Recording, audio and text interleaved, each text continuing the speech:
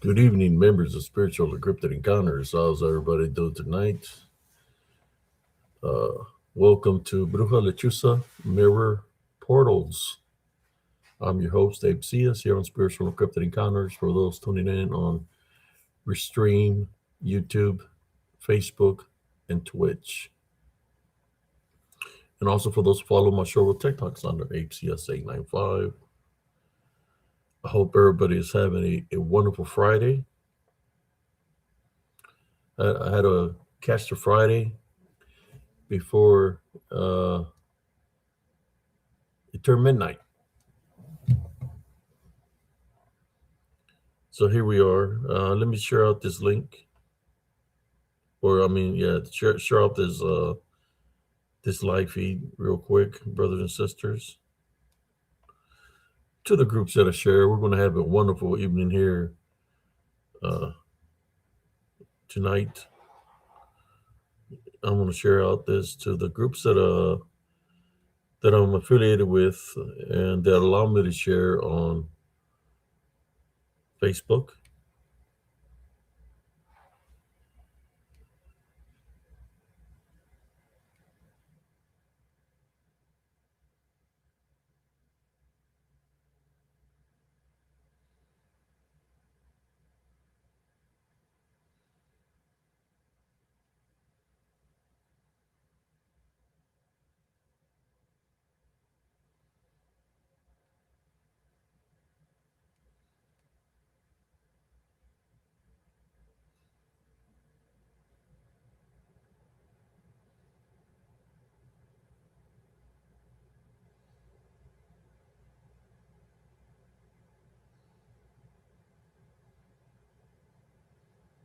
There we go. We are all shared out, brothers and sisters, to the couple of groups that I shared to. I'm thinking once again, you know what we got to do. As we on the we're working on. Uh, I'm working with some realtors right now, and we're going to do some go look at some homes tomorrow. And once I get established and purchase my new home, or should I say, our new home, me and my wife's, uh, probably take like a week off for the move and everything, and to reestablish ourselves at our new home. But for right now, we're gonna go look at a couple tomorrow, a couple of houses. Then, we're trying to decide what price range we wanna go. So yes, we're all excited. You know, the Heavenly Father is amazing. Uh, he continues to bless, man. That's all I can tell you. Continue to bless. So yeah, we're very excited to go searching for a new home. But here we are. You know, we're gonna continue to do the shows till that the time comes of whenever we do find the home that we're looking for, that we purchase it and we do the move. I might take like a week off at that time frame. But for right now, we're gonna move on forward with the show. So who do we got here in the chat? Let's see who we got here. I would have started at 11, brothers and sisters, but I dozed off on the couch. It had been a long day for me. But here I am. I did wake up right at 11, but I had to get my composure to get ready for this live. Here we go. Bruja Lechuza Mirror Portals. That's what we're talking about here tonight. The mirrors. As somebody that was here yesterday said, they did not like mirrors because of certain things that happen, which it's very true. I do have some stories here dealing with mirrors, something that I encountered that happened to me when I was growing up. I have a couple of stories of mirrors or anything with a reflection, just put it that way.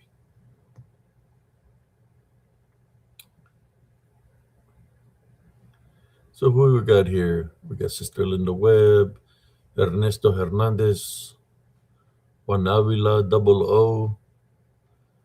How you doing, brother? We got Amber. So, yes. So yeah, it's dealing with reflections, things to be careful. You've heard we can talk about a lot of things dealing with mirrors. I mean, you've heard. I'm just gonna wait for a couple of people to show up here before we even continue. But I think I do. Since we're talking about mirrors and portals, I do have a picture of a portal that's above the trees. You know, uh, how do portals look like? Uh, some can be circular. Some portals can be circular, but I believe the portals is to whatever it can manifest itself to. You know, it doesn't have to be just circular. It could be square, it could be triangle, however it forms itself. It could be whatever it wants to be. But I do got a picture of a portal behind me uh, in the woods on in Elms Grove, where you could see something coming out of the portal that's above the trees. Uh, so yeah, there is things which could be in spirit, right? Unclean spirits that could come through certain portals. Ones. So we're gonna talk about all this right now. So what we got here tonight?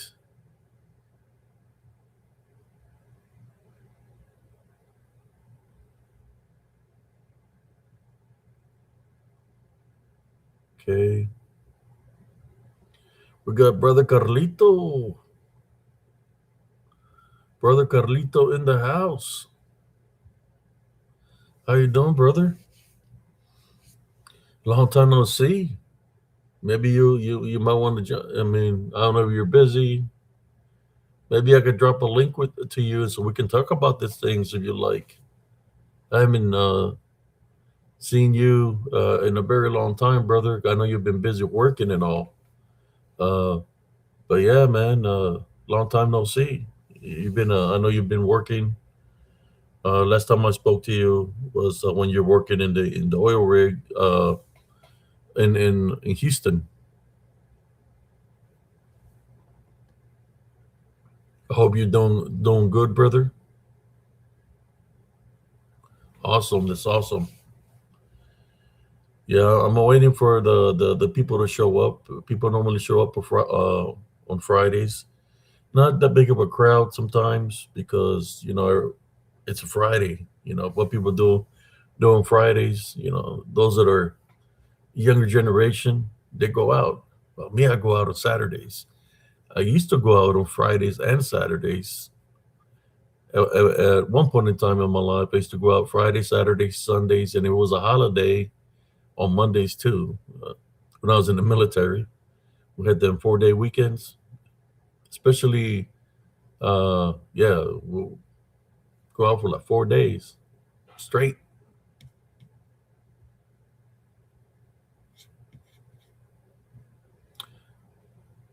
Yeah, man. That's brother Carlito here. He is uh, the the creator, founder slash host of Cryptid Paranormal Kingdom. We've done some live shows together in the past. Wish he would do his own shows, but he got to working and all, and so I know he's been busy with his work. But yes,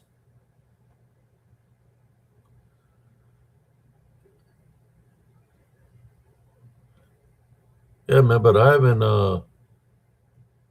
heard from you in a long time, brother. I know I'll be sharing the videos and you'll be liking them, but I know you're busy. You're a busy man with work and all. Oh yeah, brother Carlito, we go a long ways. When I was starting here, you know, Me and brother Carlito would do shows together. He's like one of the guys that stood by my side when he was there for when my group got attacked in a spiritual encrypted encounters. Well, at the time was positive spiritualist. He was there to witness that, and he was the one that gave me the advice to try to save my videos and stuff. In which I was only able to save one because the following day, I think I had saved one, and that's the one that had. I kept the one that had all the beef in it.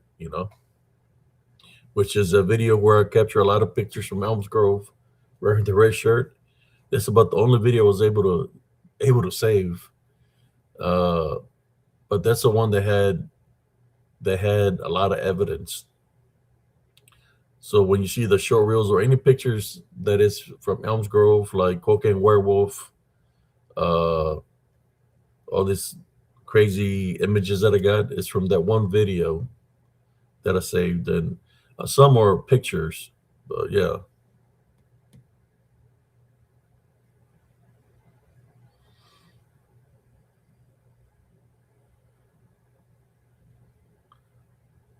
that's awesome, brother. That's awesome. Yeah, we used to do a lot of shows back in the day when I first started doing spiritual encrypted encounters. Yeah, I had a lot of targets on my back, man, but that's the way life is. There's people they're gonna like you and love you for who you are.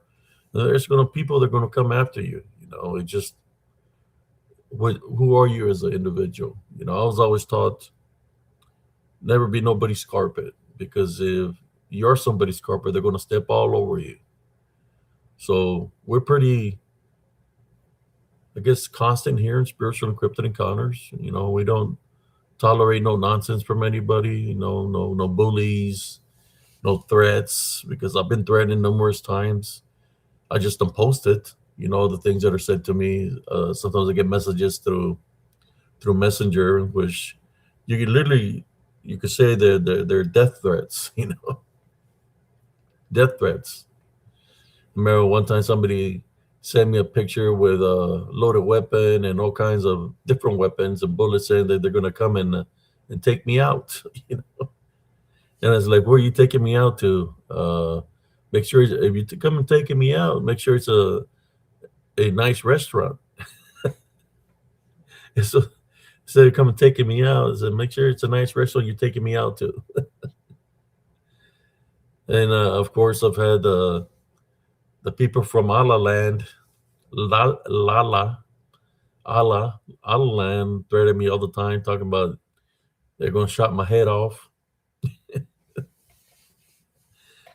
I just laugh about it, man, because you know I'm not afraid about anybody that wears a rag on their head.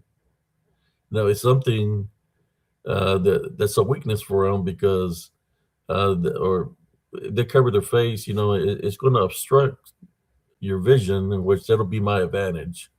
That's all I got to say about those individuals. I have nothing to target Christians and people that believe in Jesus Christ. Okay. Amber says, just like you see spirits, how can it be possible to see them in pictures too? My aunt can see spirits, demons in pictures, and I've wondered about it. Well, depends, um, so- because they can be trapped within a picture. Uh, Natives back in the day, they didn't like taking pictures because they said that there would be spirits trapped in a picture. In which you noticed some of my videos that I captured the spirits in the pictures. If you're doing a video and you're out there by yourself, yeah, sometimes you might run into an animal like a deer. You're like, oh, look at the deer, or a dog. Look at the dog, and you've seen the animal. But then sometimes you run into things that are there, but they're not really there, which are things of the spirit.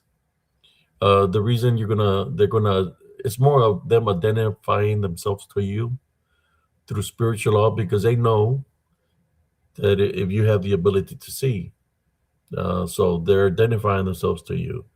So what you do from then on, when it shows itself to you that you know that there's something there in that area, that's when you pray, right? You pray. If you have to, if it's something that's unclean, it's coming at you in a negative way, then you fight it spiritually. You take authority over it, and over it, you tie bind and rebuke it in the name of Jesus Christ and fight it spiritually.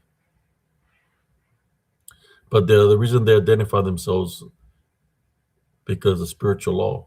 No difference than when the legion from the man possessed identified itself to Jesus Christ. He knew who he was, and that's why it showed itself to him, because they already knew that he had the ability to see things spiritually.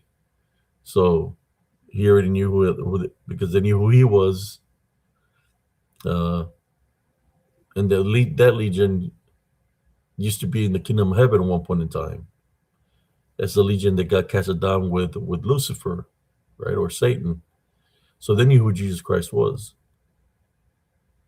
That's why they asked him that they didn't want to go to where they were going to. So he cast them into the herd of pigs, the herd of pigs. That's where he cast that legion.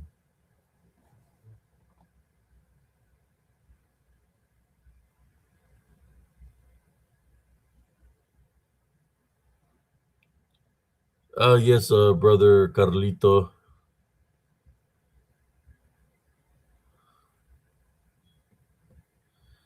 Yeah, we've had people infiltrating us. Me and brother Carlito. I mean, I know one of the people that was infiltrating us back in the day, because they didn't want us. They didn't want us to grow.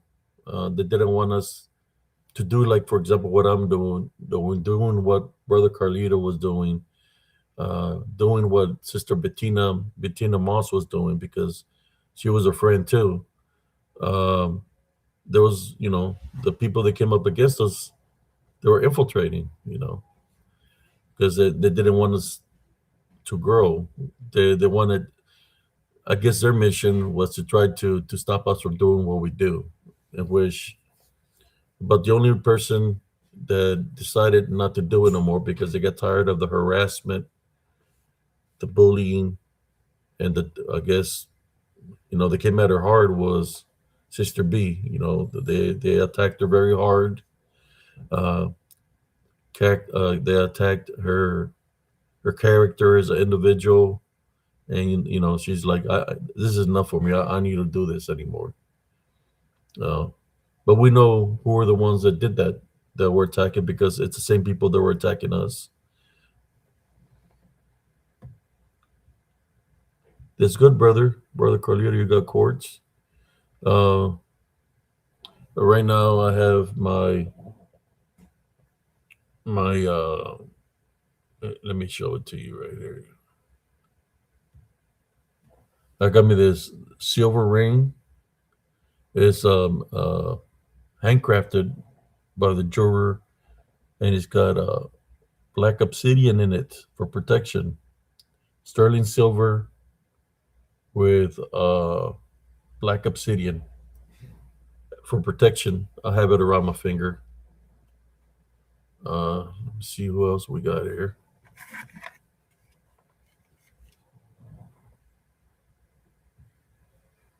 Yeah, there was one guy that, but I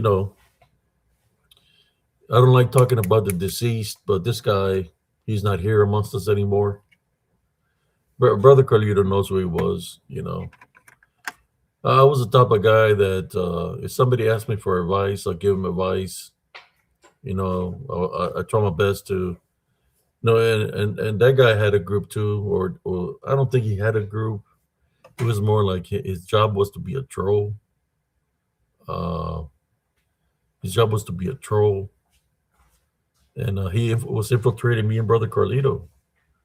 He was pretending to be a friend, um, but I should have figured him out when he was doing all these memes about people. That something wasn't right with him. But at the end, I mean, That guy, he's not amongst us anymore because he passed away.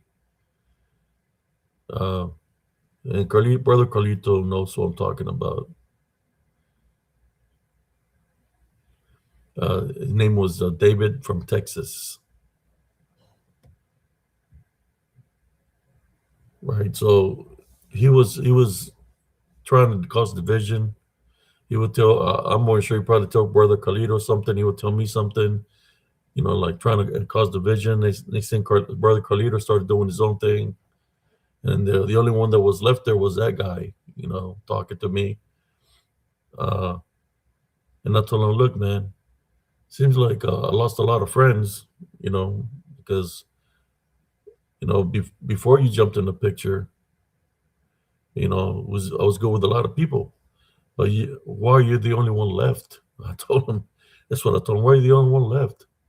It seems kind of strange to me because I've been having all these problems, people coming at me because somebody's been saying something.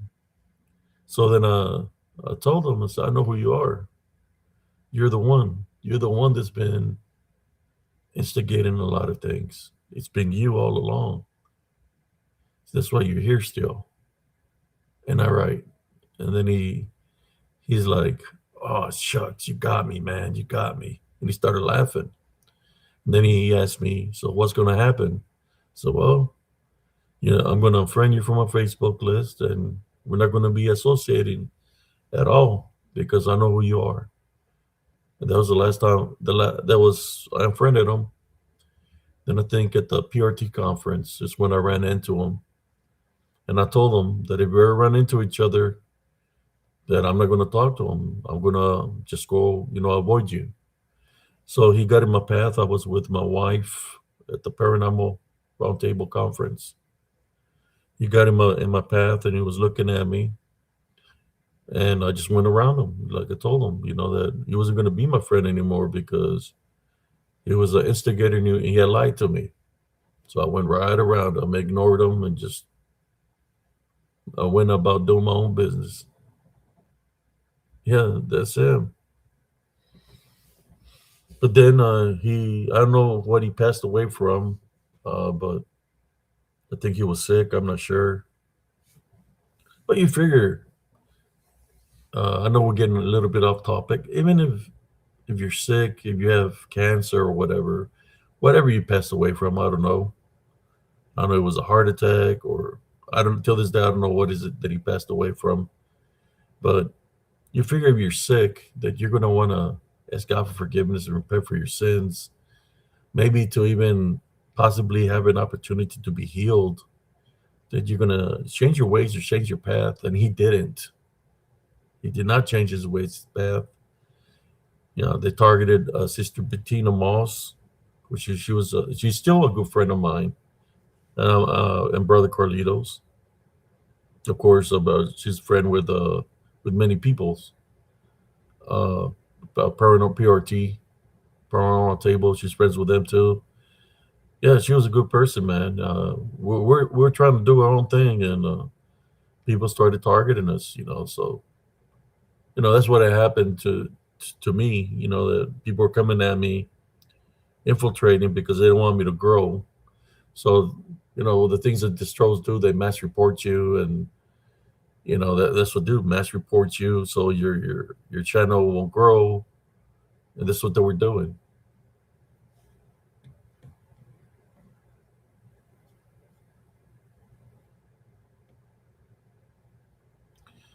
Yeah. So when he passed away, I think on one of the shows, a guy showed up here drunk, talking about how come I didn't go to his funeral. He was mad with me. I said, why would I go to a funeral of somebody that lied to me and was playing games, trying to cause division amongst me and my friends? Why would I go to somebody's funeral in that manner? If we wasn't friends in the first place. I don't know why I'm even talking about this guy. So you had that trolls, the people that were affiliated with him. One of the persons that was affiliated with him is Roy Stubblefield. because he was dating Sister Bettina Mossa one time, and they started targeting her. So he was one of the guys that was affiliated with him. That's why, and me and him had some words one day because he was accusing me of my pictures, trying to say that those pictures that I have from Elms Grove that were his pictures, and I was like, "Get the f out of here, dude!" No, that's the guy that supposedly ran into a female dog man. So it makes me when he accused me of saying that hit my pictures from Elms Grove, my pictures, most of my pictures have my picture in them. Saying that that's our heart, his pictures. That's when I say, you know what? I think this guy's story of this female dog man is a lie. I begin to question that. How can you not know that the pictures that I've been sharing on Spiritual Encrypted Encounters are my pictures from Elms Grove? So we had you could say, a verbal discussion over the phone, and I basically told him what's up. Then after that, I didn't hear nothing from the guy.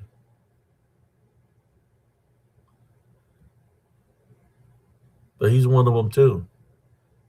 That's why you have to be careful sometimes with some of the stories that are being said by some of these people.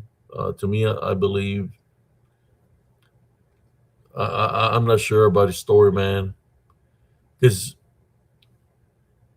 he shared his story, but if there was other witnesses, right? Because he said there was the other guys that were playing basketball with him. I got a question about that. That makes me.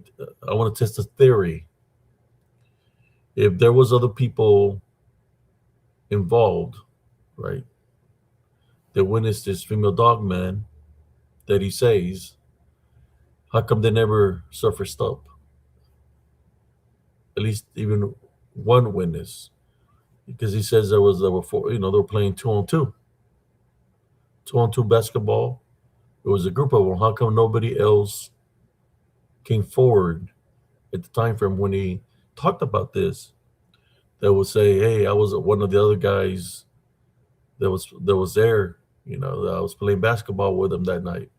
You hear nobody. No, you hear nobody say that they were there.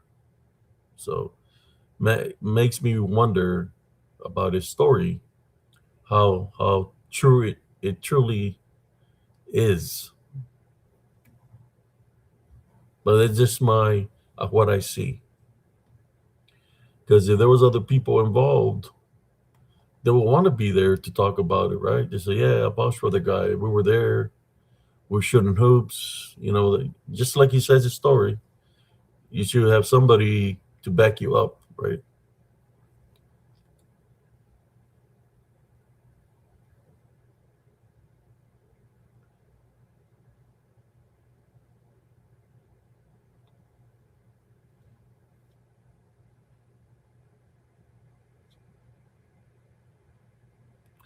Yeah, Sister Linda Webb. So yeah, there's a lot of stuff people don't know. And I'm not trying to throw shade towards nobody. I'm just speaking the truth of what happened. The picture of me from Elms Grove that's got the picture I show on the show. If you remember on the show, Spiritual Encrypted, this was haunted or Terror in the Woods season 3 episode 2. When I have the picture, that I got the picture showing the picture and I point on the picture. Well, that picture is from Elms Grove, and he tried to say that that picture is his picture. He literally this guy. I don't know if he was on drugs or whatever. He called me through Messenger, like when at the time frame of when I did the show. He called me. I don't know he was high on something or what, he's telling me I can't believe that I stole his picture, and I'm like, what are you talking about? He tried to tell me that picture is his picture, but I could take you to the spot in Elm Squirrel where I live, where I took the picture. You know, my nephew took the picture of me there, or took that picture. He's the one that was snagging the pictures the other day. Is the day after we heard the cry for help of the woman crying for help in the woods. So that's when I started questioning the guy. Like, wait a moment, something ain't right with this guy. Something ain't right. So yeah, he's. I think it's a fabricated story. It's my opinion. You know, especially when he came at me trying to discredit the works that I do or the picture, trying to say it's his, and it's no way. I'd say, if it's your picture, where did you take it? Where's the location to take it? Go. I said, go right now, and take the picture of it because I can take you to the location where I took this picture because I took the picture. It's my picture. Those are the things that I really don't talk about. But yeah, that's what I'm trying to say. It's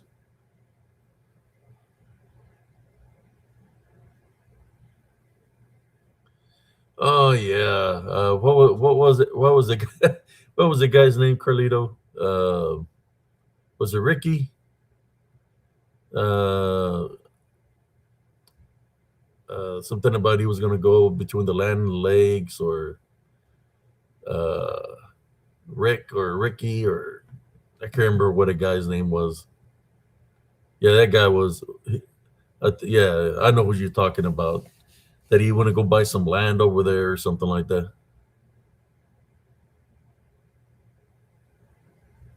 Yeah, yeah, he was the one that would go.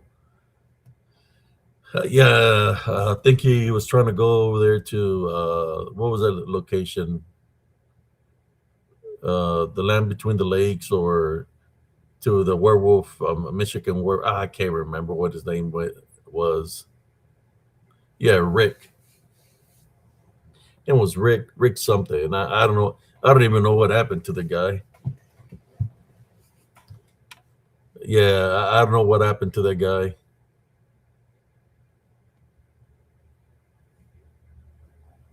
So I'm just talking about it right now, brothers and sisters. I'm just talking because that's how me and Carlito, we remain friends, and he stuck to what he was doing. Yeah, brother Carlito didn't like that dude one bit, man. How you doing, Sister Madeline? Yeah, that Rick guy, man. He was full of crap too. I can't remember his last name. So we run into this shady people. That's what I get. The proper word was shady people. So I'm giving you a list of some of the shady people that I was running into.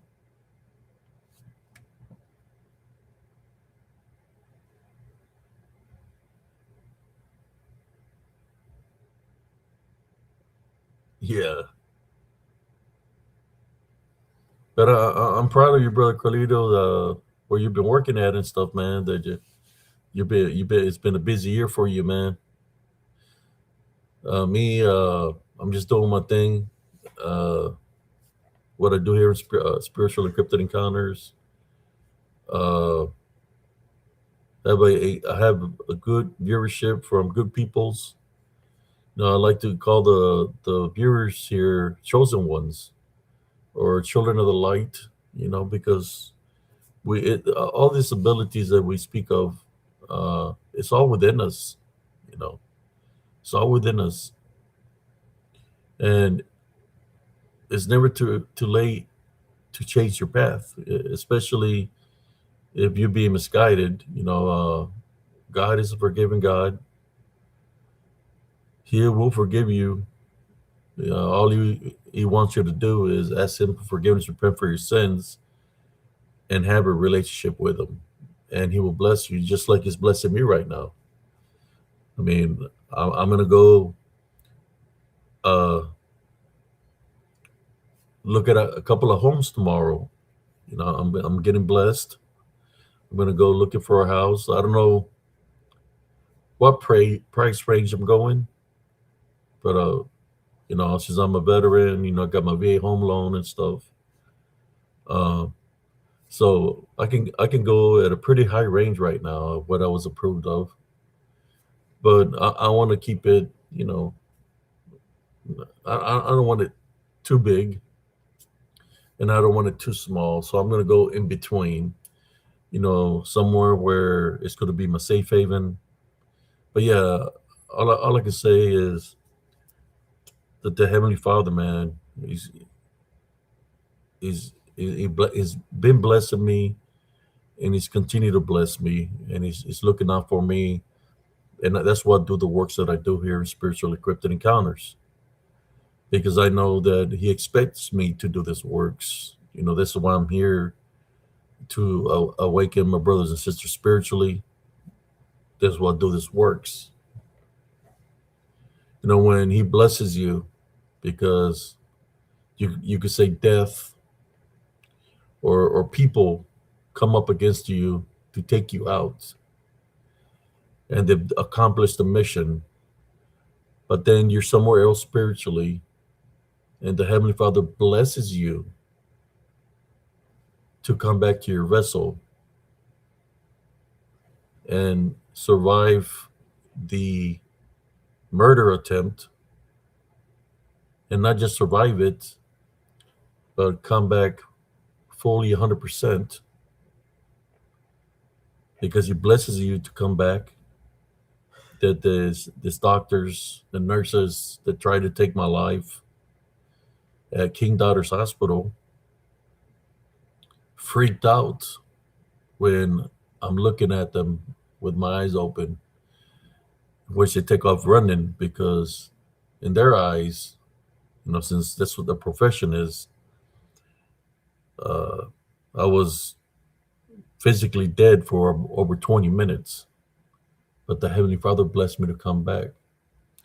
That's why I continue to do this, to share my spiritual knowledge and wisdom and advice, how important it is to have a relationship with the Heavenly Father, Jesus Christ, because he exists. And you could say I'm a walking miracle. I'm a blessed one, a chosen one, child of the light. Look, just put it this way: when I go to my appointment at the VA, they follow me around because they know who I am.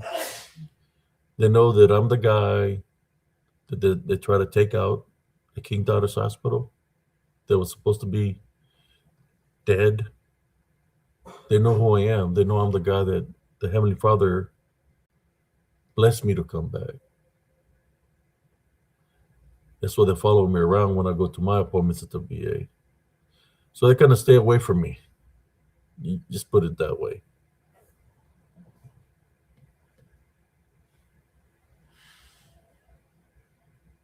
I just go handle my business. I got an appointment next week. Go do my appointments and get out of there, you know. But when I go to the VA, I go out there. I know the Heavenly Father is guiding me and protecting me. You see where I left up on the comments? Sister, I don't know if we're going to be able to go tomorrow, because we are going to be, uh, we're going to be, I guess, a realtor. They're going to be showing us some homes tomorrow. So I think that's going to take priority tomorrow afternoon. Then we're going to go to like 8, 9 homes just to go check them out. So that's what I'm going to be doing tomorrow in the afternoon. So I don't know if I'm going to be able to make it to the wrestling, but we're going to be, I guess, house searching. That's what we're going to be doing tomorrow in the afternoon. But we'll see, man. I don't know how long it's going to take. If it's going to take the whole afternoon or not, but that's what we're going to be doing, is looking, see which location we're going to choose together to be the new casa de sillas, the new hacienda.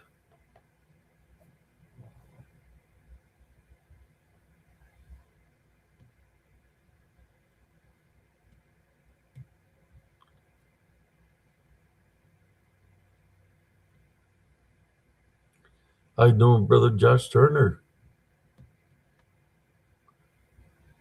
I hope you're doing great. So yeah, man, we're excited. It's going to be my wife's. It's, the home we're going to purchase together is going to be new for both of us. So yeah, we're excited. We're just going to go look around tomorrow with the person that's just taking us to look around and see, look at different price ranges to see what we want to see which one we like. You know, I mean, yeah, man, the Heavenly Father is amazing. That's all I can tell you.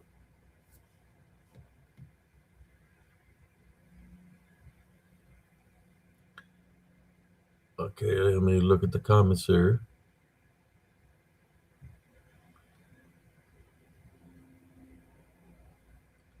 So that is what I'm going to be doing. We're going to be doing tomorrow around at 1 o'clock. We're going to look at one of the, just go look around at this house and then other homes at a certain price range. And I told my wife that I want to look, if possible, a little bit higher. But yeah, man, it's awesome.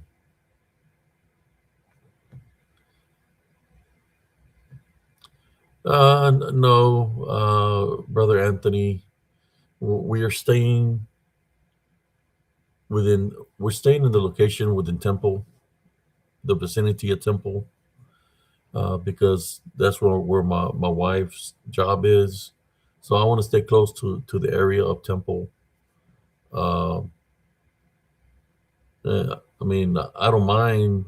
I mean, like it's just there's so much traffic nowadays, but that's where her job lies as with the people she's been working with. She's been there for a long time. She's a manager and stuff, and I wanna work around this area within Temple.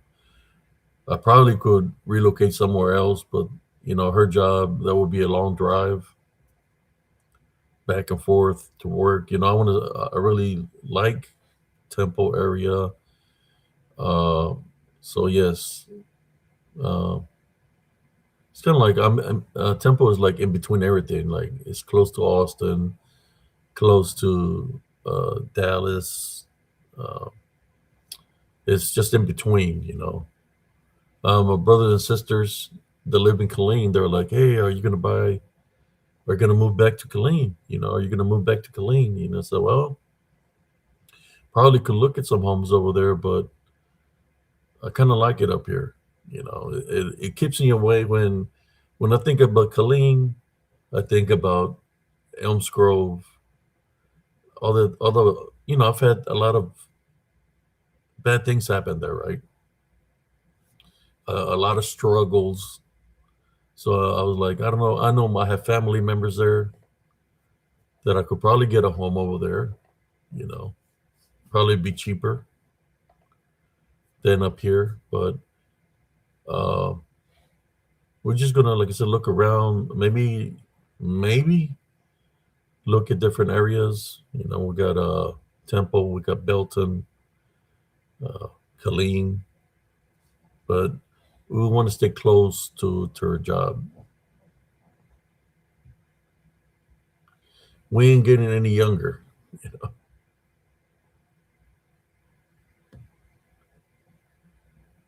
uh, so that's what we're going to be doing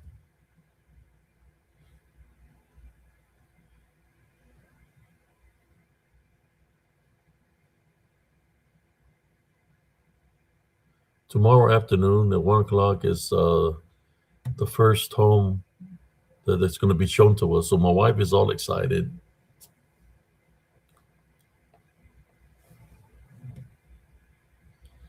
Yeah, because like my sister and my brother, I got two sisters and my brother that has they got their homes in Killeen.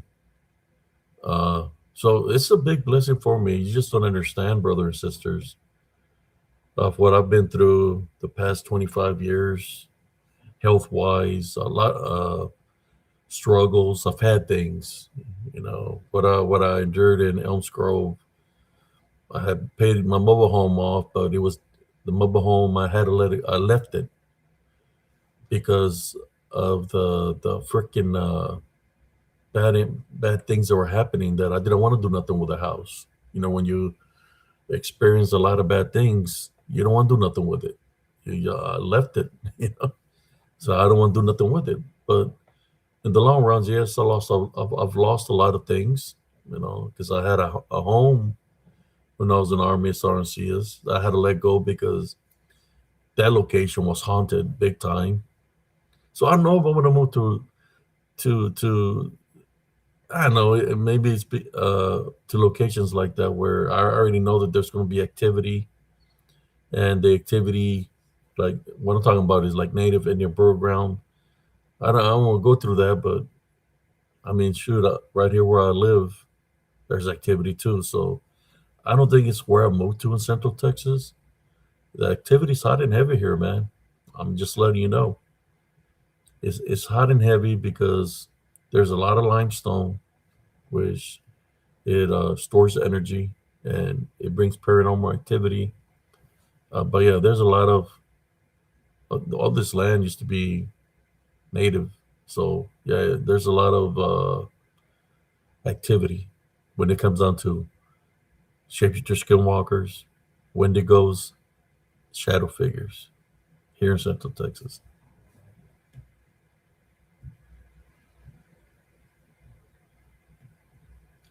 Yeah, I want to find me I don't know.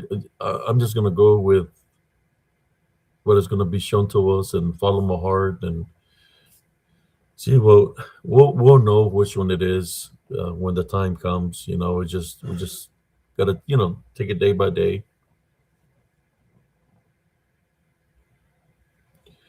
Oh yeah, brother Carlito, you missed it yesterday. I played that video yesterday here, and I put it on slow motion to debunk it. Of the activity that was happening there, where the spirits or the unclean spirits uh, were telling me a lot of not a lot of bad things. They were cussing at me. They're talking about kill him now, and you could hear growlings on the video. Especially when I went around the truck, you could hear something growling very loud at me. So yeah, there was a lot of activity in the video. I played it last night on slow mo, and had their earplugs on, and, tuning into it, and they were hearing the stuff, the activity that was in there. I think some of them might have watched the replay.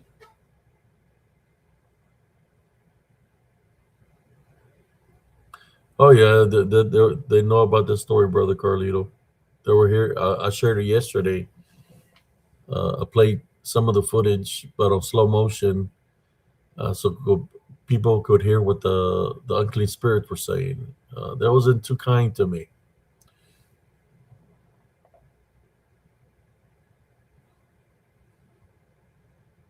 No, back then I used to go by myself. I've always gone by myself.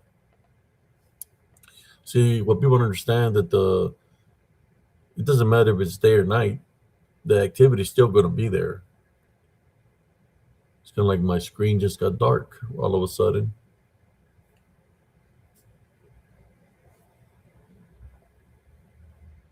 Oh, you want to see some of the pictures that I captured from the footage that were there? I want to show you something, brother Carlito. Whoever's here, I think brother Wolf is here too. I'm gonna share a picture with you that I captured. All right, bear with me. This is from the video, from that video of the truck,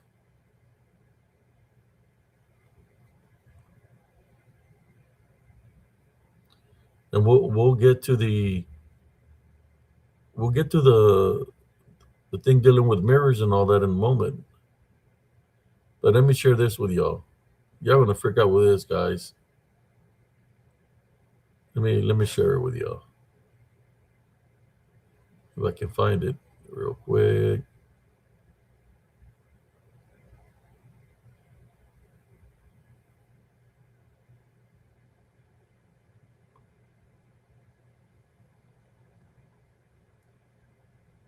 I'm gonna share this with y'all. Check this out. You know the video you're talking about the truck. This is something that I captured. Man, there's something happening here. It's not the light. Something gets dim here. Like it gets dark around me, but the light is working perfectly. I don't know what's happening, but yeah. Check this out. I'm gonna share it with y'all.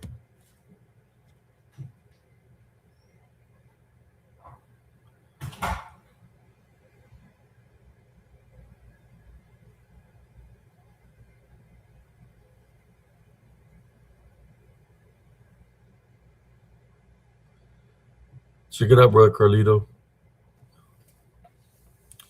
This is from the video,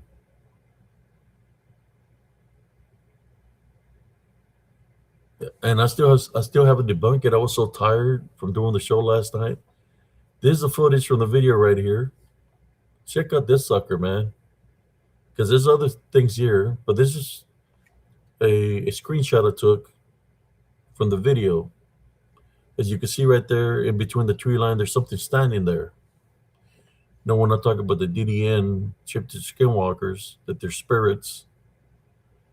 Well, look at this sucker right there is standing right there in between the trees.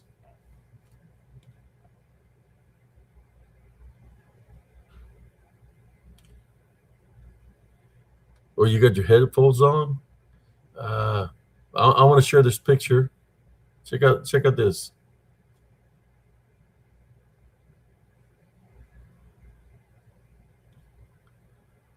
Check out that right there, brother Carlito. I got a couple of screenshots of it, like close-ups. Let me see what y'all viewing.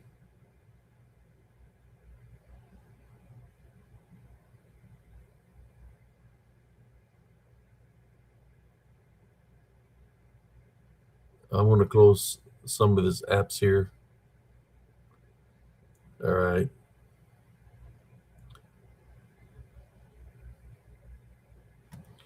Oh, cousin Jesse was you here yesterday, cousin Jesse? You wasn't here yesterday, man. You missed it. The debunking of the video of the one with the trucks. This is just something from a very short clip. Let me get a closer look at it. Uh,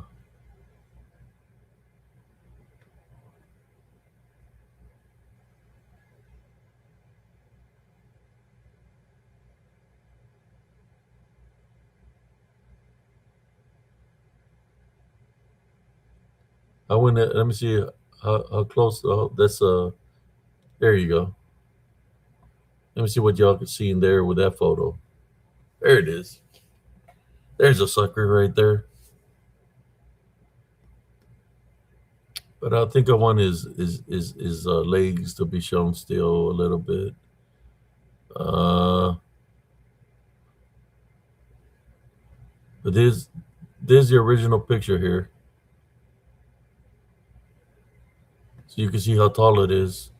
We'll leave it at maybe this one. I think that's a pretty good one right there.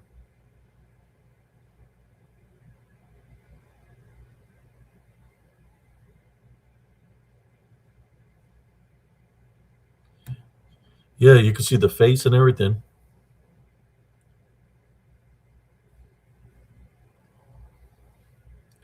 When I was there by the truck on the video, the people, because everybody was viewing it with me last night, you could hear something growl at me very loud when I was right by the truck. When I was talking about the keys were the ignition, something growled at me. So I really need to debunk the video further. It's just, I know I'm going to capture other images. I know for sure.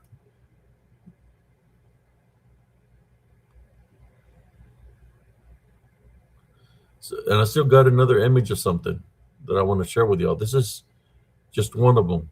I got another image from yesterday.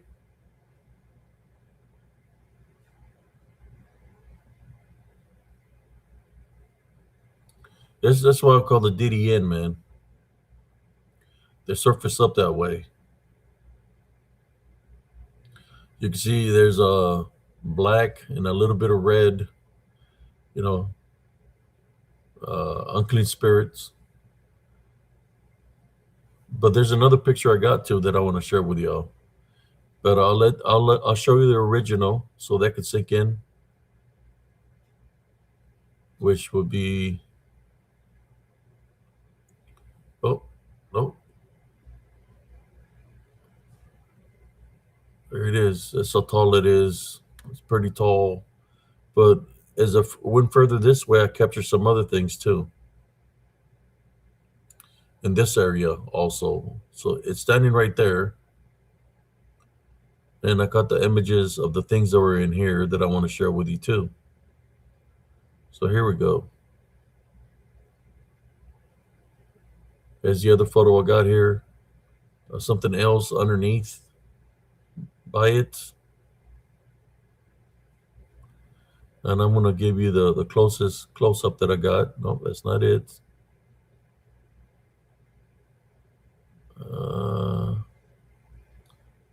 I'm thinking this one, give it a little bit color. I don't know if you want to see the original. Yeah, I think. Let me see something. Look at this sucker right here.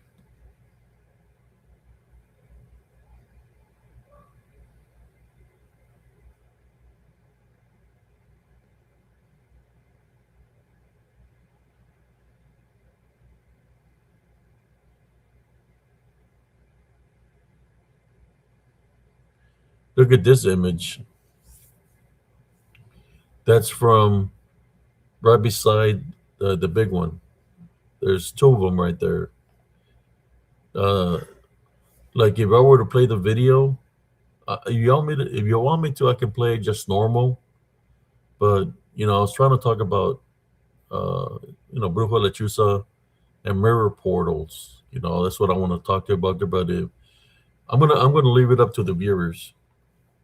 If you got your earbuds on and all this, I can play it on normal speed, or I can play it a little bit slower. That it'll still play. Take a little bit longer, but I'll play it slower to see what we can hear.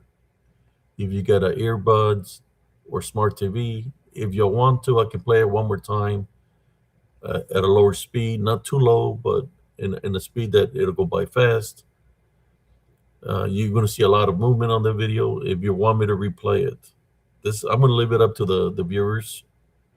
If not, I'll give you that option, or we'll stick to the Bruja Lechuza mirror portals.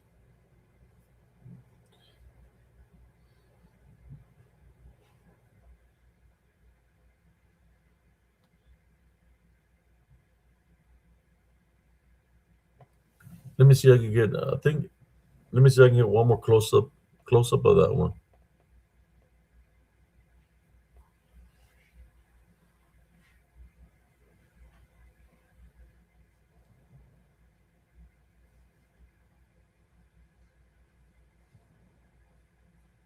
I think that's a good one right there, like that.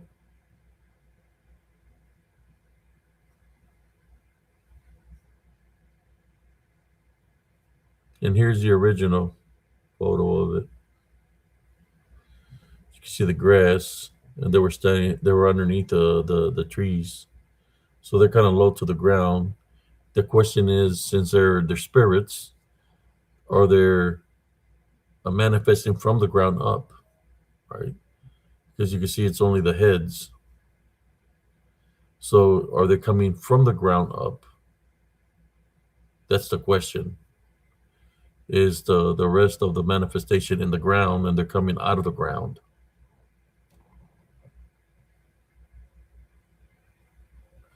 Because that's what it is. The heads, a head here, is a head here. But since they're in spirit form, they got to be coming up from the ground. So they're manifesting from under the ground. So the rest of the body, of however big they are, is in the ground. Or the manifestation is, the spirit is still in the ground. because the only thing that's popping out of the ground is the heads.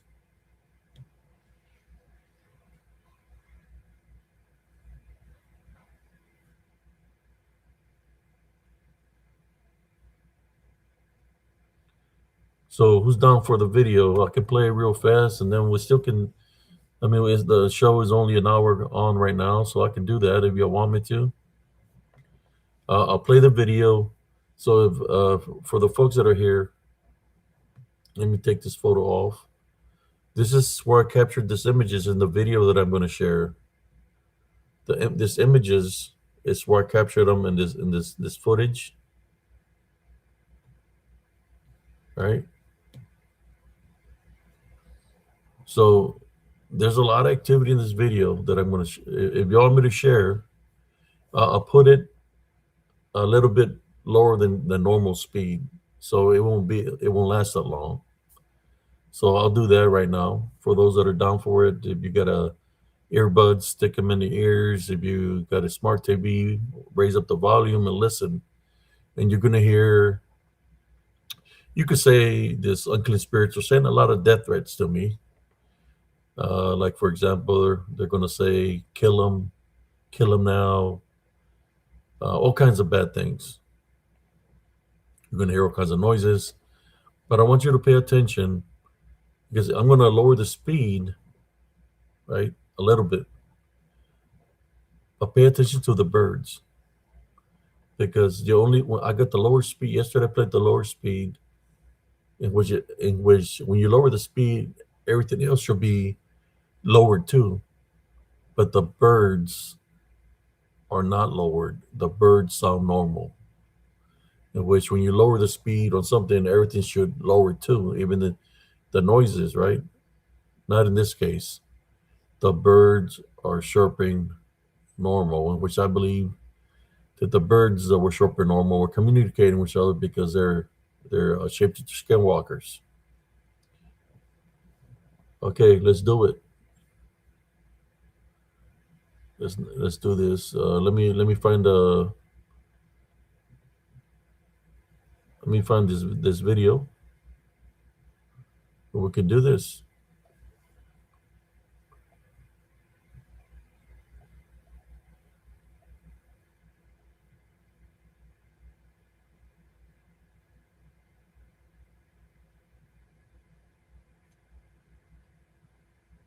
Okay.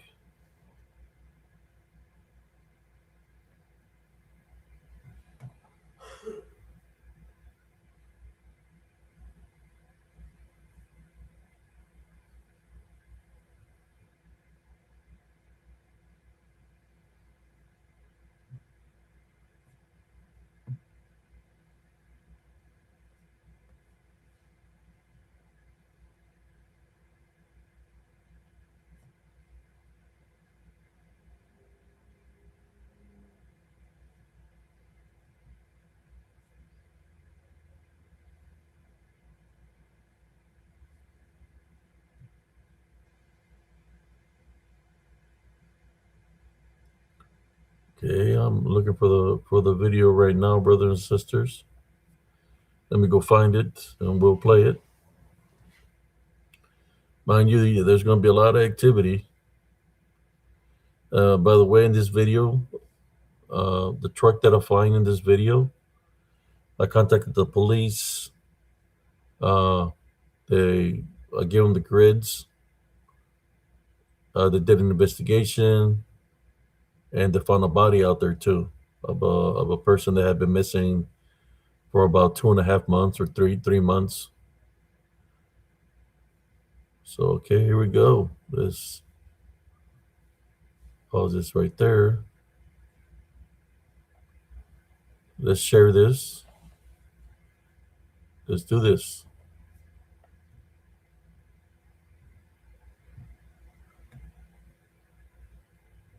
So, do you want me to share it normal speed? I think I'm going to share it just a little bit on slow. All right. So here we go. Let me share this.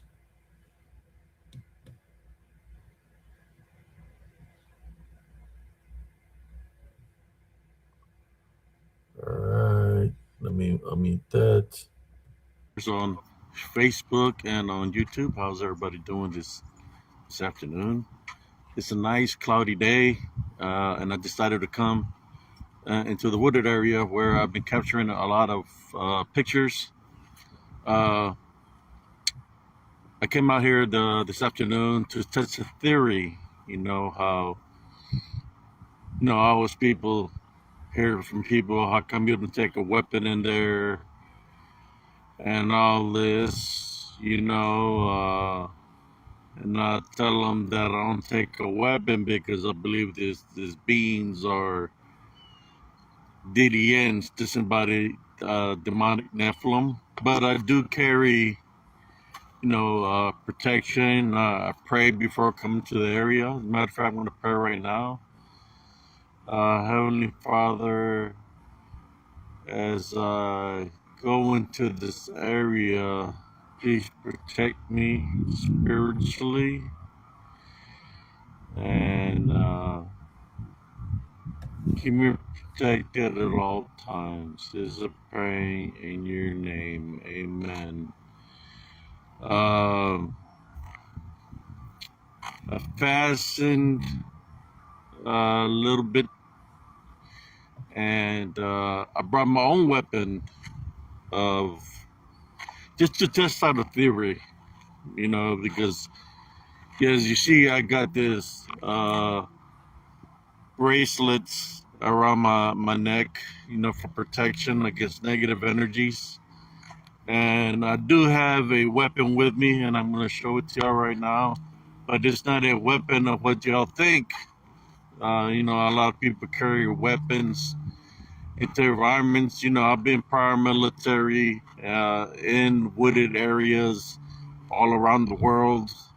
I've been in the desert, and I've carried man-made weapons, whether you want to call them 50 cals, 240s, in the tank, the main 120, the 120 Mike, 9 mils, and M16s. I carried this stuff into these environments, but right now I have my little prayer that I did, this bracelets that go around my neck. I got smoky quartz, citrine, white calcite. I got what is this? The other one called? I can't remember on top of my name, but I got several protection around my neck, and also to when it puts it through a theory, right? And that's why I came out here. I haven't gone into there yet, but I got me the selenite sword. It's made out of, for those who do not know what selenite is, there's a selenite sword that I have. I just had it for display at the house. But I'm carrying it into this environment, since people talk about weapons. So it's in a shape and form of a weapon. But for those who know what selenite is and what it does, if you have minerals or stones, you can place a selenite on it. This is charges energy from the sun, from the moon, but it also charges your minerals. You can place some minerals on top of the selenite. Selenite, for what I understand, is one of the closest thing you can get into heaven. Because selenite protects your home. It also attracts angels and guardian angels to come and visit. That's what selenite does. So I'm testing this theory out today. So I'm going to go towards the woods. It's right in front of me. I'm just going to keep the camera facing my way, just in case anything surfaces up, if because I've been out here and The times that I've gone in here, I really just have the protection that I have, my prayer and my. But this time I got the selenite sword. I never carried a selenite with me, so I have the selenite sword here. So if there's anything that's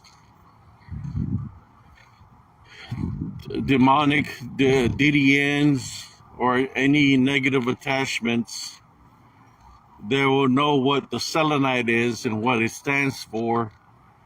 And if they surface up or become a certain way, I'll let y'all know. So I'm gonna try to keep quiet as I do this video. Let me face the camera forward for right now.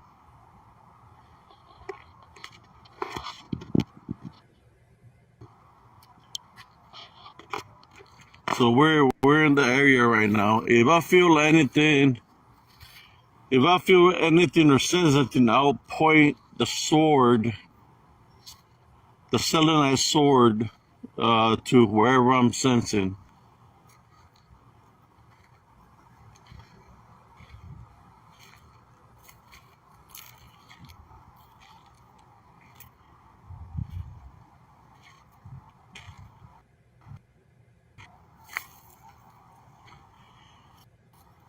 I'm sensing some energy here already.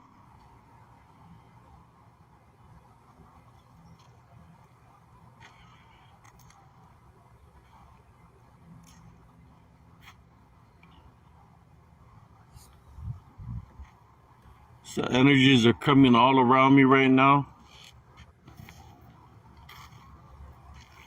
Well, I almost lost y'all there, brothers and sisters. I almost lost y'all. There was a lot of energy around me. As I walked into the area, I was pointing the sword and I was feeling all these energies around me. And I got the sword right now in my hand as to show as a defense, because I believe what's out here is a DDN, but they're all around me right now. As soon as I walked in the path, I lost connection. So I have my sword here. I backed up out of the path. So I'm gonna show you where I'm at. I just entered that path right there, and I feel surrounded uh, by this DDN. So I got the camera facing this way. So as I entered the path and I was pointing, I lost connection. So I didn't even know if I'm talking properly right now. But I was surrounded by some energy that was all around me as I have this selenite sword in my hand, right? I was surrounded and I lost connection. So I'm going to attempt to go back in. I'm going to face the camera that direction.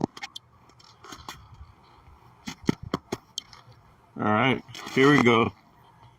Let's try this again.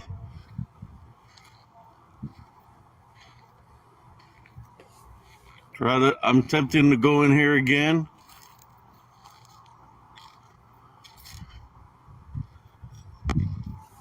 Like I said, I'm using it as a weapon right now, a spiritual weapon. And I was sensing energy right here, pretty hot and heavy. As I was standing right here, it surrounded me. So I'm going to continue to move on forward.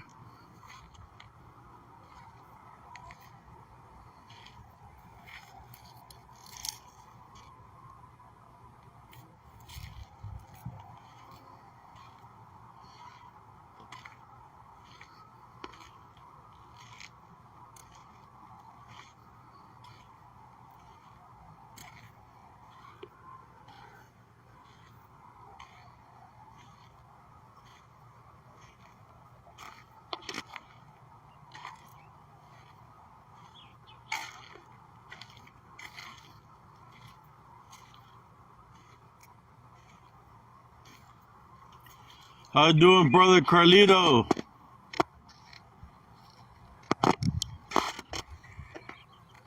Man, you missed it, brother Carlito.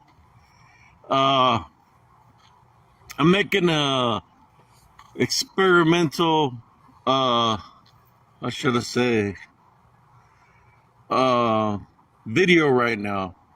You know how every time I come into the woods, people always tell me, how come you don't got a weapon with you and all this stuff, Uh, and I tell them that I just go with what I have, I do my little prayer.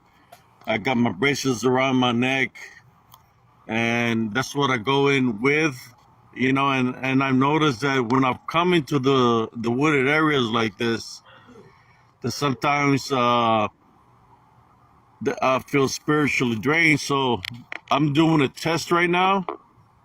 What I have in my hand is actually a display, but it's made out of selenite. It's a selenite sword, right? Selenite is pretty strong. It brings guardian angels and angels to your assistance. It's a protector. So I got this piece of selenite in the sword form. Since people talk about weapons, you know, and I'm using it spiritually. So I got it in my hand right now. And as I was entering the wool line, I feel a lot of energy surround me, and I started losing my live feed, right? It's like I lost connection, like as soon as I entered, there was so many energies around me, and I have this as protection. So I'm going to use it all the way through this video. I got it on my left hand. So I'm sensing spiritually right now. I'm having problems with my right arm when all those energies, you could say, try to attach themselves to me. I feel a lot of heaviness on my right arm right now, but I still got the protection in my hand of the selenite sword.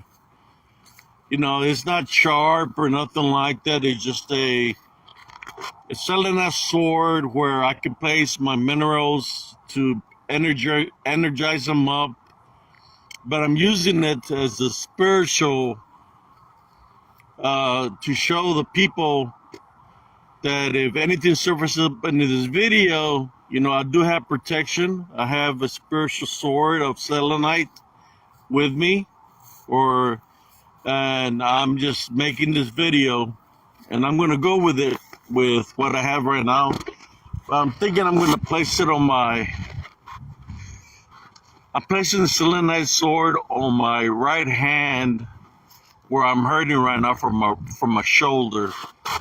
So I'm gonna continue to make this video like this and just walk. It's just a test,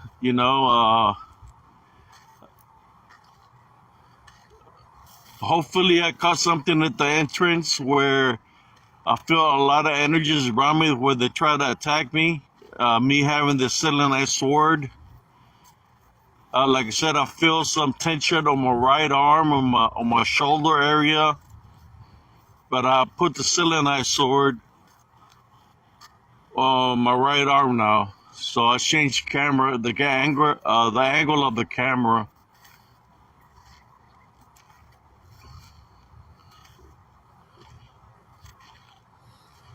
So this is just a spiritual test. I have my faith. I have my protection around me.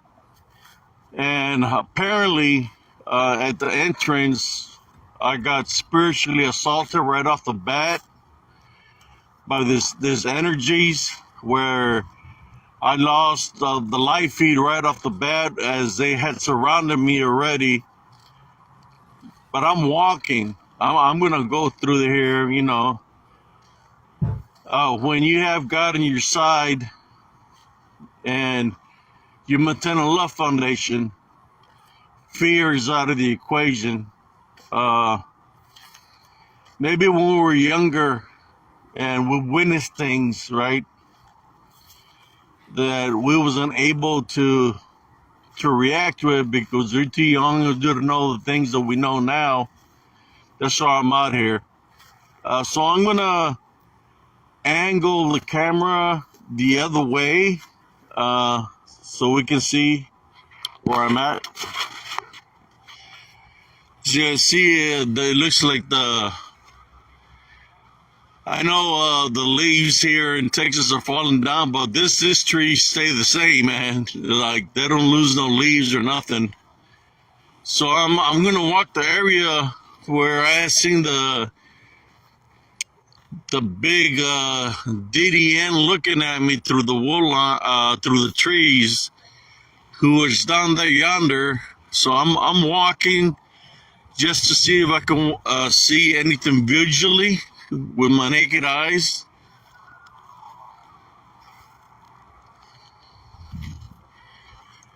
and we'll see what happens.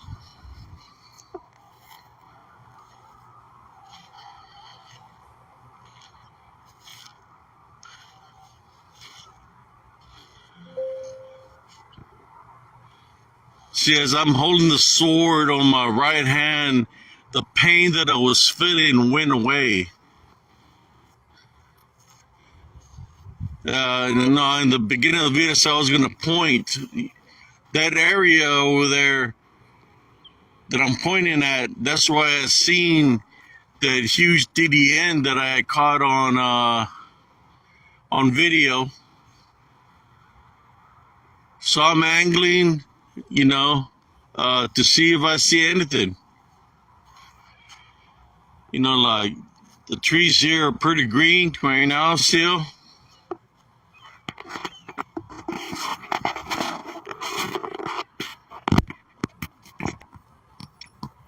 I hear uh, I hear something saying something back here. Something, actually a disembodied voice.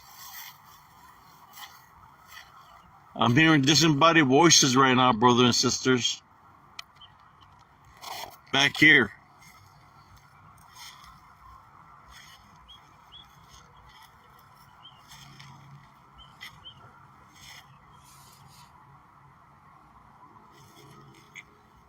And I'm hearing movement back here.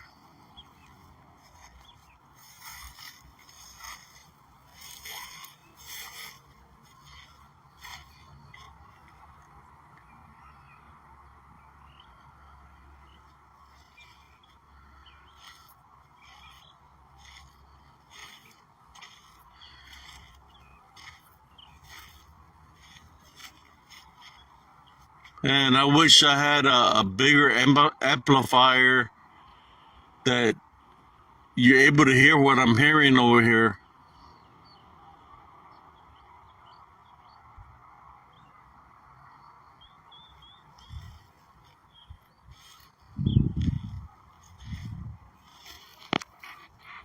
For some reason, I keep on hearing noises over here on my right side.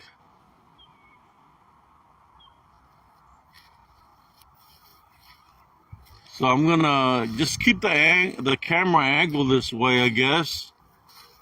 That's where I'm getting most of the activity, and I'll keep an eye to the left. But I do keep on hearing something over here in this vicinity, something making a noise.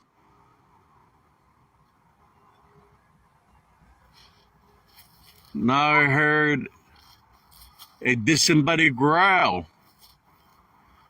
coming from up ahead.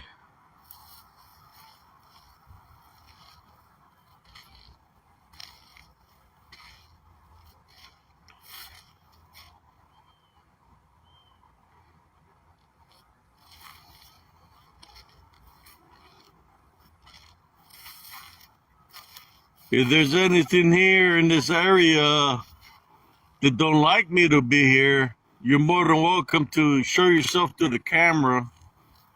I'm here because this is my time. I'm here in spirit and in flesh with the Heavenly Father.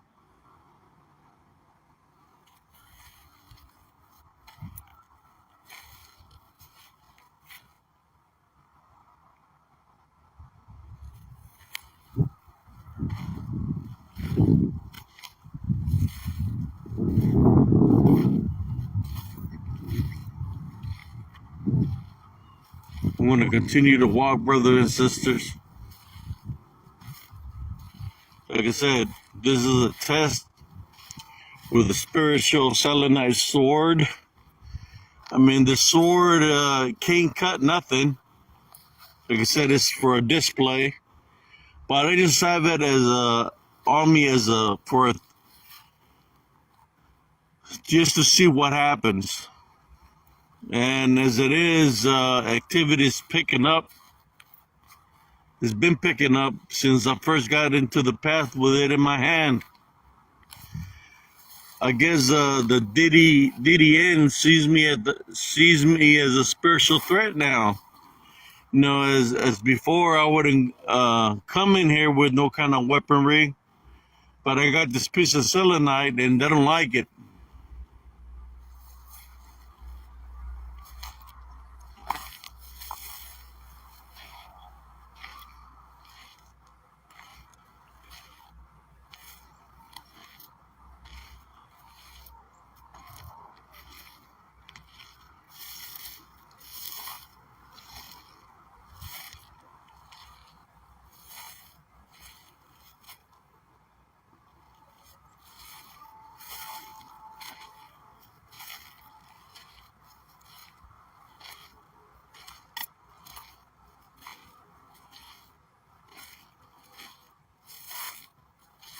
Whoa, well, something's up over here. Look at what's over here, guys. There's a truck in the middle of nowhere. I'm gonna go check it out.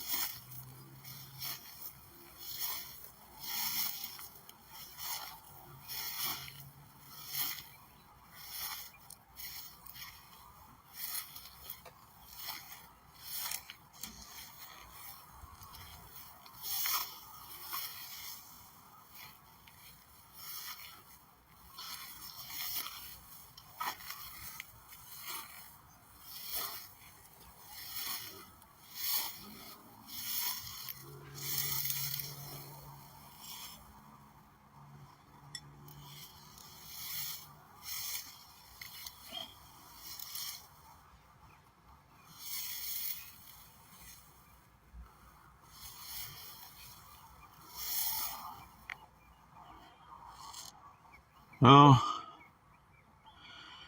there's an abandoned truck in here where the key's in the ignition, and I'm not seeing nobody here right now.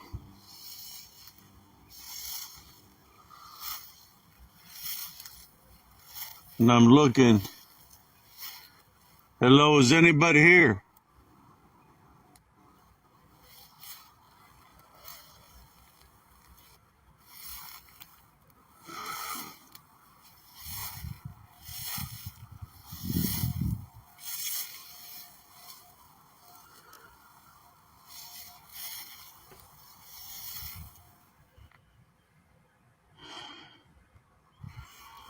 Somebody's abandoned truck here, brothers and sisters.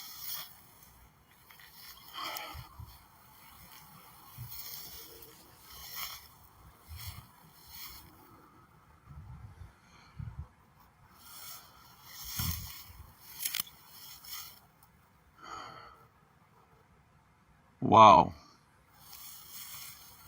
Is anybody here?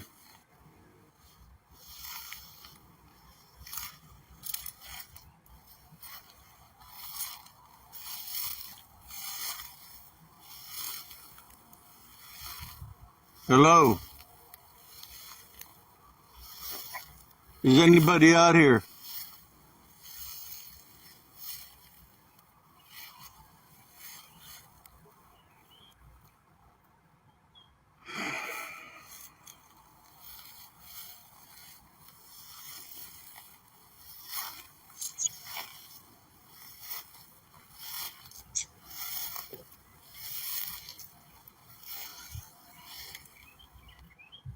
Hello?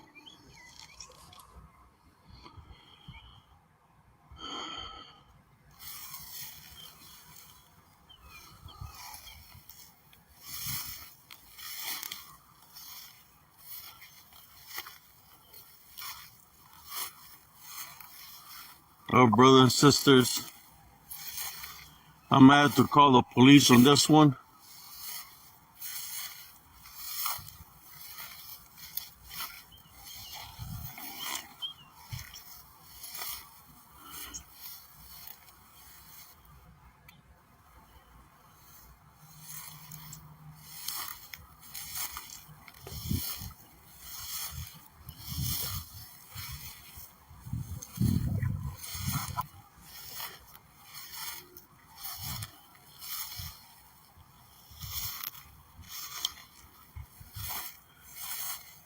Oh,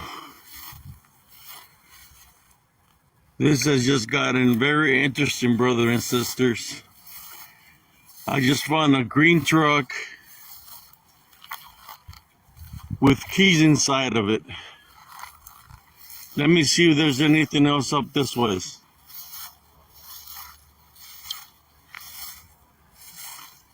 Hello, is anybody out here?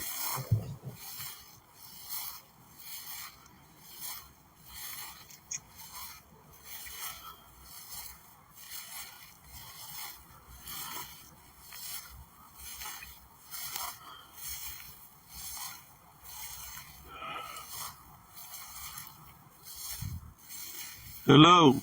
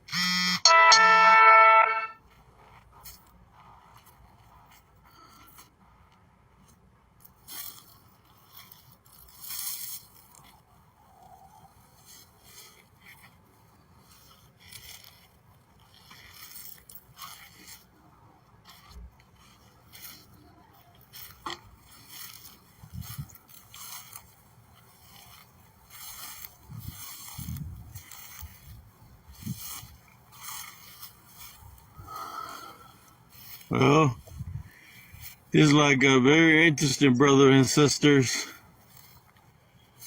I found an abandoned truck in a place where somebody might be staying. I'm calling out their name to see anybody's here. Nobody's answering. I found this out here.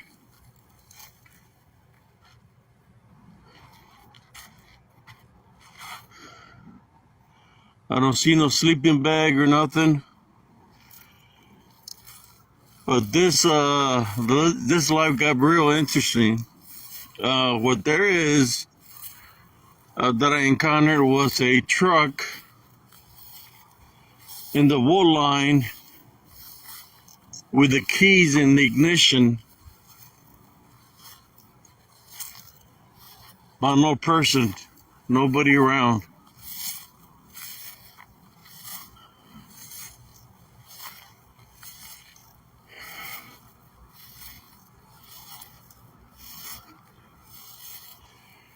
I'm gonna take you to where it's at.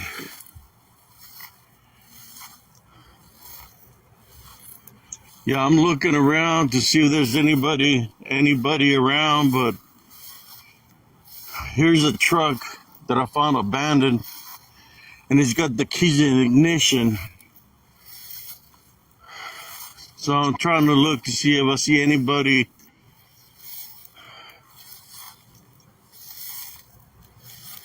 That's the license plate number of the vehicle.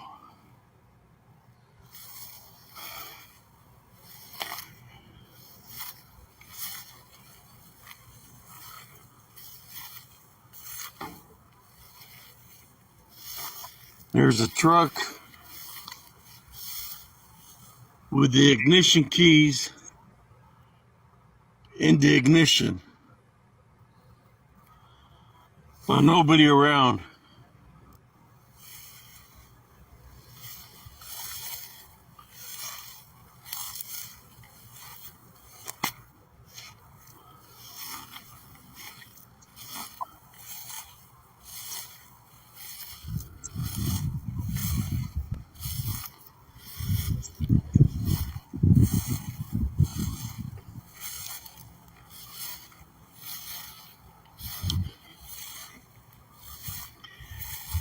Uh, I'm gonna head on back out this ways. Uh, that's weird, brothers and sisters. What I just encountered. You know, who in their right mind is gonna leave their keys in the ignition unless something happened to them? I didn't see no sleeping bag there. What I'm gonna do when I finish this live video, I'm gonna contact the police department and let them know what I found out here.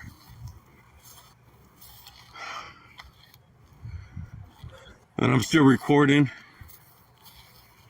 Gonna face the camera this ways.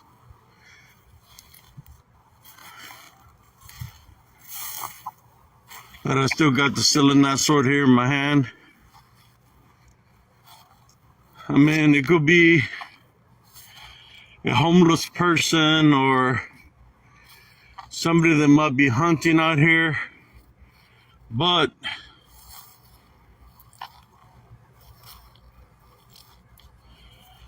why would they leave the keys in the ignition?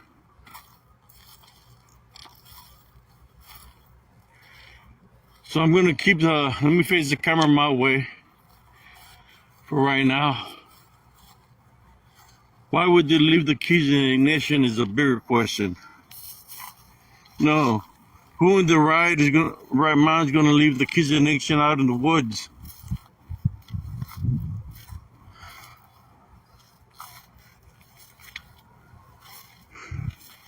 So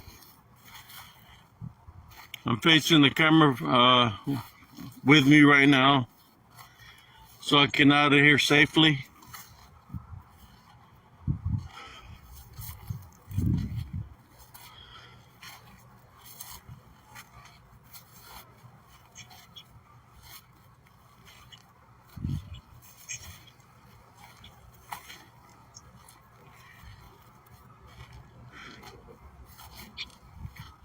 Oh, I just seen something over here peeking over the tree.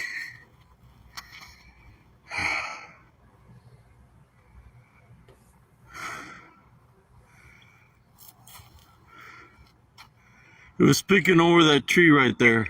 Something was peeking over that tree and it went down.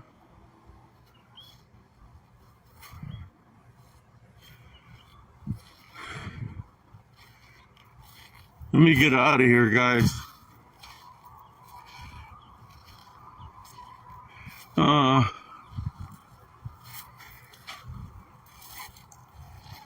He's just kind of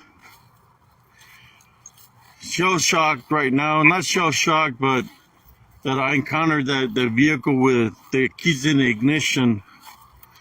Nobody in the right mind is going to leave their keys in the ignition out there like that. Not unless something might have happened to that individual.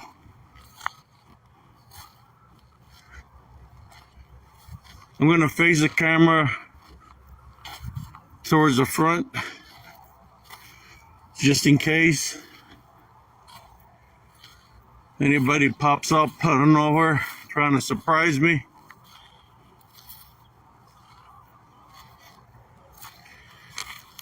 Now I'm angling it all directions, just in case.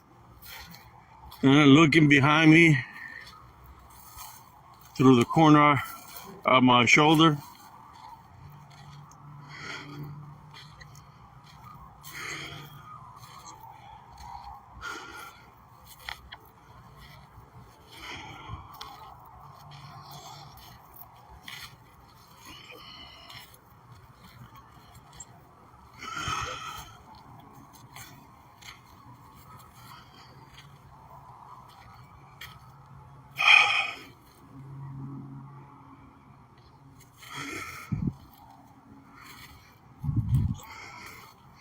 You know, last time that I came here to make the video, I remember hearing the voice, a disembodied voice of a man saying, "Help me."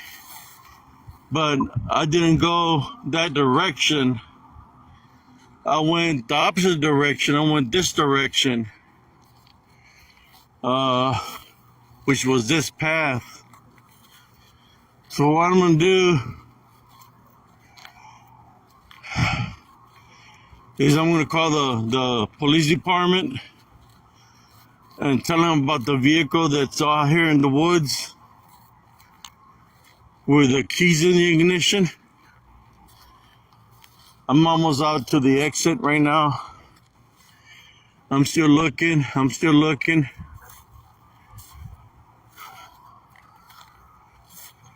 All right, I'm gonna face the camera in my direction.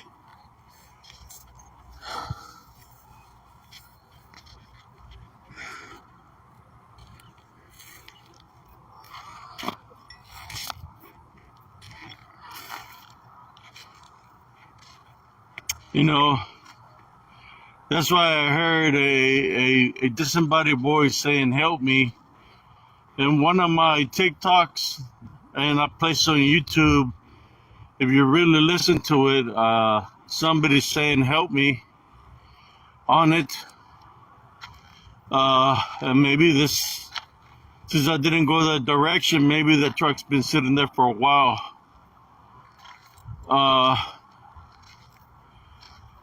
But what I'm gonna do is call the police department about the vehicle that's out here abandoned with the keys in the ignition.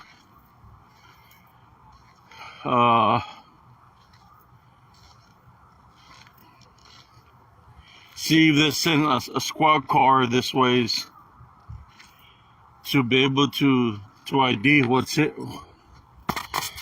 Whose truck does it belong to? If the person is missing, that's what I'm gonna do.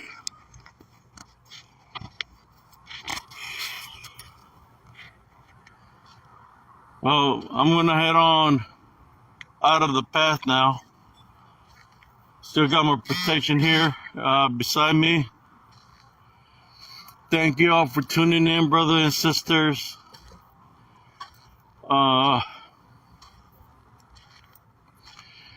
We'll see what happens as I call. I'm going to call the police department.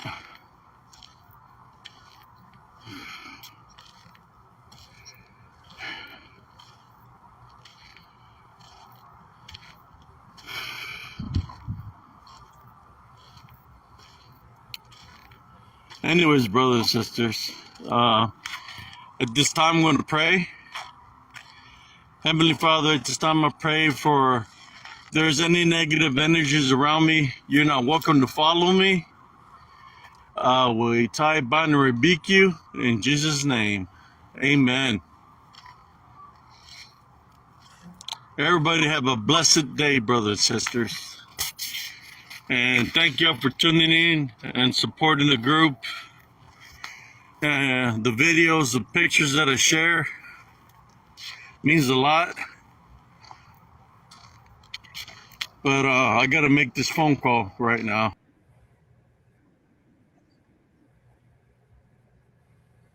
There you go, folks. So now I'm going to share something else with you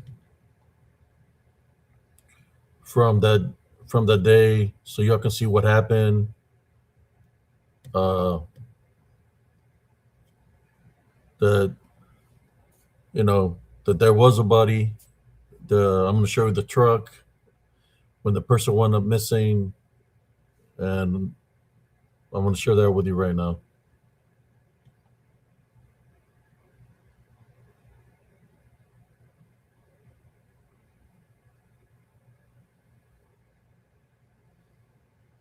Let me see if I can do a close up of that right there.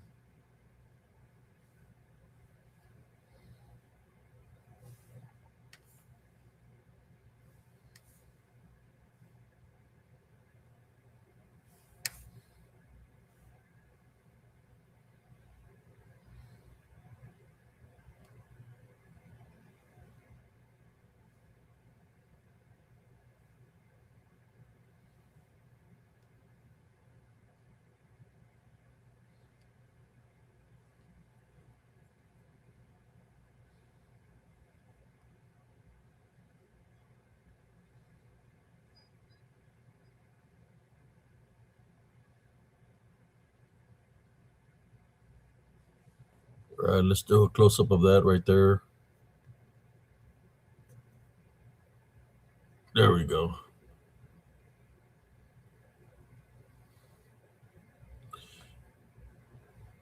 As you can see, this is from the video, my video of I did a close up of the license plate. Here's the thing that had put that he was missing. That's what his name was, Kenneth Corwin. Then this is where they found, says human remains found near vehicle of missing Central Texas man. Here's a truck, same truck in the video. There we go. I just wanted to share that.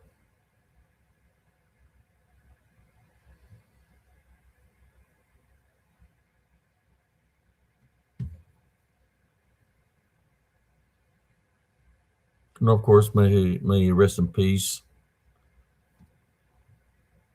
And I'm happy that the Heavenly Father placed me there for him to be found and placed in holy ground, right? To have the proper funeral and be placed in either in holy ground or whatever, however they buried the guy, There you go. Just want you to see that showed you a video, showed you the truck. I'm the one that contacted the police. They never said my name or nothing. I even gave them a part of the video when I ran into the truck, how I recorded it, and give them the area where to look for off that video, that that it led to him to be found. So in saying that, here we go. We're back. I hope everybody is still here. Um, so what I'm going to do is something a little bit different right now. Because I just wanted to share that. And whoever had the earbuds on, I know you heard all the activity that was happening there. Even towards the end, when I flipped my camera out, something wasn't happy. That it was a voice of a man that screamed something at me. But all throughout the video, you could see the movement, and that's what I wanna lower the speed down to catch the movement of these spirits that were around me. There was a bunch of them that were just coming at me, coming at me, coming at me, because you could see them in spirit form, how they just kept on coming at the camera from different angles.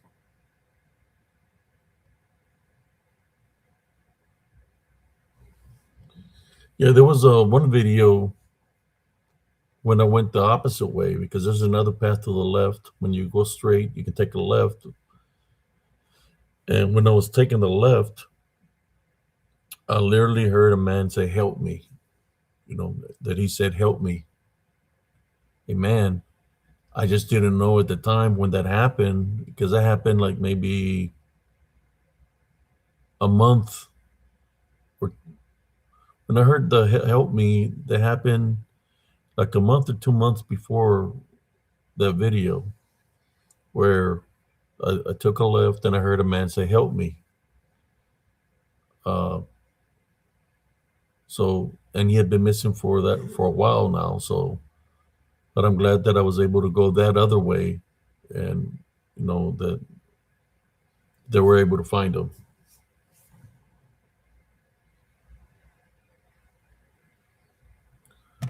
So I'm gonna drop a link here. Do something a little bit different here. If anybody wants to say what you heard in the video, you're more than welcome, because there was a lot of things being said on the video by these disembodied voices. There wasn't. I guess what they were doing is trying to keep the body there, trying to keep the soul trapped there. I think that's what they're trying to do. They didn't want him to be found, right?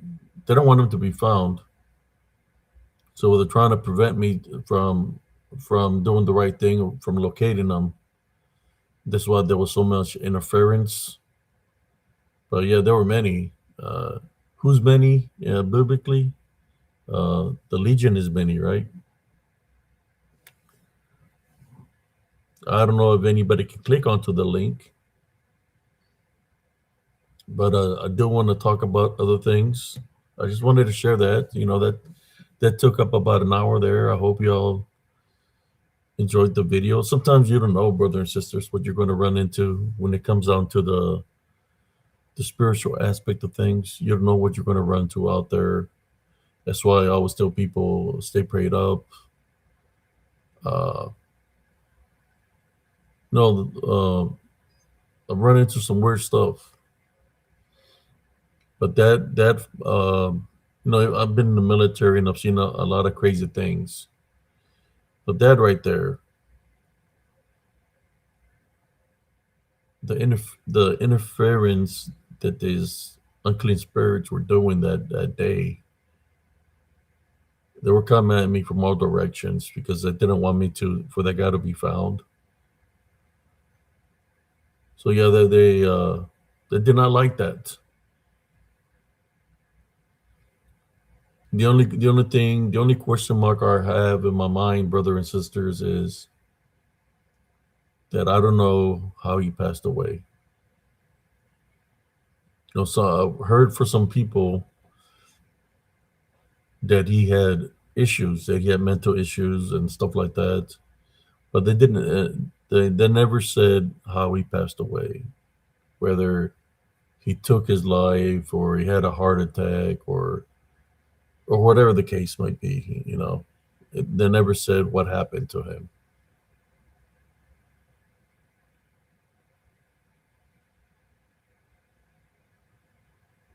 But in saying that, and make sure I got all the videos off. They are. Yeah, I just don't know whatever happened to him. And what was weird about that is when I went to go turn in the footage to the detectives in Temple PD,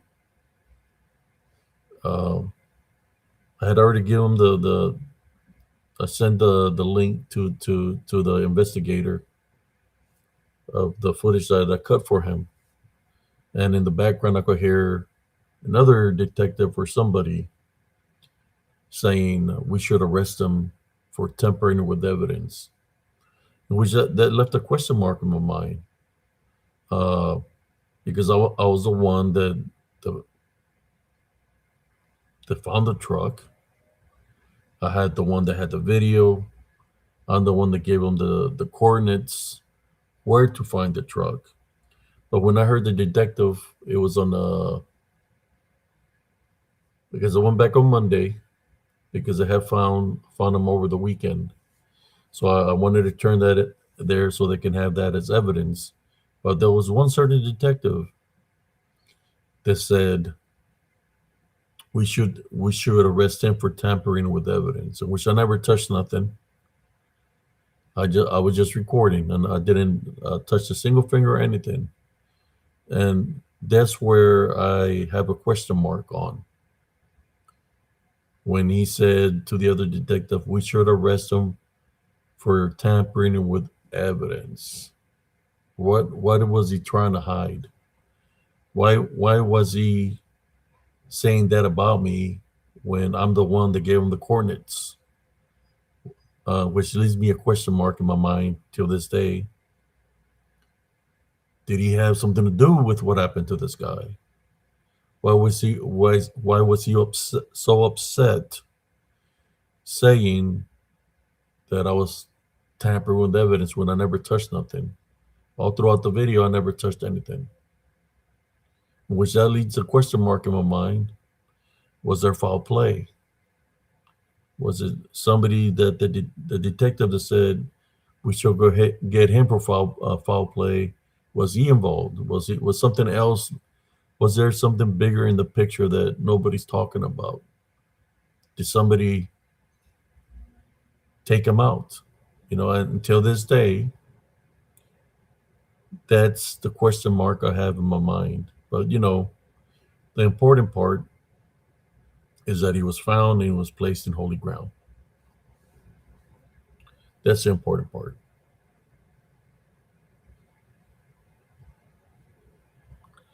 Yeah, I know that that's what they were trying to say, and I was like, in my mind, hey, they can try to say whatever, but I didn't. I'm the one that gave them. I'm the one that called them. I'm the one that called them. I had a video how I located it, so they could have tried to say whatever, but I could have flipped it on them because of what the detective said. It's like, what is he hiding? Why is he trying to blame me for something when I didn't know the guy was missing? I'm the one to help him find him. Why was the detective acting all how should I say, like an asshole? Not the one that was helping me out, the other one that I didn't even know who it was because I never seen his face. It was cut. I only heard him talking very loudly out of a room, but I never seen his face. They never mentioned me once in the news, like certain so and so found the body. No, they never said nothing about me. But I do got my evidence here on spiritual encrypted encounters of the day that I located that man's truck. Y'all heard me in the video. Was I'm gonna go contact Temple Bidi at the end, where in which I'm the one that found the fella. I'm the one that gave him the coordinates, which led to him being found. And not once did they mention my name. That's okay, because at least he got placed in holy ground. In saying that, we're going to change the topic to The mirror portals. I know y'all want to hear a story about the mirror portals. When we talk about Bruja Lechuzas, we can talk about the arts that they practice. Is there anybody here? I'm going to refresh this link just in case it might have broken. I'm going to refresh it real quick. And I'm going to drop a link here to see who would like to join me up here because I want to talk about an incident that happened to me dealing with the mirror and the portals, um, in which I know I witnessed something that happened to me when my brother broke his arm on a trampoline. This was maybe when I was like around 8. I might have been 7, and my brother might have been 9 because he's older than me. So around 7 years old, I witnessed something, and I'm going to share that with you. See what I got here. But I'm going to look for something real quick. But there's a link if anybody was to jump on here. I don't know, cousin Jesse went ninja mode on me. Uh, Let me find the photo real quick. Let me see if I can find it. I'm searching for it. See how fast I can find it. See how I can break the record of finding this photo that I'm looking for. Because I want to show you of a portal that was in the woods. All right. And this portal that I found in the woods was in Elms Grove.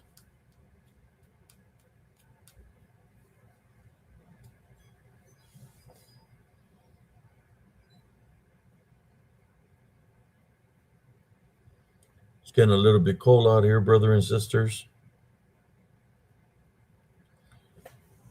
Temperatures dropping here in Texas.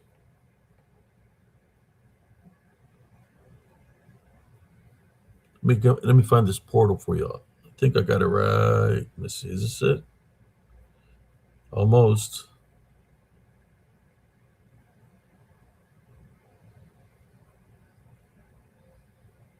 Look, keep on looking.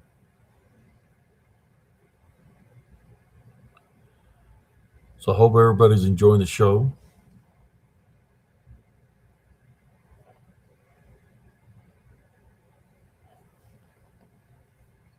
And I'm going to lower down the volume a little bit here because it's pretty loud.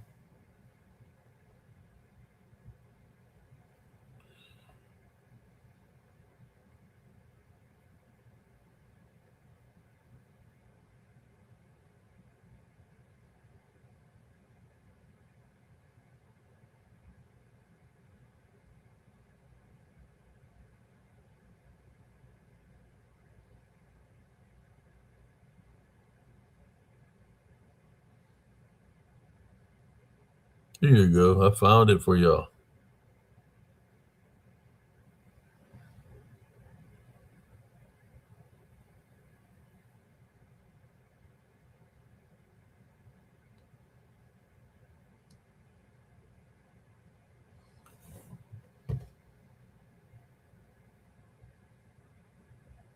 Thank you, Oz Patriot. So here's a portal from Elms Grove that I'm going to share with you right now.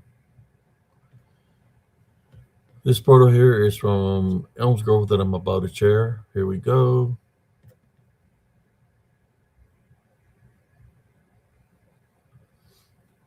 This is in Elms Grove in the path, and there's activity all over in this picture.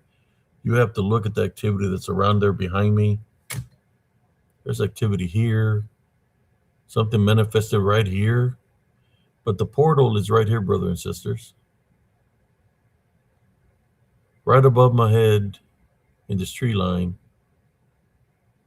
there's the portal, and there's something what seems to be coming out of the portal. Look at the face right here. Because the portal is right here. It's circular. This one's circular.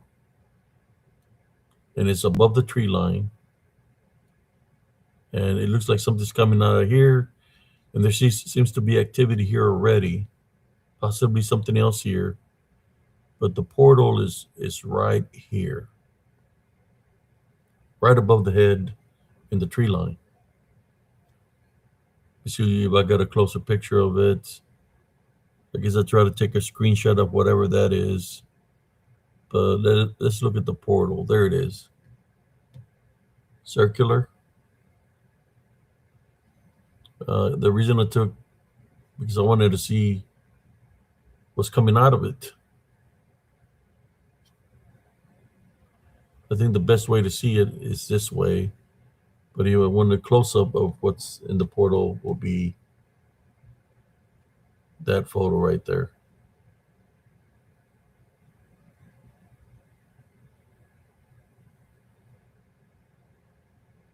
Oh man. Uh, well, I'm always up at nighttime, brothers and sisters. It's when I'm awake and do my show is after 11, because I'm a night person. You know, so I'm just showing you the portal that's there, and I'm thinking as I show you this portal and the picture of it. You see the shirt that I'm wearing? That's the same day that I captured, because I got a picture with Cocaine Werewolf. So I'm thinking that the portal was in full effect, where there was a lot of things coming out of the portal, because I think Cocaine Werewolf came out of this portal or dimension, whatever you want to call it.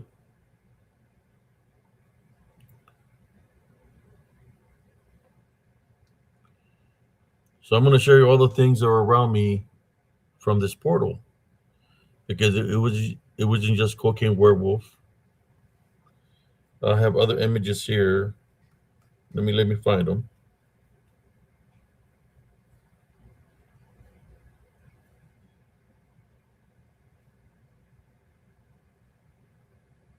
Where I'm wearing this red shirt that says Texas on it.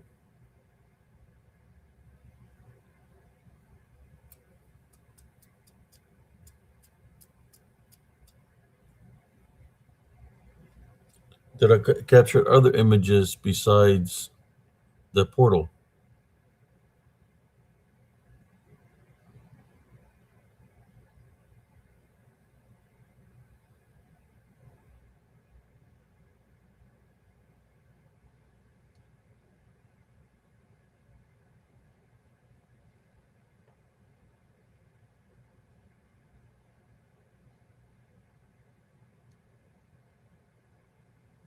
I got a couple other pictures that I darkened the portal so y'all can see it. Possibly a dark entity standing right here also by the portal, and something here by the portal. You can see like a figure right here. I think that makes it stand out right there. Yeah, this one stands it out, makes it stand out pretty good, because that's your picture. But this one makes everything stand out a little bit better. But you can see like a shadow figure right here by the portal, and another entity over here, right in this area. You can see it. And that's what's coming out of the portal. I do got one that's darker, but I think this one makes it stand out pretty good. But can you see the shadow figure that's right here, standing by the portal?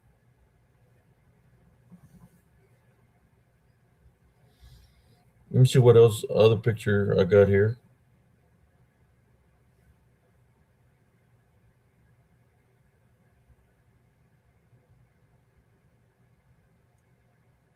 So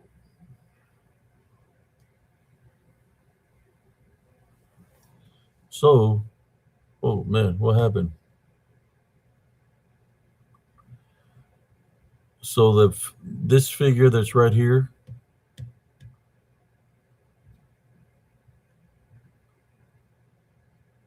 it's up here. It's that tall. The silhouette of it, shadow figure, is pretty tall.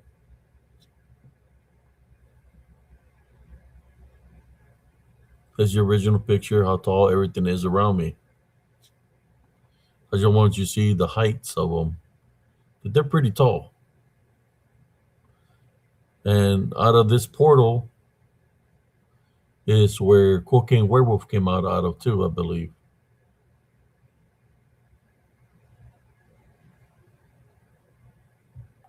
So I'm gonna share with you that also out of this portal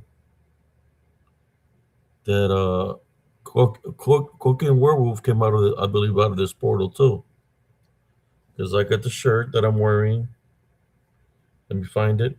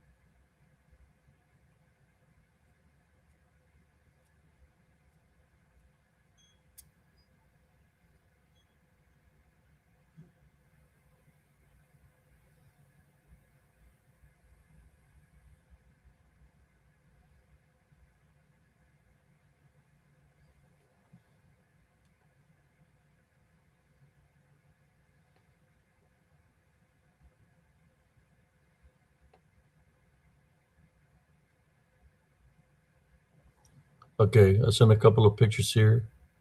So yeah, more than one shadow figure there, Sister Madeline. A lot of activity there. But I just want to show you that the portal is up here, and these things that are coming out of the portal, they're pretty big. So in there, they're pretty tall, real tall. Um, so here's some of the pictures I got of this portal. Other pictures, because I'm wearing the same shirt that I believe came from the portal. So we got this one here, this very tall, that I believe came from the portal.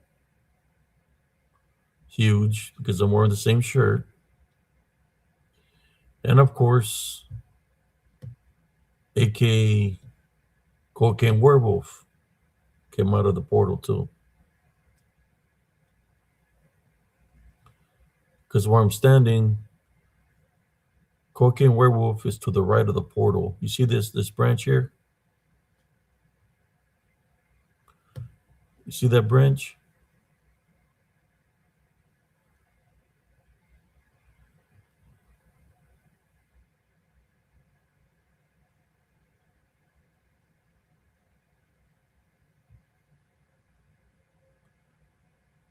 Let me see. Yeah, Cocaine Werewolf should be like somewhere over here.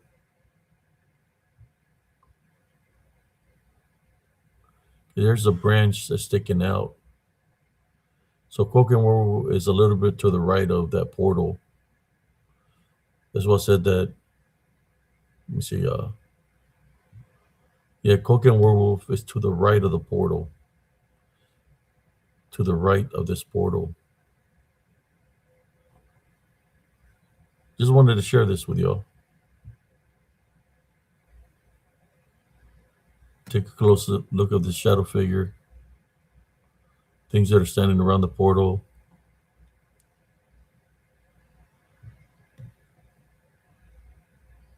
And there's other pictures that I got that are that I believe came from that area where the portal is.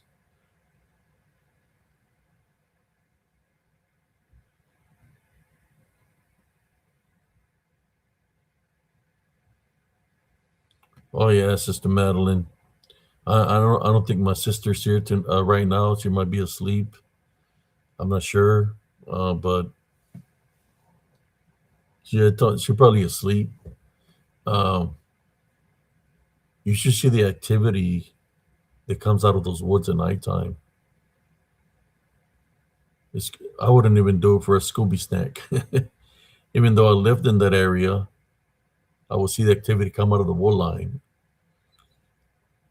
At first, I would see like maybe 10 strong, uh, very tall shadow figures. They went from 10 strong to like 20.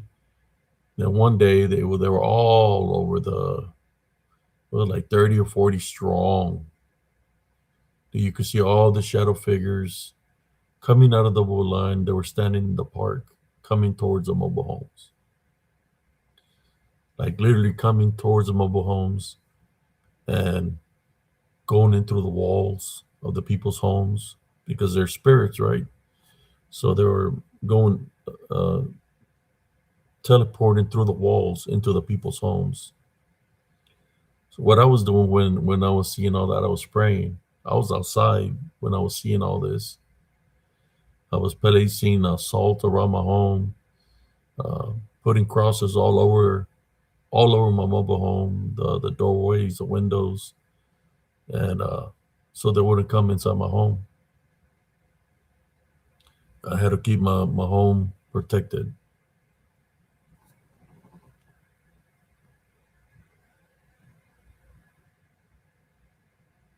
So I'm going to share a story with y'all right now. I know right now it's Fridays is Fridays is not that for me on Fridays it's kind of slow, but I'm going to share a story with you dealing with the mirror portals. You know, even though we went a little bit off subject, this happened when I was 7 years old. Let me take this off right now. This story, yeah, I always had a open invitation when I used to live in Elms Grove. Open invitation for anybody to go up there and investigate themselves. But at the same time, I knew that if people would go there, the most likely they were going to get spiritually attacked because I witnessed people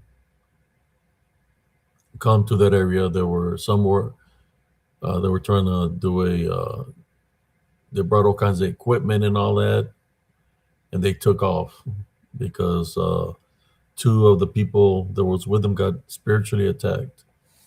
That they had to carry them to the vehicles. So they never brought the footage of the recording of what they caught out there. But they got spiritually attacked in that path in Elms Grove. So the story I want to share to you is when I was like 7 years old. So I would have been, I'm going to tell the year,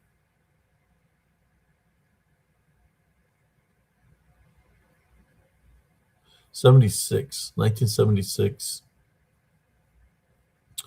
We went to my aunt's house and the neighbors said they had a party and they had a trampoline and my brother was playing on the trampoline. I was kind of afraid of the trampoline, so I wasn't jumping on the trampoline. I was just checking out my brother and the other kids jumping on the trampoline.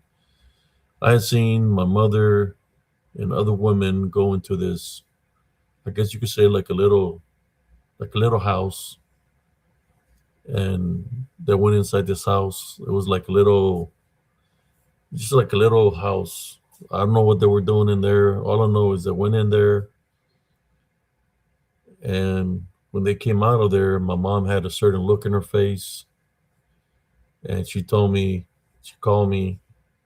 and she told me, "Don't don't go in there. Tell your brother y'all don't go in there. You all stay away from that from there. Don't go in there." So she went back to the other house because it was a neighbor's house that they were having a party. So it went back to my aunt's house. So I'm there, and of course, you don't, when you tell a kid don't go in there, you know what that means for a kid. That means go in there. And I was at that type of a kid, like I was like, like that movie Harriet the Spy. Well, I was more like curiosity to kill the cat. You know, you don't tell me go and do don't go do something because my mind is do it, go check it out, right? And it was crazy. I wasn't even doing it for a Scooby snack. I just want to go check. I was looking around because my mom is one of the persons you tell in those time frames. It was different for us that grew up in the 70s. If you disobeyed a lawful order by your parents, guess what? That's an ass whooping. Doesn't matter how the discipline comes, whether it's a belt, whether it's a broom, whether it's the rolling pin that makes tortillas, uh, whatever they're gonna, whether it's a twig, whatever they're gonna hit you with, they're gonna hit you with. Whether it's a chancla, a flying chancla that's like a boomerang, you know, they're gonna discipline you. So I'm looking around. I see my brother playing. So there I go. I go towards the little house that they had there, like, and I opened the door. I snuck inside the house. It was like a little one room, literally like one room, good sized room. I went in there and I seen like seemed to be like a chair. Just that's all the furniture was, one chair sitting right there in that room. So when I go there and I was looking around and I sat in the chair, sat in the chair. But what was weird about it is that in that room, there was nothing but mirrors. There was mirrors on the walls. On all the walls, there was mirrors. Mirrors on the ceiling. There was nothing but mirrors everywhere. So there was like, what kind of house is this that has nothing but mirrors? At first, I'm thinking, oh, well, maybe it's this person's trying to be a barber, right? When you see mirrors, it's something you might see like in a barber shop. But I never seen that many mirrors before. So I'm sitting in there. As I'm sitting in there, just relaxing on the chair. Uh, Let me see something here. Let me see how I can see. I'm sitting there. I start hearing disembodied voices. And I'm looking at first, I just see my reflection in the mirror. And I'm hearing voices, disembodied voices. I don't know where they're coming from. And then I start seeing like a whole different, you could say, dimension. The reason I say dimension is because I'm not seeing my reflection in the mirror no more. What I'm seeing is disembodied spirits or unclean spirits.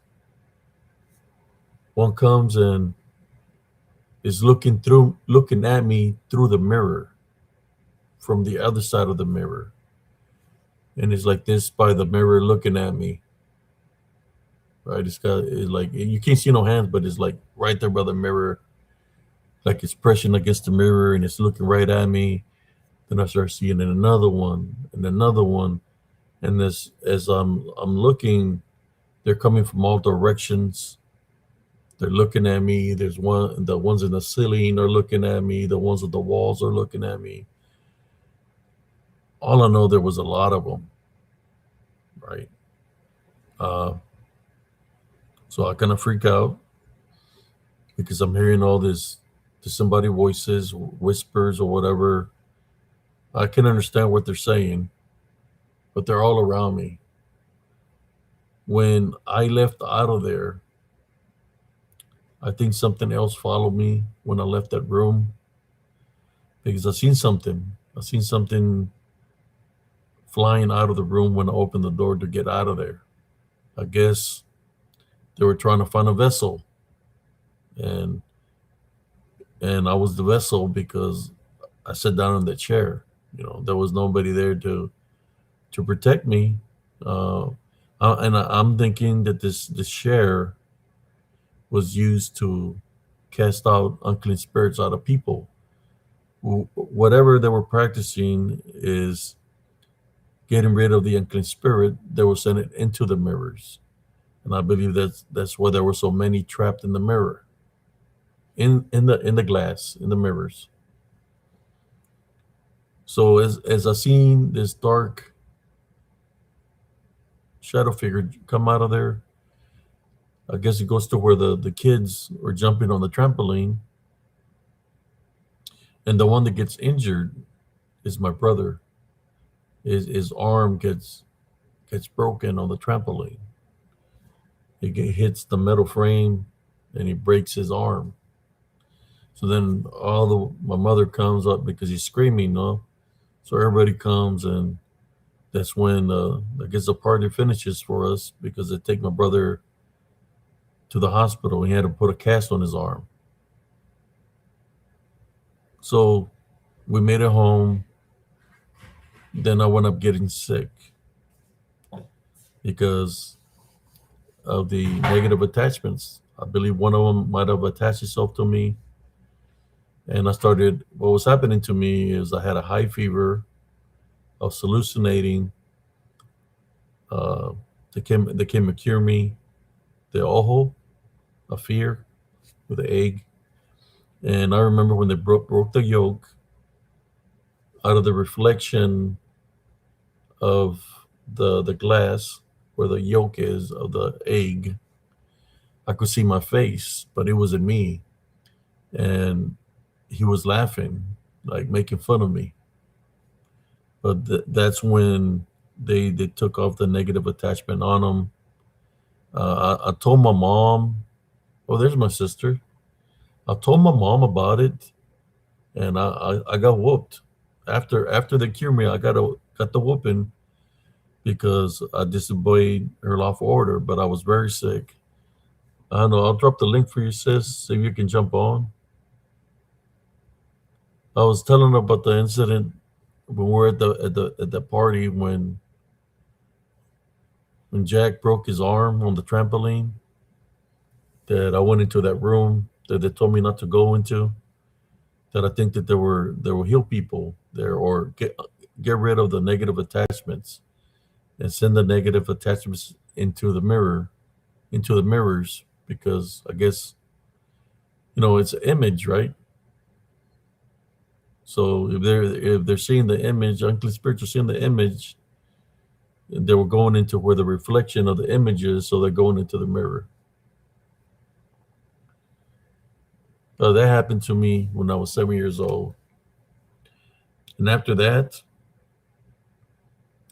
yeah, I really try not to look too much into mirrors, because you don't know what's trapped within the mirrors. Even a reflection of the water. I think that's how the Llorona works, off of reflections also. She said the link didn't work. Uh, Let me refresh it. I know you were having problems yesterday also. There we go.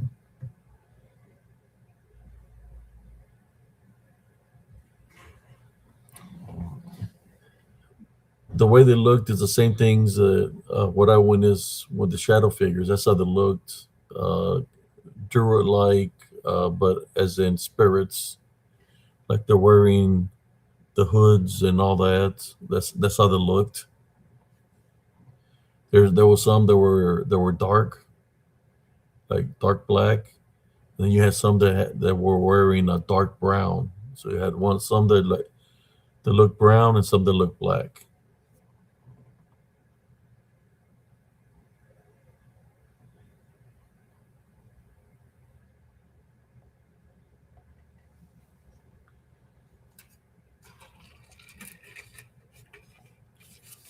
Yeah, so there is some people that heal that way through using mirrors. But I don't know if that's healing. I mean, that yeah, that's getting rid of the unclean spirit. But I don't know what are they practicing when they're doing that, or what kind of practice is that they use mirrors to get rid of unclean spirits. What are they doing? Are they doing it through Jesus Christ, which I doubt it. If they're trapping them in mirrors, because they have to be using some kind of black magic. What do you think, sis? We were talking about, what are you talking about? The brujas? About the mirrors, Oh, that they're, the mirrors over there by Tia Magis, when we get invited to go to the party next to their house, that we're playing the trampoline. Me and Jack were playing a tramp. He was playing a trampoline, and I see mom go into this room. The Morenos had a room to the side of their house, and she came out of there with all the women. Maga was with them too. I think I was too small. I don't remember that. Yeah, I think you were small, and she said not to go into that room. And for me, when she says no, it means yes. Yeah, Don't means do. That's a better saying. Don't means do. And I went in there and I sat down in the chair because there was only one chair and there was mirrors everywhere. As I'm sitting there, I start hearing disembodied voices. Then I could see my reflection at first, but then after that, I'm not seeing my reflection on the mirrors. It's like I'm seeing a different dimension, and all yeah, these because the dark mirrors shadow figures are appearing on are, the mirrors all over me. There's a bunch of them that are looking at me through the mirrors, and I freak out what I'm seeing because there's some on the ceiling. The mirrors were all around the walls and the roof, mm-hmm. and I got the hell out of there. When I got out of there, I seen an unclean spirit come out right behind me, and that's when they went to where they were playing the trampoline, and Jack broke his arm. Yeah, the Then I mirrors are portals. yeah, and this is what I'm trying to say. Then I went home and I got sick, so they had to cure me with an egg because I had the susto Yeah. because I went inside that room. The only thing I can say is, what kind of practice is that? It's got to be a form of witchcraft, right? I don't know because Because if you have, they took a woman in there, and if she had a negative attachment, they took it out of her and went to the mirror. yeah, maybe, yeah, yeah, because all So the mirrors are portals. I would say it's a form of witchcraft, not because you're not doing it through Jesus Christ, Yeah, it's something. Yes. because you're not. I mean, you're taking it out of the person, but you're not getting rid of the unclean spirit. They're trapping the unclean spirit Yeah, in it goes there. to the mirrors. Yeah. Do you remember you experienced anything like that? Me, no, I didn't experience anything like that. But I know that if you put two mirrors together, on the opposite one on on each side, yeah, that's some portals. But I've never experienced nothing like that. I wouldn't want to experience nothing like that. Yeah, I was only Yeah. freaking 7, and I seen that. You know, there Yeah. was this. There was. I'm getting goosebumps just talking about it because I seen the dark one that escaped from there. It might have been more than one, and that's the one that when he broke his arm because it went his direction. So if he's listening, sorry. It Yeah. was, that's what happens. When you have curiosity. Another thing about mirrors is, you're supposed to cover them up. Some people they're supposed to cover up, but if they crack, you need to do a prayer because if there's something trapped in that mirror and it cracks, it can escape.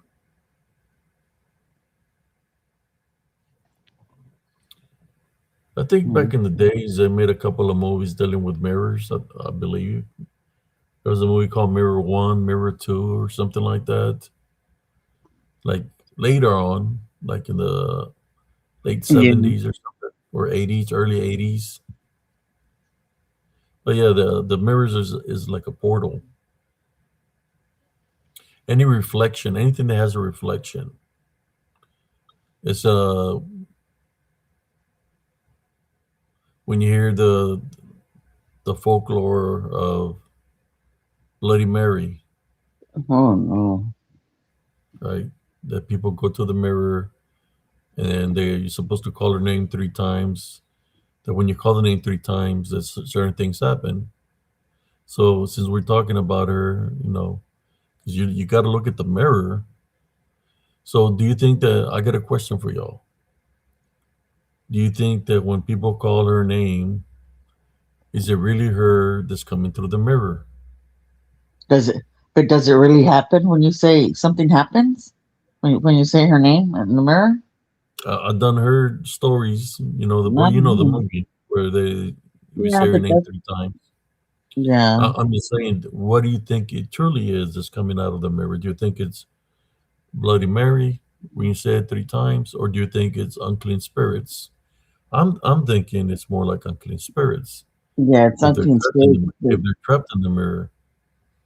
Not Not, what I'm trying to say is not all mirrors have negative energies, but if something is trapped within the mirror and somebody goes to the mirror and says that that something might be able, and they're believing that she's going to appear, the power, what does the power of belief do?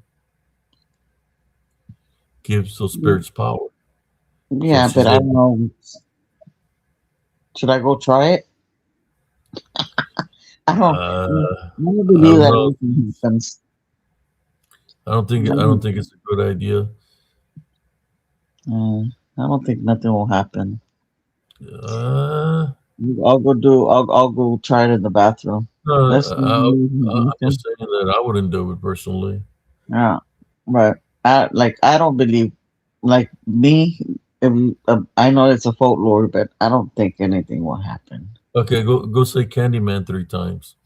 Candyman. Didn't it say Candyman 3 times also in the mirror? I The movie don't know. Candyman. Remember Yeah. Candyman? But You say like we if didn't you have say mirrors in the his name house 3 times, when it we were would appear. growing up. Did we have mirrors in the house? We didn't have no mirrors in the house when we were growing up. I remember there would be homes with mirrors, and the mirrors would be covered up. Yeah, yeah. They'll put blankets over the mirrors, even the ones that are on the walls, like displays, like what do you call it? Home interior. The cover Mm, them up sometimes. I don't know.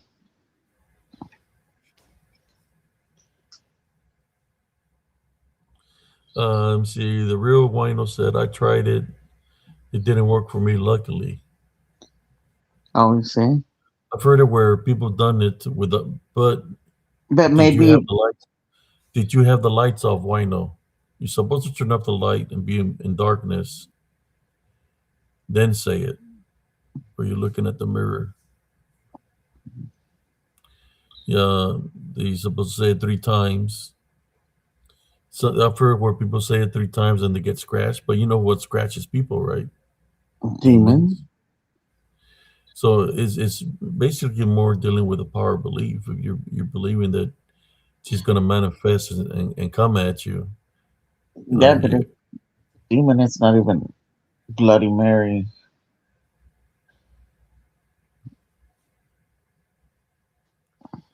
Now, if you talk about the Llorona, the lady in white, I'll believe that because we've seen it a lot of times and heard it. Well, we didn't see it; we heard it. No, but I've seen her before, but I've heard her. A lot of times. go ahead and share a moment that you remember. You see, the Llorona, she uses water to manifest the limestone, the energy of the water to manifest, but also she comes out of reflections. If y'all didn't know, the Llorona is kind of like when you hear about Bloody Mary, that she Yeah, uses mirrors also. and that's a folklore too, the Yeah, Llorona. So, she also I uses mirrors, anything with a reflection. so I guess Water, like if the Llorona is real, I guess maybe or, Bloody Mary is, you know, or yeah, maybe they're the same. yeah, Puddles, anything with a reflection. yeah. Mario I Lorena said he had the lights on. was this? He was a kid. Yeah, but the Llorona. I mean, I believe in that because we heard it a lot of times, even when we were young. I remember that one night. I remember that one night. It was so hot. I remember that one time with I think mom when she was still alive. We had the door open and I could hear a lady crying like from like from behind from like far away from the back of the house, and it just kept on coming closer, the crying. And it was a woman sobbing, and she was crying, and it came closer and closer, and it like stood right there in front of the door. And the door was open And who was the one that woke y'all up? because I think it was you, and you Yeah, closed the door. You closed the door. yeah. It sounded so loud because she was crying, and it sounded so scary and everything. And I was young when that happened. But then another The time, the legend another, or the folklore of the Llorona is real, brothers and sisters. I'm here to tell you because I witnessed her.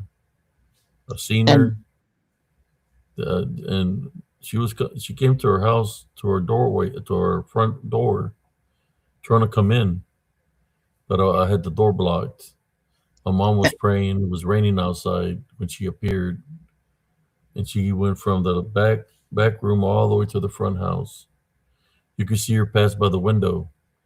She had the veil. She had a white veil on her head, and you could see something very, I should have say, you could see through the veil of what she was wearing. man, I didn't see her. I don't Oh, know. I heard her.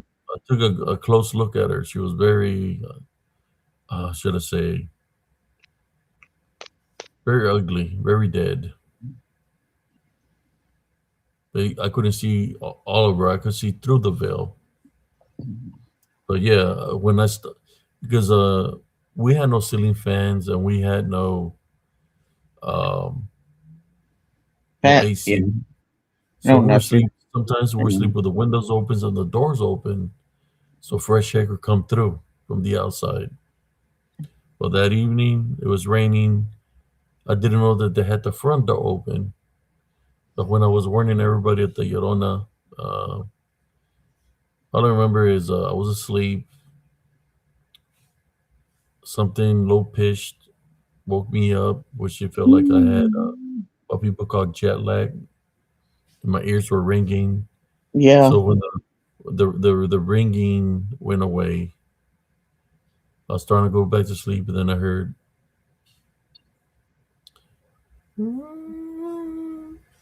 it sounded I was, so ugly. Yeah, that's what I heard first. So I got up from the bed. Like I said, it was raining outside, and I looked through the window. The neighbors behind us had like the light on. I said, okay, it's nothing. So I want to go back, lay down. As I'm trying to go to sleep, I hear. it got louder and louder and louder. I'm like, man, who's crying? You know? And then it's like, get up again, look one more time. I don't see nobody. And then as I'm gonna go to sleep, I hear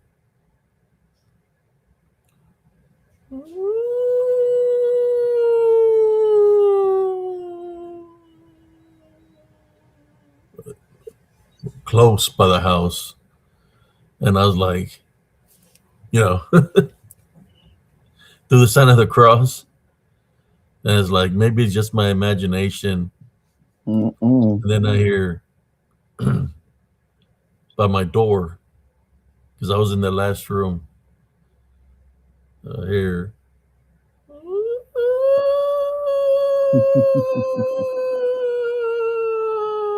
I'm so old.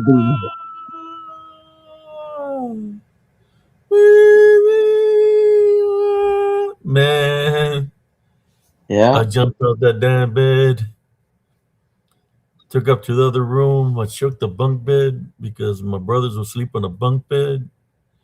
And I was like, La Llorona, La Maybe Llorona. And they're I think we were up by then because I don't know. I was because I heard it like, coming from the back, and and then I was like, La Llorona. They're like, there's no Llorona. And then she passes by the window where they're asleep. Man, they jump off. And I think the only one that woke up was Robert. He no, jumped off. I was And we took awake. up to the front and we're passing by the kitchen. There's another window. And you hear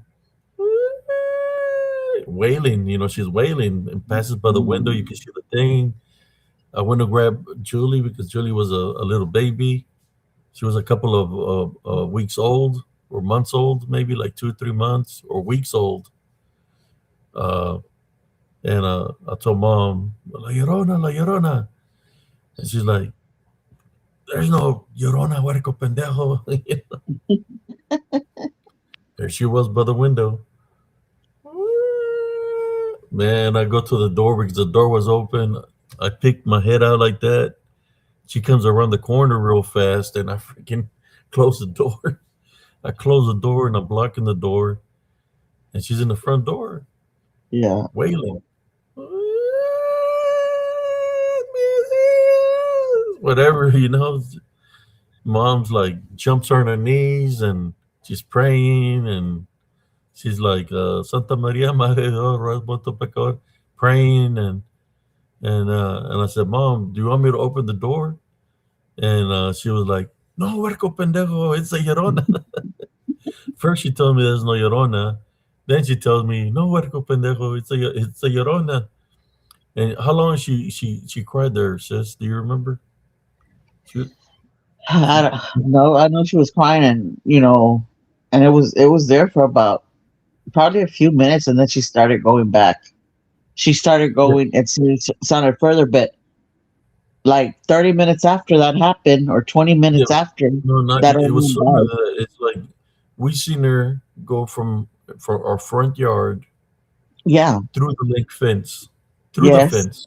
Yes. Through the fence. And when she went, I went outside. We all went outside, and we ran to the front gate, and we seen her going up the hill, and took a left down on the street. So Yeah. then we followed.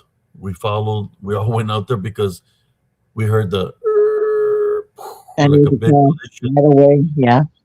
So Yeah. we went to go follow. And we followed, and as we seen the trailer, those flip sideways, the people that live in the corner house, they're in the greenhouse, were telling mom knew the lady, and she was telling her about the Llorona, and they're like, yeah, we heard her too. We heard her crying as she was wailing down the street. They heard the Llorona. Yeah. She was talking to the lady that lived there in the greenhouse on the right side, and we're telling her about the Llorona. She said that she heard her too.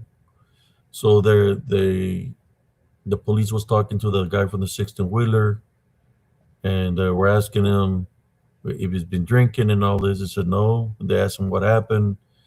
He said he was driving, and that a woman in white passed in front of his truck. He didn't want to hit her, so when he jerked the wheel, he flipped his truck sideways. The Yeah. truck ran into the Exxon that was in the corner. There was a gas station there. But that was one time about the Yeah, truck, and yeah. then the other time And then there was with the old man that another would time always where the go old in the man, there was an morning. old man that was always doing Right. exercises early in the Yep. morning, and He would run in the morning. we Yeah. believe that the Llorona got him. Because we heard her. We heard her again. That We and heard her then again. yeah, The man was walking. I think he had walked, and then we heard the Llorona walking behind him, and in the same and we seen spot. her on the street. And Hmm. that man died in that area It where was that 60 wheeler When the where Mm-hmm. the 60-wheeler died, that's where the old man died. He got hit by a car, Yeah. right? Yeah. And that was the only time. I mean, there was all these other incidents at the same time that every a lot of people would die in that corner. Remember? Yeah. But there was another time we were coming from Arkansas, and Beatrice's dad stopped on the My dad, your dad. Hey, uh, buddy. Jack's dad stopped Jack's on the dad.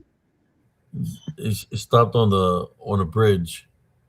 There was running water. There was a river underneath the bridge, Oh, and you did. he stopped there and he shut off the car, and he said that the Llorona was gonna come, and we We are heard it like, coming. "There's no Llorona." And we were all like just sitting there in the We middle of the were bridge, listening. and it gets what we hear, Beatrice, We from a heard her distance. crying. We heard her crying. The Her same crying, the same waiting. Yeah. in the distance, you could hear her wailing like, and he was on the bridge, and he started getting closer and closer and Yeah. closer, We and were that's all when we took. scared. Yeah. How old were you when that happened? I was young. We're young. We're young.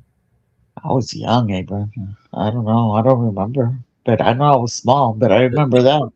That's when we would go work up in Arkansas. And now,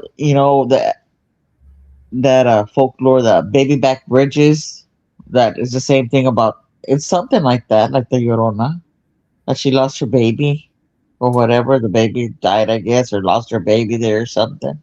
And they hear a woman. I mean, that's a folklore The too. the folklore of the Llorona, or the is telling that she was a woman with children, To, and to the she was baby. messing around with a married man, right? A married man. The man promised her that he would. I don't know if y'all seen that, but I just seen the light behind me. Where the No. light came from, I don't know. I'm gonna point. I seen it like right there, coming from behind me. I seen a light. Let me continue on with this story. If you see somebody with a white veil behind me, let me know, please. Uh, so the story is that the man promised to be with her, but then he told her that he was going to stay with his wife. So the woman got mad because, or the Yorona got mad because You she don't want thought her. he didn't want to be with her because of the kids that she had. So she got pissed off and she drowned her kids, thinking Yeah. that if she drowned her kids, that he's gonna want her because then she will be with no children. So when she drowned them, that's when God punished her to Yeah. roam the earth. Roam the earth. That was a punishment. Roam the earth to looking for your kids. She likes to come after men that are unfaithful. That's what she, and she targets children that are not baptized.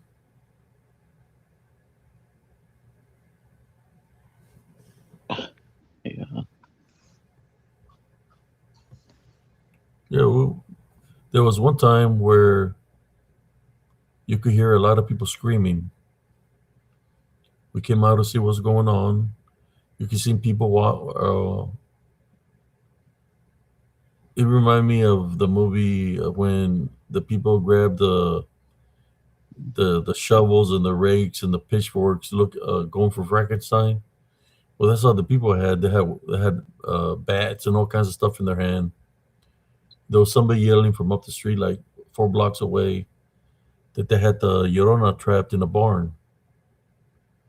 Right, so we went up there to go check it out. There was a lot of people, and they had surrounded the Llorona.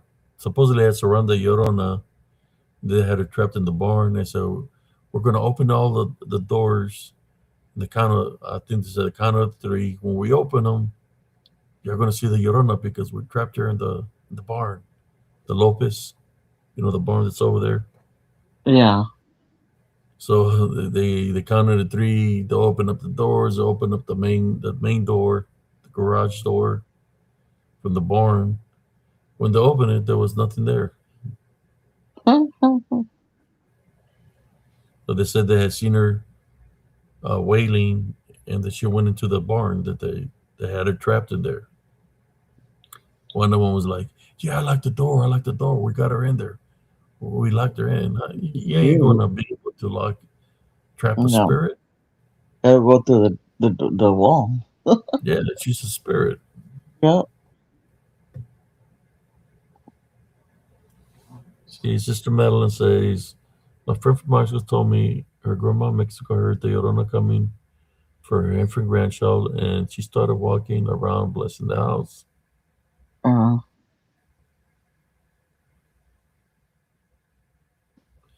Well, no, you can't trap the spirit, but it was for mm, protection.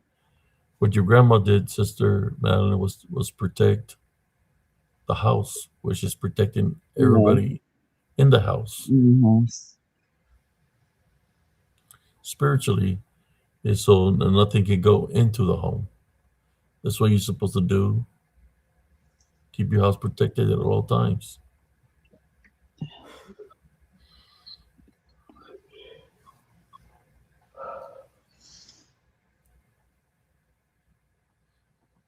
Yeah, blessing, pleasing, to protect, you know, it plays the heavenly spiritual crosses. But yeah, the prayer keep the house protected.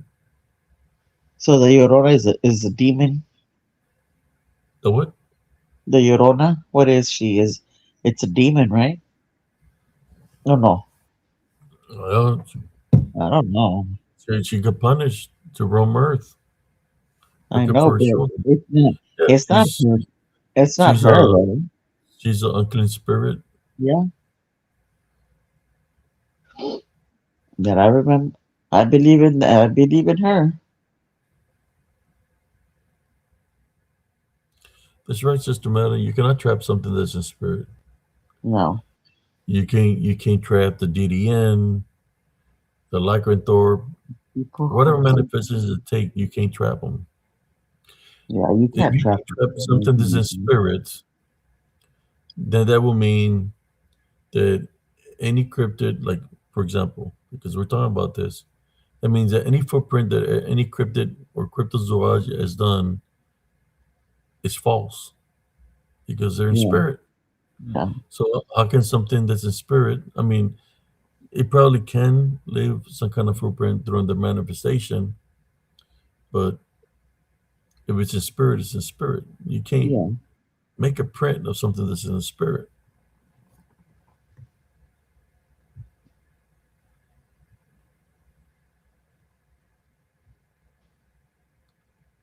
Yeah, it's a vengeful spirit. That's what it is. yeah. It's still something evil. It's evil. It's evil. It's evil. Yeah, an evil spirit. Oh, there it goes. I was trying to read the chat and I couldn't.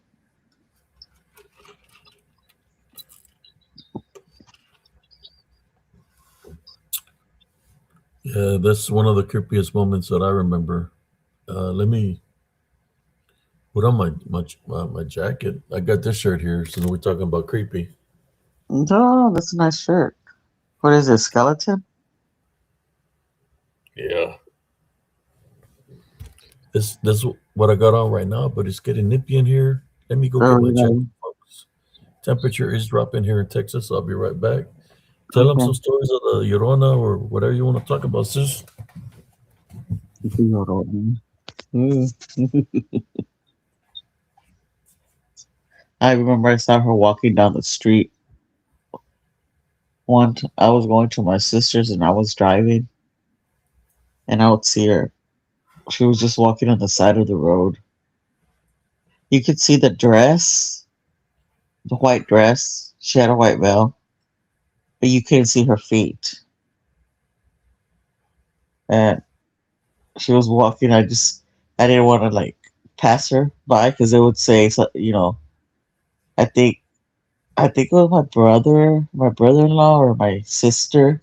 I, I don't know if it was a Llorona, but I thought that's what she was, and I like sped up and rushed through her to the side, and then I remember seeing her sitting down one time. But I don't know, because I don't know, is the Llorona the same as the lady in white? Because I remember, I think it was my brother-in-law that said he was coming from work one time, and he saw her, and like it jumped it when he looked through the mirror, she was sitting in the back seat. Unless if that's a different one, but it was always a lady in white that I would see down that road, down the road over there by where my sister lived. Hey, bro, that is, I know. Remember, like when we would go to Lupita's, that we would see a lady in white. Is that the Llorona, or is just a lady in white? Because I think Ernest had said that one time he was driving by, and he looked through the mirror and she was in the back seat. It could have been a Oh, ghost. okay. If she No, but wasn't waiting, if she wasn't waiting, she but wasn't the but Llorona. when It you're had to be. driving, you can't hear it. You have the music blasting and stuff. But I know I would see her. Yeah, but they said that it was. Okay. Don't do that. You hear that? I can't hear. As my dog is wailing. Is he? Somebody said that it was kind of similar, the lady in white and the Llorona. I didn't see who it was. Oh, that was from the show Supernatural about that people life as an event. Spirit. Yeah, the show's Sister Madeline is talking about supernatural. It was called The Lady in White. It was a ghost. Um, oh, okay. So I think the it's husband had killed somebody. her or something, or she had died, and it was a ghost. Yeah, But this happened before even supernatural even existed. yeah, yeah. uh, I remember I never seen her down that road, I but would late at night, Abram. Especially like when we go to bingo. mhm. Yeah, and I would go meet Lupita and Ernest and Guy would be at the house taking care of the kids late at night when we come back from bingo. Sometimes I would go meet Lupita. I think another eating like walking at night. See, You see her walking at yeah, nighttime. yes. Or when I Oh, would that's like be coming back from work real late when I stay with Lupita, I would but you see never, her. you would never see the face. What was she wearing? It was she was all in white, but But she did you was see her always face? walking. No, because she was always walking. Going forward like the way I was going. I would never want to see. I knew that it was a lady in white because I would always see her, and then she would be sitting down in that. There was like on the right before you hit the stop sign, there was um that cement thing. It was like a square, big old cement. It was cement, a foundation. And she would sometimes be right there. Well, today I seen something weird like around 12:30. I always run into some weird shit. Excuse my French. Uh, I was driving after doing the blood work, going to the bank. I was driving down the road, and this is what I seen. I seen a woman in white. I'm talking about from head to toe white, Yeah, like she was wearing like a wedding dress, pushing a baby cart, a carry, yeah. a stroller. I did not stop to find out if she needed a ride or anything like that. I just kept on going. But she was like all in white. I don't know. I don't think the Muslims wear something like that. But she was from head to the bottom of her. I mean, just all in white during the day. They look like a wedding dress. Looked like a wedding. It looked like a some kind of dress or gown. Yeah, I I don't can. know. You know how the Muslims dress, like the females with Maybe. black, but this looked like a dress.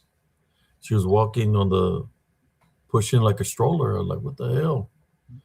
I was like, damn, the Llorona has done went 2026 on us. She's literally manifesting. You know, since the veil is lifted, Yeah. so she's manifesting and she's just stealing kids in broad daylight. She's pushing a little baby in a stroller. Uh, I was gonna try to stop to find out what's going on, but I said, maybe it's just coincidental. yeah. But what if it was a Llorona with a kid in a stroller trying to take him? That's it. I think that will fix Because it it. says the veil is being lifted, sis, and there's a lot of things that are manifesting.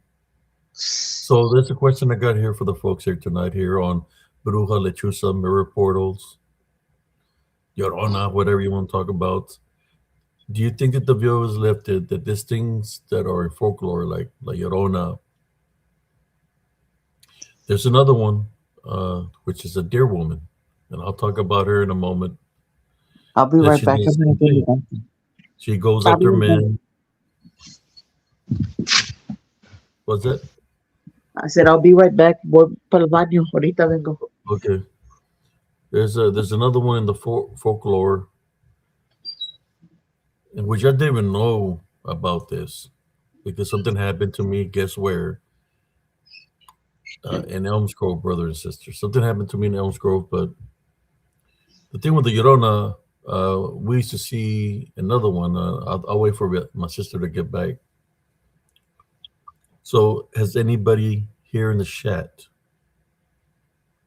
experienced or witnessed La Llorona? Maybe that you might have seen her in that white dress. Maybe you might have heard somebody crying. Has anybody here in the chat experienced La Llorona?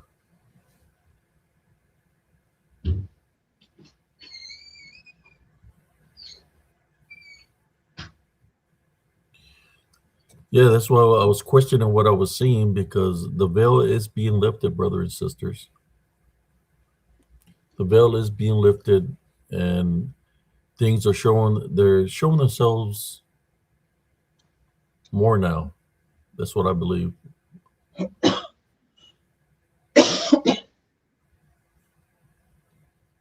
Are you here, sis? Yeah, I'm here. Okay, sis. Now tell them about the other lady in white we will see that where we lived in Elms Grove. I mean, in down Acorn Creek. Oh, the one in the wedding dress coming Yeah, down I'm, from the I'm gonna back. do some.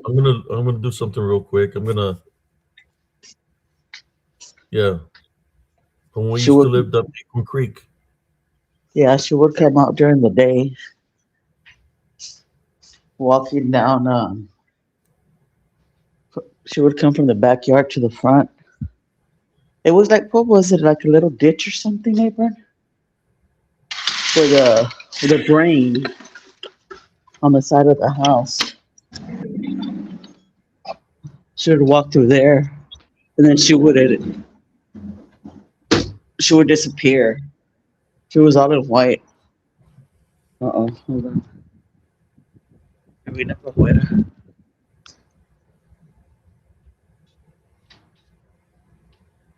And she would disappear. She would at the end on the end of the sidewalk, and you would see her during the day at exactly at 12 o'clock. I Yeah, saw her. that's a house where I'm gonna take a screenshot. That house still there, Beatrice? Yeah, somebody bought it, and I saw her a couple of times during the day, and I was like, "What in the world?" But you couldn't see her face or nothing. And I mean, she would pass right by the window, in that thing. I guess like a little, what was it, like a little ditch? Yeah, I'm looking at Google Maps, and I'm gonna take a screenshot of all that so you can see. some people could have an idea of how If she this. wouldn't be crying, she wouldn't. I mean, nothing. She would just walk through there at 12 o'clock, and then she would disappear.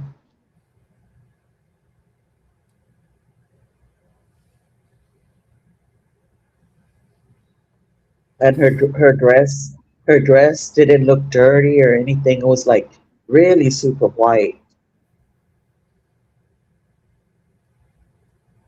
Maybe I don't know. Maybe she got buried in a wedding dress or something. Because she would manifest like that. But she wasn't. I know it was a ghost. She wasn't real, but she wasn't transparent. It looked like a real person.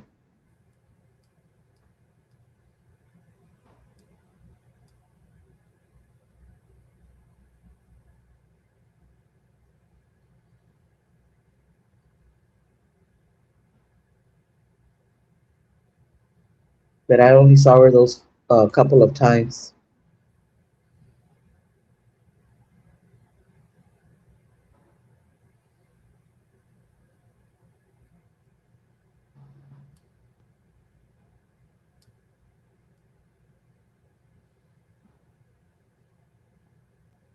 Let me turn on my light.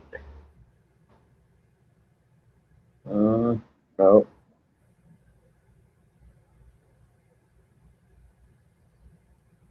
I came to sit outside. I'm gonna turn on my flashlight because it's too. Oh, I can turn it on. It's too dark out here. I'm looking for a Acorn Creek so I can show the people where I used to the house I used to have.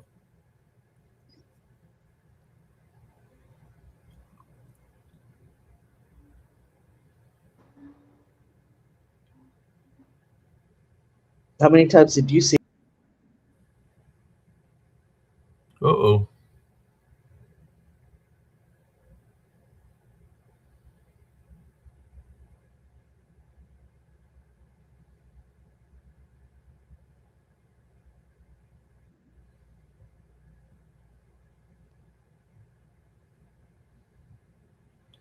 Where's the wrong button, sis? No, it just booted me. I just pressed the back button and it took me back in.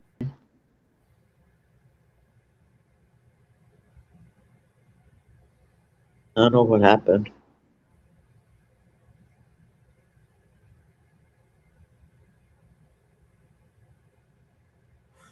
I can read the comments. Let's see what happened. Oh, okay. They're gonna send me the screenshot of the light that was behind me. They got it. Sister Ivy sent it to me. Oh, okay. Uh,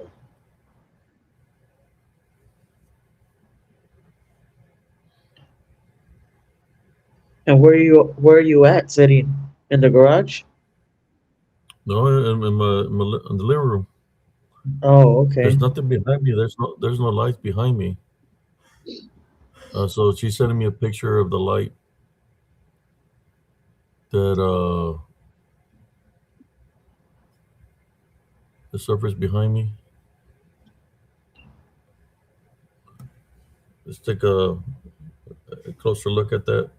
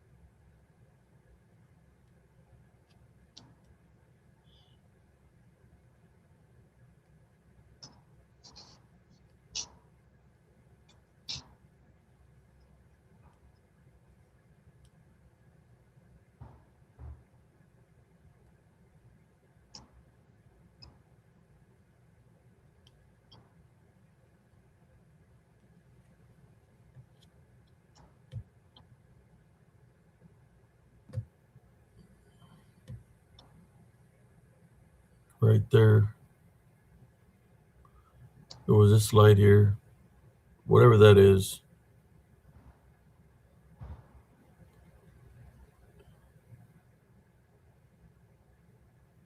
Oh shoot, I'm not even sharing it.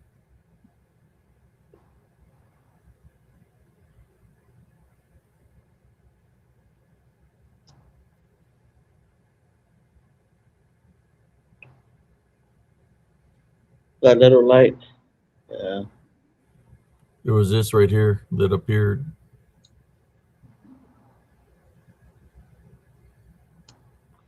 The light right there that appeared. Let me zoom in on it. Take one more screenshot. See what it is.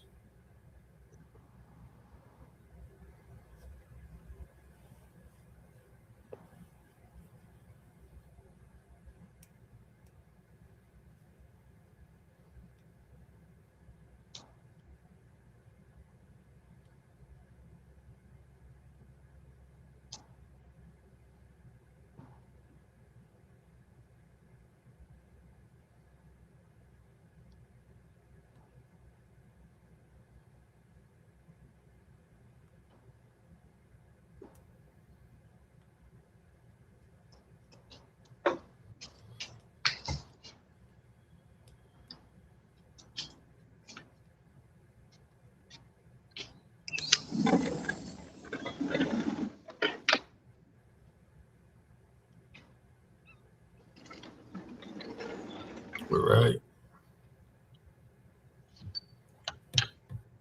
See if it's even going to show. Oh, I got to make it bigger.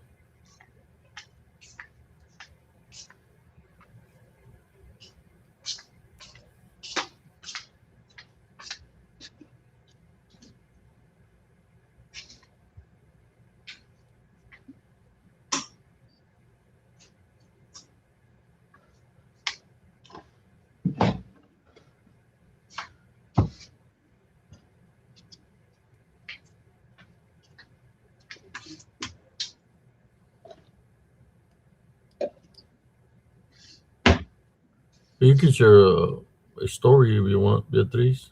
Oh, I'm getting some water. Okay, let me send this over to through Messenger to get the close image of it when it happened.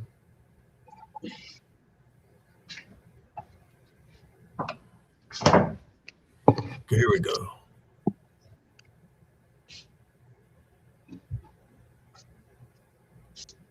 Huh. Anyway. I want to see if I can lighten that picture up. See if I see anything.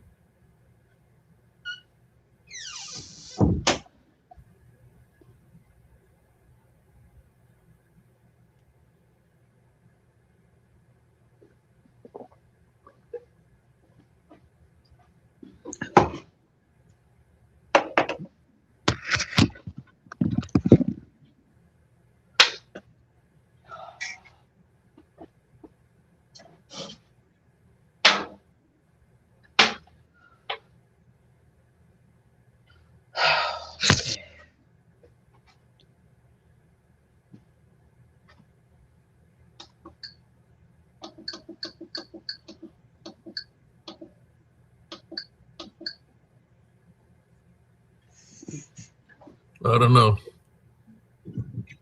I don't know what it is. Was that? I said for a minute I thought I had seen a face. Yeah, let's see.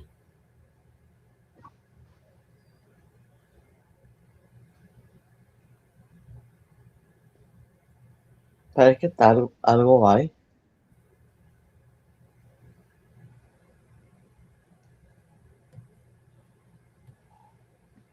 Some kind of energy, Yeah. spirit. You can see the energy there off of that one.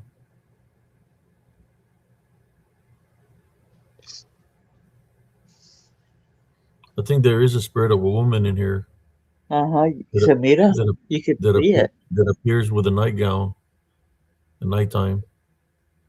Because somebody in this house, somebody did die.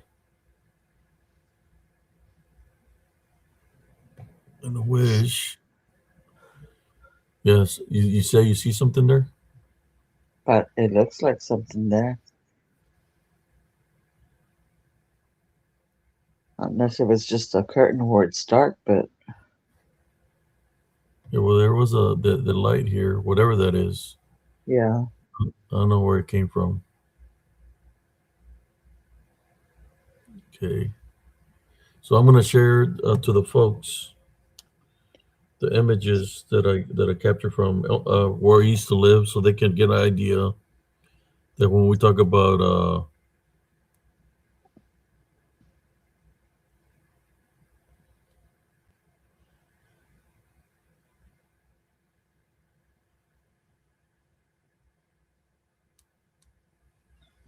I remember one time we were there and I had seen one of the kids go into your room.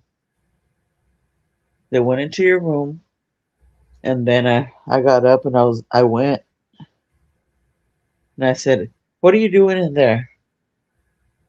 And I tried to open the door and somebody was pushing the door.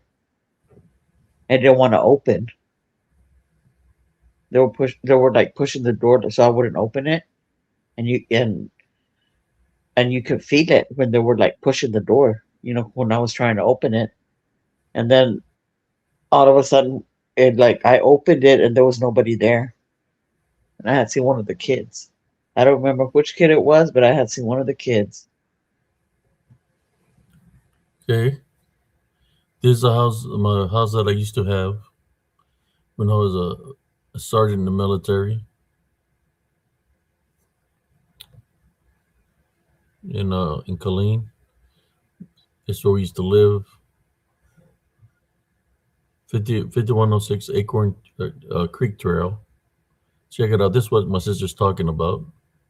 Yeah, right there. If you're You see there. this water ravine that runs back here.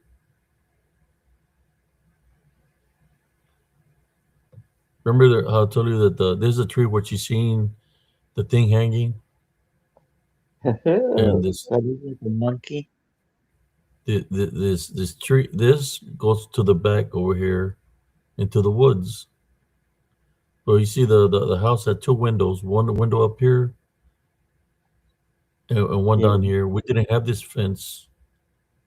no. There's even trees here now that grew, Beatrice, that wasn't there Yeah, before. I see that. Bet you would come from the So back.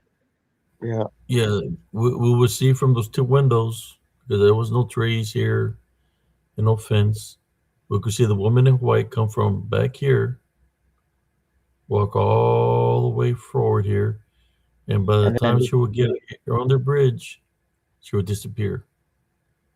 yeah. Do you think since it was a water ravine, because it would happen when it would be raining, right?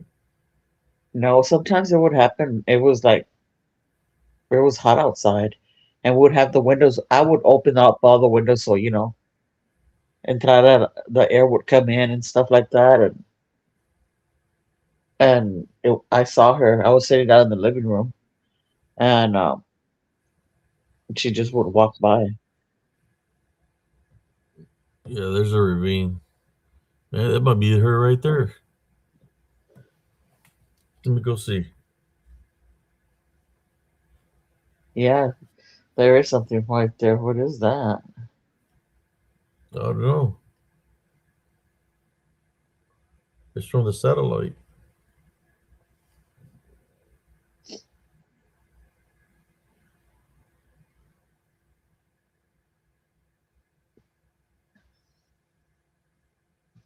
Hmm.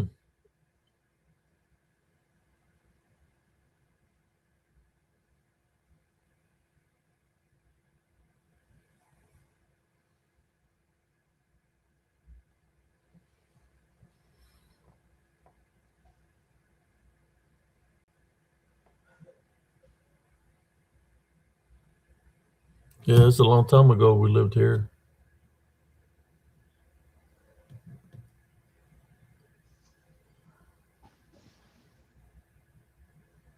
There we go.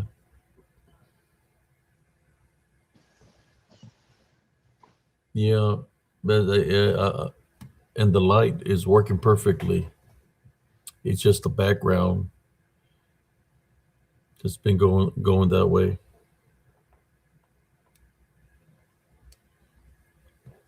Now it's bright. The background of looks real bright now. Your background where you're sitting, it's like it. I don't know. It's there's light right now in the back. You can see everything, but then sometimes it goes dark. Yeah, see, things like that always happen to me. I'm Like one it's of always those. something I can again. go to the grocery store, right, or any place where there's a, they're using the computers to scan and all that. Once I Yeah, go up to go pay, they start having malfunctions with the equipment, with the card machine or the equipment. They're like, oh, it went down. It's happened to me numerous times that way. Then it's, oh, I'm sorry, and I back away a little bit. Next thing you know, their stuff starts working. At the airport, I went over there, and when I was going to go to Seattle, and I showed them my identification. They scanned it. They were looking at it, and they had to rescan it like, man, I don't know how many, like 10 times because it wasn't working. So I was causing a delay there because it wasn't going through, wasn't going through till it finally worked. But things like that always happen. And I'm not doing nothing to the light. It's just been very dark here because I've been seeing it, the darkness. Like, yeah, right now it's bright, yeah, and it's, I haven't messed with this. It's to the lowest. It's on the lowest and it's very bright. So let's put this yeah. to a test. Let me change that light to a lower light to see if there'll be a difference. Or how about that one? No, I think the lower light. There we go. Yeah, it was very bright. Things like that happen with this. It turns on by itself sometimes. Like my TV be Yeah. turning on all by itself, and I don't even touch the remote or anything, and it turns on all by itself. So there was a, how about the woman in black? And I'm not talking about the movie Woman in Black. I've seen a woman in black.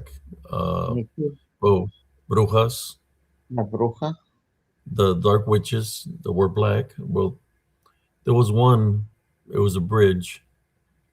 There was the back way of Harlingen that will go to Willimar, and there's a bridge there when you're passing Sebastian, the Sebastian Bridge, down that back road to Willimar.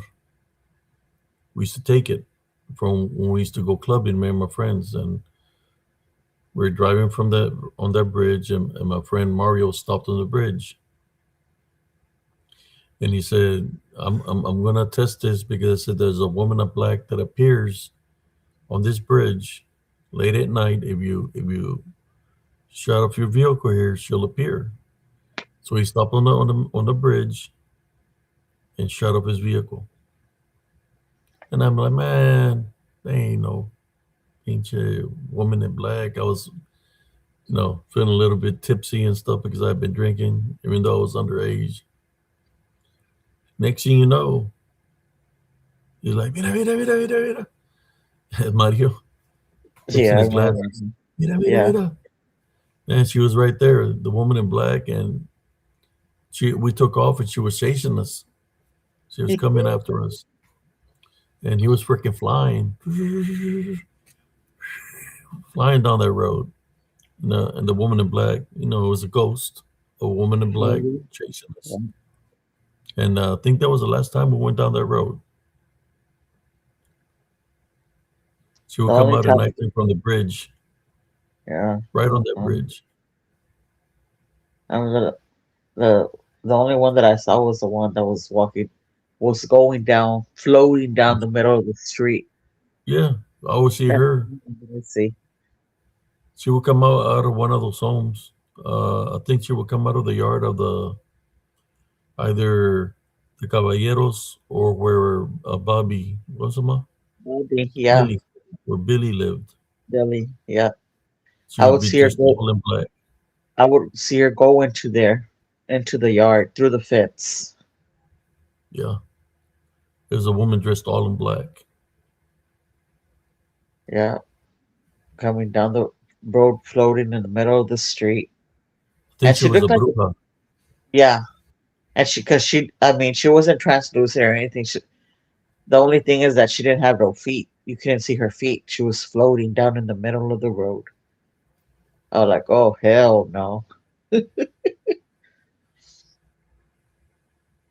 But yeah, and when because we would sit outside with Lile at across the Yeah, street when you were out and stuff, you could see shadows and stuff outside of the house at night. All the time when you would go out, you could see all those shadow figures outside and stuff. Like during the day, you could see mom, but those shadow figures at night.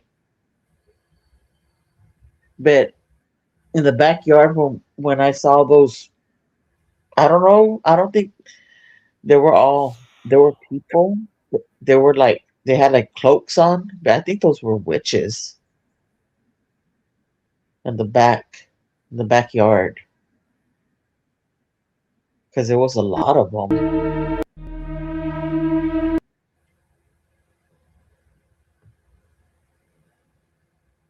That's that witch. there you go, la bruja. Oh no.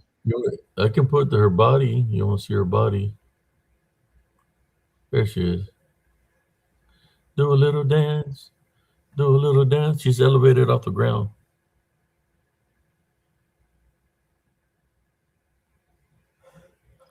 That's so creepy. Yeah, that's in that area, sis. Yeah. Where At the n- showed the video from earlier. You go over there at night, you're crazy. Yeah, I went and investigated nighttime a couple of times by myself. I ran into a No. banshee. I ran into a banshee.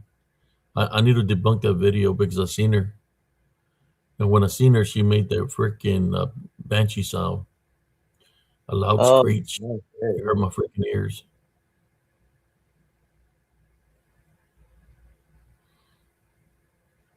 Do you see her here? Yeah. She's coming towards you.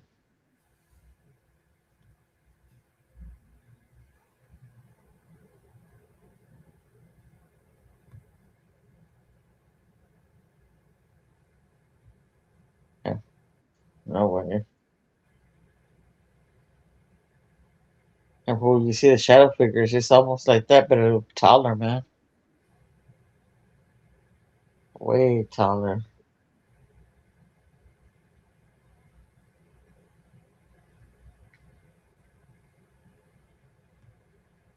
Just wanted to share it. La bruja. Mm-mm. I mean, it is Bruja Lechuza, mirror portals. I'll stop sharing. I don't want to freak y'all out.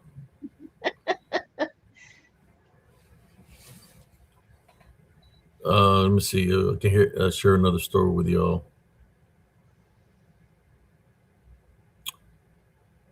because I shared a story with a portal. Um, let me think of another. Oh, I was trying to share about the deer woman, right? Yeah. So this what happened, brother and sisters. The creek in Elms Grove had risen and it flooded the park. That a lot of people lost their vehicles and their mobile homes because they were underwater. We live up towards a hill, and they lived in lower ground. The water rose, and flooded the vehicles. When the vehicles and some of the mobile homes went underwater, but when the water resided, they had a lot of damage.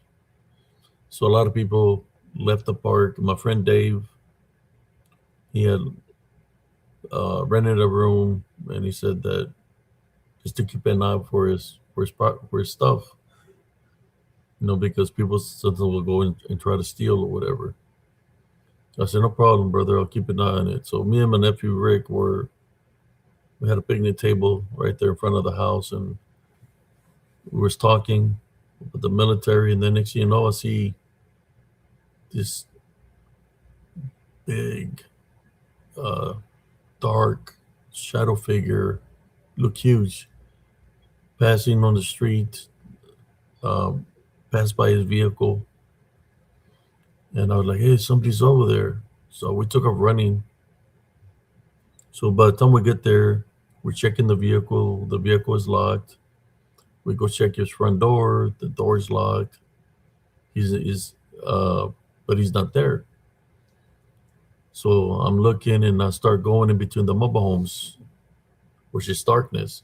As I'm entering the darkness of the mobile home, in the gap in between the two mobile homes, there's darkness. So as I start going into the darkness, out of the darkness, a woman comes out. She has a smile on her face, and her eyes look a little bit yellowish. Uh, she's smiling, looking at me, and I said, "Hey, are you here to look for? Are you here looking for Brother Dave?" She's not saying nothing, and she looks at me. She has the shirt she's wearing looks like a deer print, or what people call a cougar, right? It's more of a deer print. So I'm looking at her, and I ask her again, "Are you here for Brother Dave?" And she doesn't say nothing to me. And the only thing she says is, "Can you give me a ride?" And I said, "Ma'am, I don't know, but even that, my vehicle is not working. I can't give you a ride." And she ignored me and went to Rick, and he asked him if you could give her a ride. And he's like, "Lady, I don't even know who you are." And saying, and I wouldn't give you a ride because I don't know who you are. So she's looking at us and she's smiling. She's very beautiful. She just turns to the left, starts walking.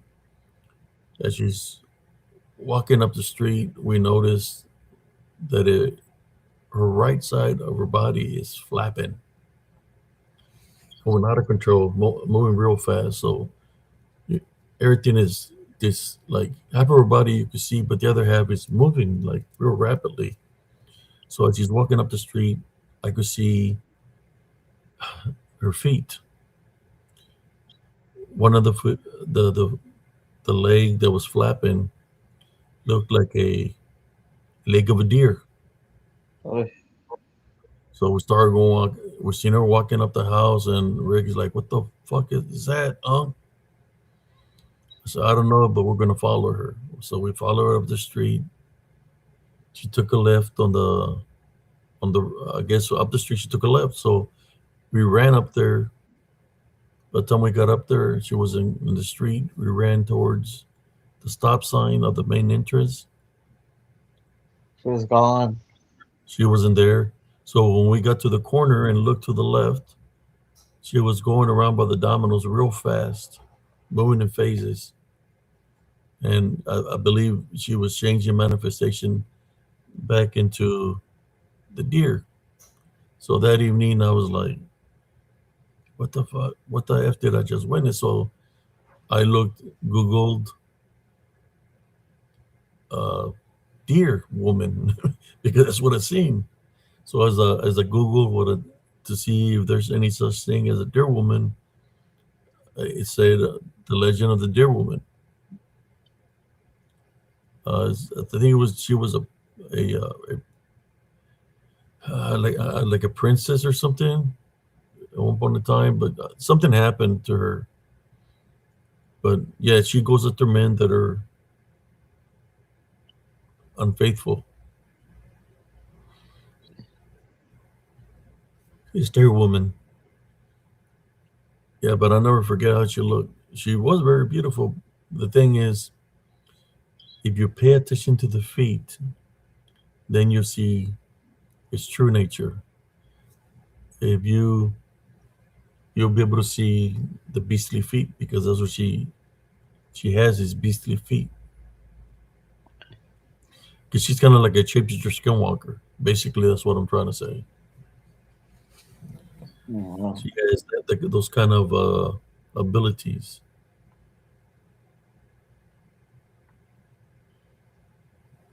And the kids now, they remember all that stuff that happened to them that they've seen and stuff from back then. They remembered it. They remember it all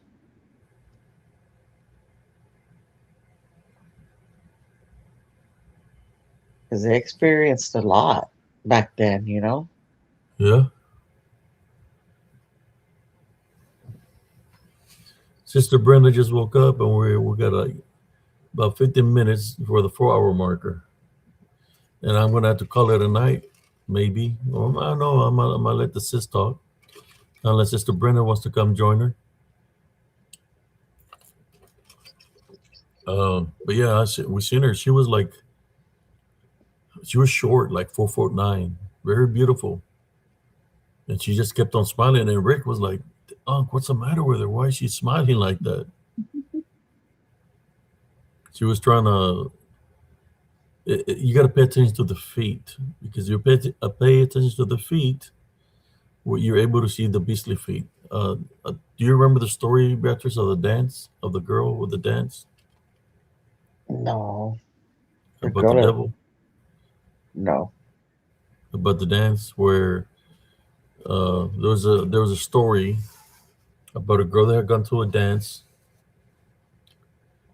uh, I back in think the I think, early 70s or possibly 60s, late 60s.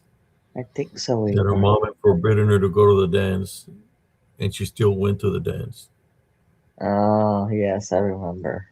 So you want to take it from there?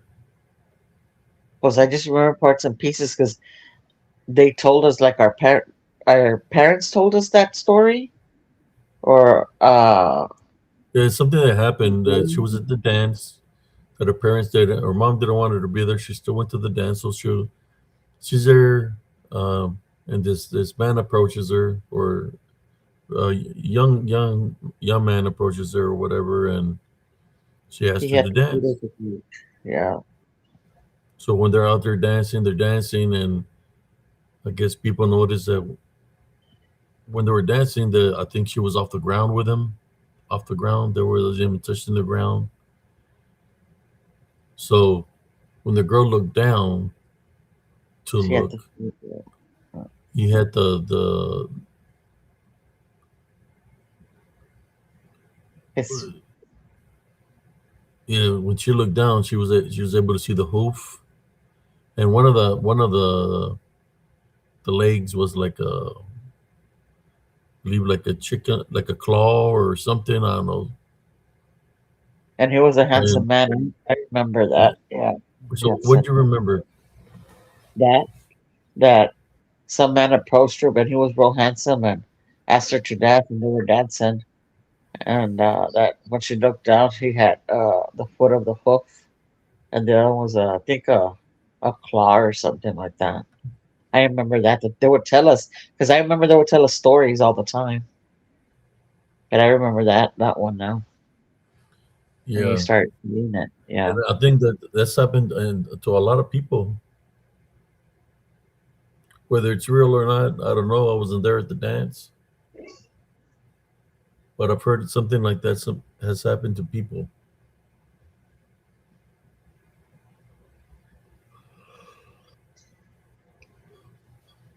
Mm-mm. So yeah, look at the feet, man. I got another one where we're at the Tejano country, and my sister, man, she would do me dirty all the time, especially Me? when when I was at drinking the A&J. I'll give an example of what she would do. I'd be out there dancing, drinking my E&J and Coke. I remember one time I was already feeling good, and my sister like, "Hey, bro, I got a dare for you." Oh, So that lady. she said, "I dare you to go dance with that the female over there."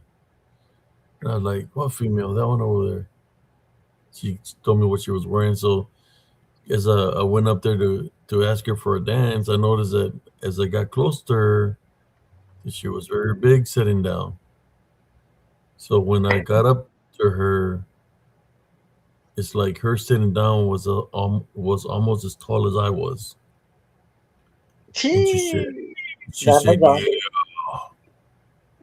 When she got up, she was like double the size of me. She was huge.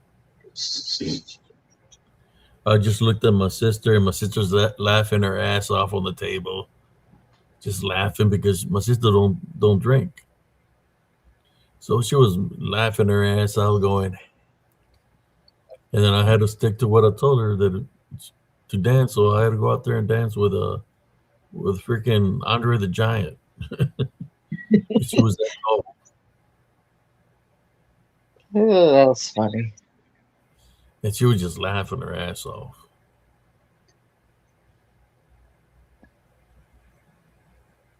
Hi there. How you doing, Sister Brenda? Hey, Oh, Brenda. I have been so tired. But I did have her spinning on the dance floor. Yeah, I he had to be danced. on my tiptoes, but I had her spinning. He was like, I don't care. He was all drunk. Man, he was dancing. I think she even picked him up at one time. What? Pick me up? What do you mean in the air? Yeah, when y'all were dancing, it just looked so funny because everyone was really short and she was huge, really tall. We called her the Amazon. She was He like a looked, giant. She yeah, was like 7 foot tall. yeah. She set me up. Because Abraham didn't care. He would dance with anybody. There was this one girl that was obsessed with him. We called her Harry Carey Oh because God. she didn't Have a really grab the arms. Look, he's laughing already. Remember Harry Carey, Abraham? As soon Uh, as as soon as we would walk in, we would. I don't know. You had a feeling somebody was staring at you, and she was right there, just looking at Abram, watching him go all the way to the table, and just look at him dance. And I mean, she was obsessed with him, big time. We would call her Harry Carey tell her why you were calling Harry Carey, Beatrice. because she wouldn't shave her armpits. She had oh geez. hair, Oh yeah, man. and you could see the long hair and everything. But I don't know. Abram did something to her, Oh, I but she plead the probably I plead the fifth. Let's continue on with the show. And she then probably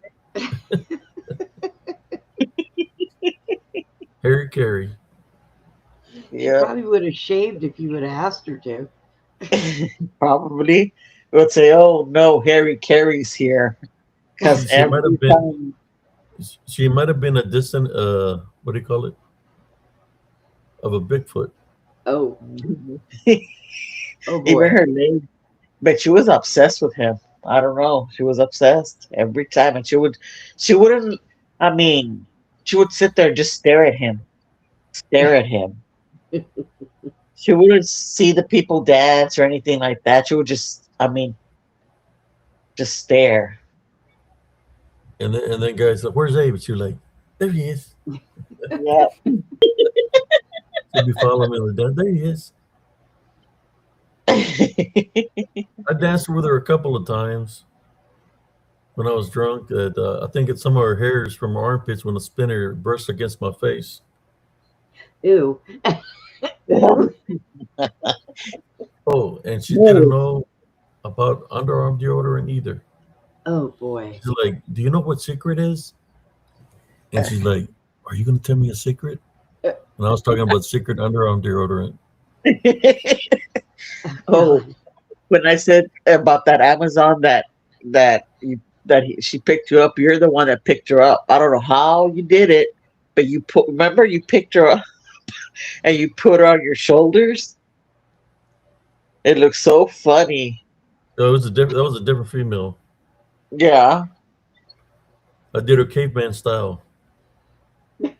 So, caveman style is grabbing her by It her was, hair and dragging her across the No, floor, Abe. I picked her up. I was dancing. I don't know how he Picked her did up. it, but he picked her up I was and dancing put her with her on on my his shoulders. shoulders. Yeah. I don't It know how I was picked her up. it Then was I got off so my funny. shoulders. Then I got off my shoulders and I sat her on the chair. And Yeah. Abram back then he was thin. He was slimmer. I don't know how he did it, but he was all he's just crazy. Abram's a crazy dancer. We'll all be cracking up and stuff. But I work out. I mean, I could yeah, bench quite a bit. So I ain't gonna say how much I used to bench, but I, I had uh, I had strength. Yeah, I picked her up like I'm nothing.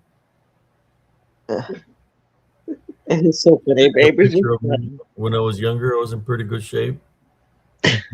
Sarncias. Sarncias I was a Sarncias was a beast.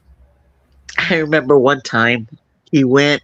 I think y'all had gone to Austin, you and your buds, because they were gonna have like all these bands and stuff, and he was out there all day long. I mean, it was in the summer, and he came back and he was all tired and he was feeling good and stuff. And he says, "Look, he had sandals on. He took them off. He says, these sandals are legends. I danced all I danced all day with all these women and stuff. I'm gonna put him as a he put him on the as a souvenir because The they were dresser. legends. Yeah, he put him on the dresser. He was just so funny. I do a lot of crazy. Yeah. Yeah. Well, let me go to the story now. Since we already talked Okay. about Andre the Giant. Uh, there was another time I was there sitting down. I had already been buzzing, and there was this woman looking at me. She was just staring at me, and what was weird about it is she had like a yellow glare in her eyes, and she was staring at me, and the print that she had on was kind of like a cougar print on her shirt. So she's just staring at me, and I went up to her because I would dance with everybody. I was single, so I danced with everybody, and I told the lady, "Man, would you like to dance?" She got up, and she looked like she weighed like 180 or 190 pounds because she was a tall woman. So I go out dancing with her on the dance floor. As I'm dancing with her, this will freak me out. When I'm dancing with her, because she looked like she had meat on her, and I'm touching her with my arms and holding her. The only thing I'm feeling is bones. I'm feeling bones. That's all I'm feeling. And I'm freaking out because when I'm dancing with her, going with emotion, I'm just feeling bones moving underneath her, what she's wearing. So I'm freaking out because I just feel bones. I go sit her down and I said, "Thank you, man, for the dance." And then she looks at me and she says, "By the way, I've been keeping an eye on you for a very long time." Yeah, and the only thing I could think of, brother and sisters, is that it was death because I could only feel bones. And then I think I went to the restroom. When I came back to my chair, she was already gone. That's just what she told me. I've been keeping an eye on you for a very long time. Or it could have been, I'm thinking it was death or the shapeshifter skinwalker because of the yellow glare in the eyes.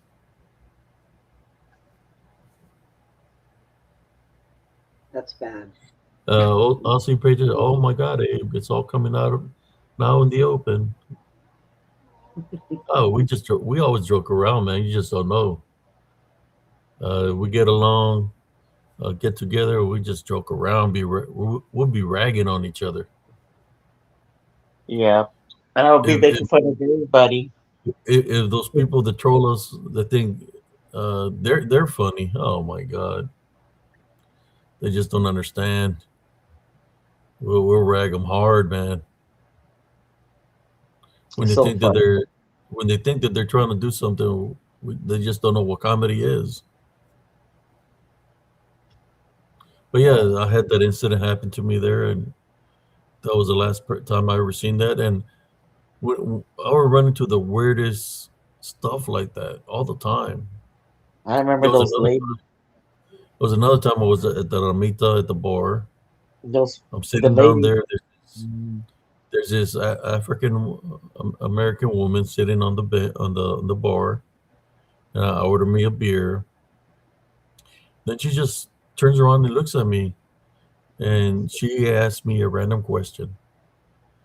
She says, "Do you see the numbers in my forehead?" I'm like, "What the hell? I don't even know who this is." I mean, I guess you could say she was heavy in the upper body, and I'm thinking maybe she's just saying that to get my attention to her heaviness, like heaviness. But then she asked me again, and I said, Why are you asking me if I see the numbers in your forehead?" And the only numbers when somebody asks you about numbers is, the first thought in my mind was the Yes. number 666. Hmm. So I asked her, "Why are you asking me this?" And then she tells me, "He comes he comes for me every night." And I'm like, okay, it's getting a little bit freaky.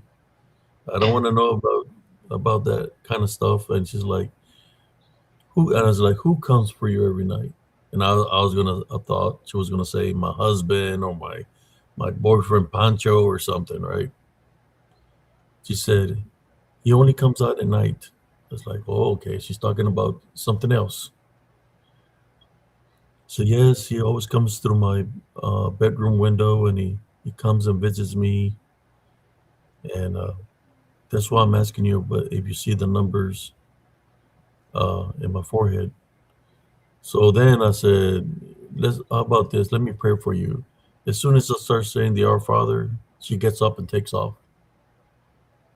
Oh, I'm thinking she might have been like a bruja, and the thing that she said will come to her through the window was, I guess, Or either a trouble. demon or Lucifer, yeah, or maybe a dark shadow figure. She was talking about the things it would do to her. Probably incubus. Uh, But it's the last time I ever seen her.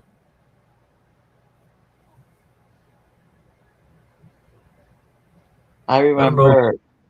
I don't think she was trying to pick me up. She was just, I guess she knew that I could see things spiritually, and it was using her. She might have had a negative attachment, using her to send me a message. Yeah.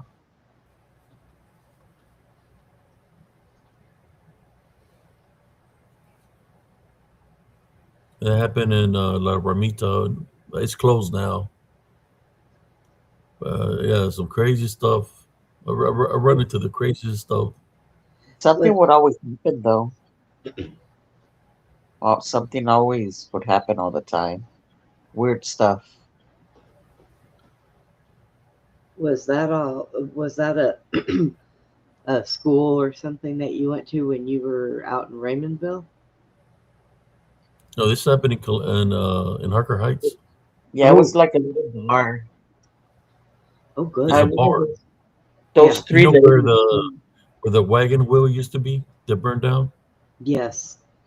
Right beside it, there was a Spanish bar. That's where it Yeah. Okay. happened. And I remember those three old ladies too. They were witches. Wasn't there one Tell them that came up to you and told you that she was a witch? that she wanted me to dance with her. Tell her the story. Tell them the story, sis, so they can hear it from your point of view. Yeah. And Abram told her no, whatever, and I then she was said that sick. she was. I was sick that day. I had a cold, and then she come tap on my shoulder. Asked me to dance. I said, "Ma'am, I don't. I'm sick. I don't want that." It was an old lady too. She was up there in age, like in her 70s. Yeah. And I said, "Ma'am, I don't feel like dancing."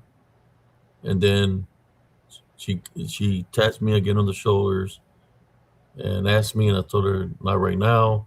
She starts She going was off on me. She starts cussing at me. Then my sister, what did you tell her, Beatrice?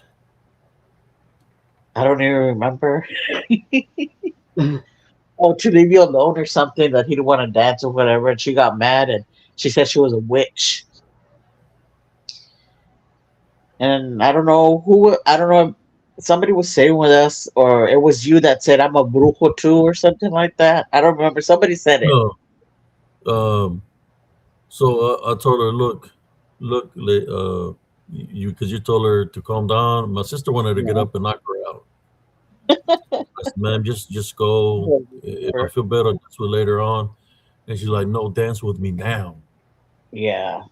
And then she turned around and she was like six women dressed in black. Tell him Just who I. looking. Dile quién soy. Yeah. That's what I said in I think Spanish. Dile you- quién soy. Tell him who I am. And they all say this at the same time. La gran bruja de la área. La gran bruja de la área. The grand witch of the area. That's what they were saying. Mhm. Yeah. And she was laughing.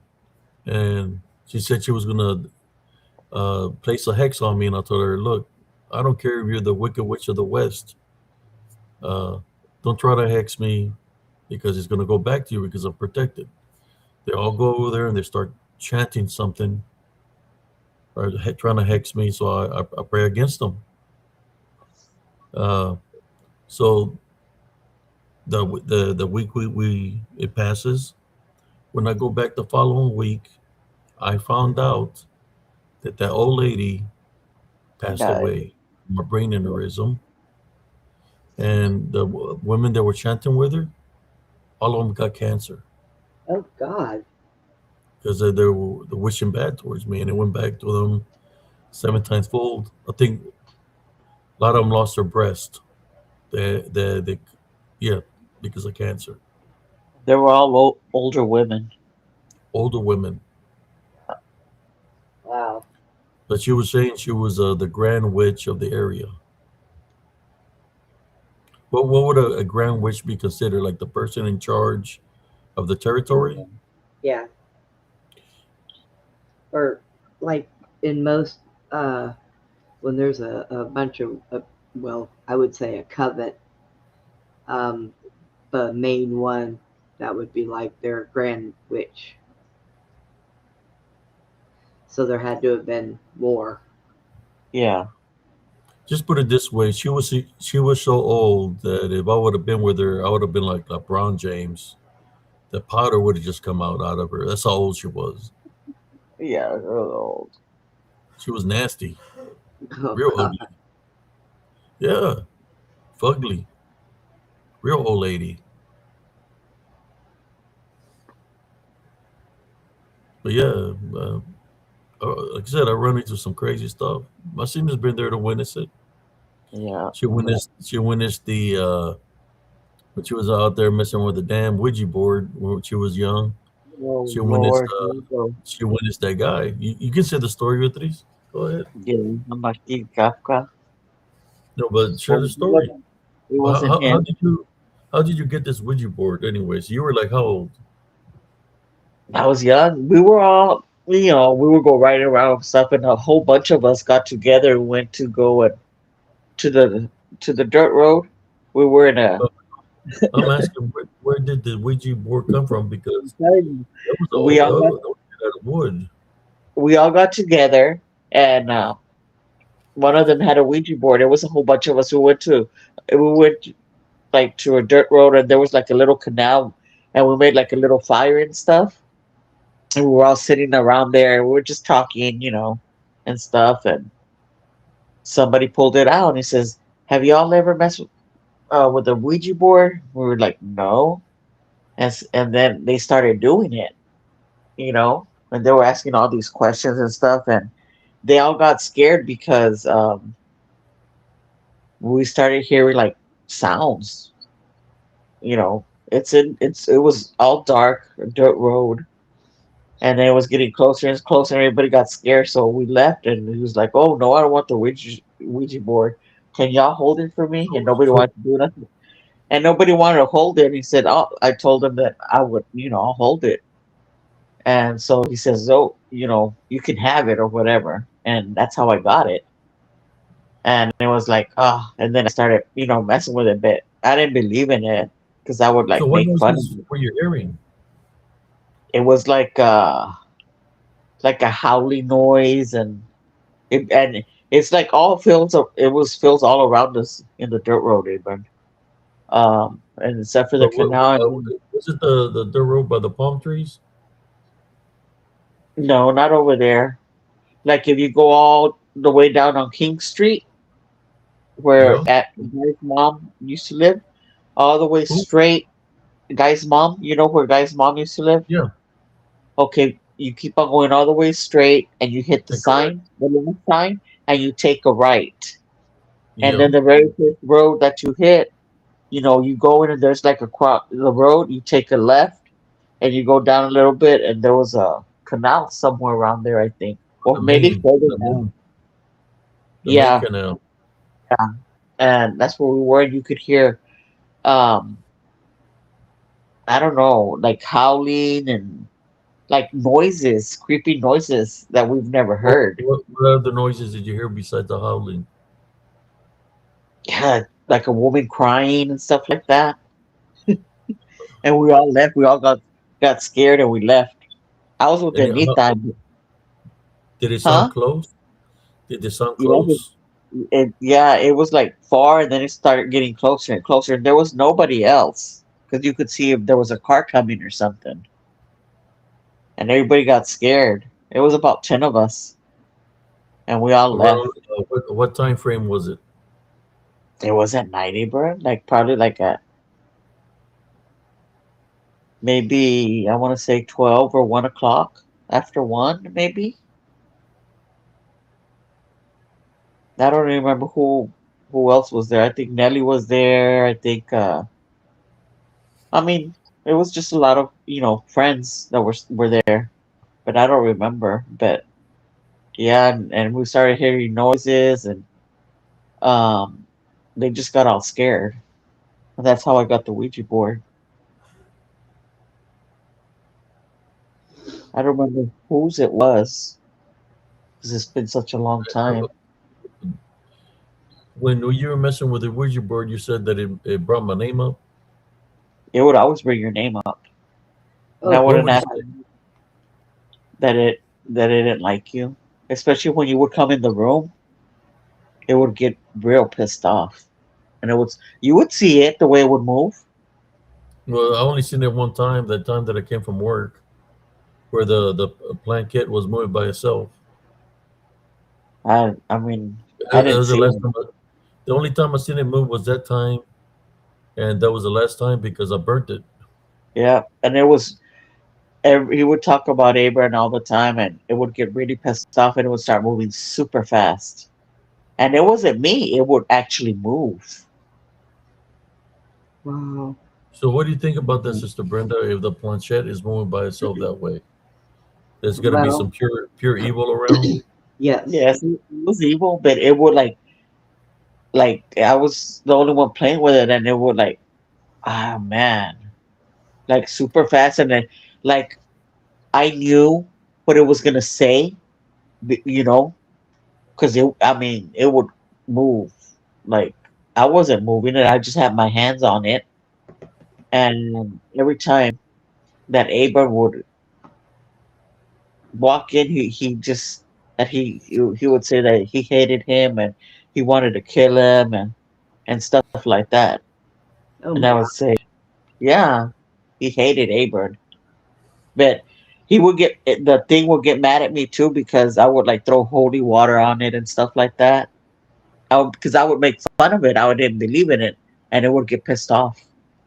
Yeah, and I'd say that it was gonna come and scare me and stuff like that. Kind of come and get me, and I was like, oh, I'm not scared of you. I don't believe in you. Because I would make fun of it because I was like, it's just a board. It's just a game. But no, Yeah. And you know, people say that all the time, and they say, well, they sell it in the children's toys. And I'm like, yeah, that's done deliberately because they Yeah. want kids to get that out and open those things up. The And that's porter. exactly what they want. Yeah. Um, so, Abe, are you ready to hear about what happened with my friend and her little Sure. fetus? So, 3 days before we did this, I had her do some preparing. She went to one of the Catholic churches there in Canada. She got her and her husband both got saved, and then she asked the priest for some holy water. They gave her a thing of holy water. I had her send her kids to her mom's, and before we got started, I had her start in the basement of her house with the holy water, and I had her go to every corner and do the holy water in like the sign of the cross. And I said, what I want you to say is, this house is full of light and love. You are not welcomed here. You have no authority over this house and this property. So she did that all through the basement and went up on the main floor, did it again. Well, while we're sitting there, the house starts getting dark. So we started off with the All Father. Abe, this took me 3 hours. And during those 3 hours, she started to get a little weak. So I made her husband keep praying and the All Father and, you know, telling whatever was in her house, it had no authority over them. It had no authority over the house. It was his house. It needed to leave. And she started to break down and cry, and she was begging us to stop. And I told him, no matter what she says, do not stop. Keep doing it. Keep doing it. She was on her knees and she was saying, please stop. Please stop. And all of a sudden, her husband says, no. And he said, demon, get out of this house. Get away from my wife. Leave this property. And then we just kept praying. And all of a sudden, we heard this big crash, and her house got light. Yeah. And she stood up and she looked at everybody, or she looked at her husband and she looked at the camera and she said, oh my God, what was that? Her husband goes and checks, and whatever was in that house blew out her front window in Yep. her house.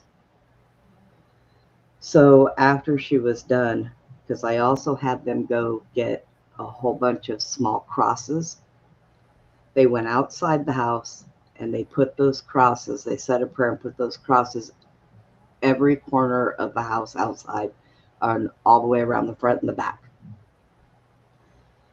And I was so tired. It was so hard. We prayed so hard that I thought for a moment there I was going to lose my voice. Yeah, they'll blow out the window. We've seen that happen before, where they. No, I told you what happened to me when I was a kid with an unclean spirit that cracked the window and went out through a hole. Well, we seen my uncle when he was being demonized. Same thing happened. The unclean spirit left his body and it blew out the screen.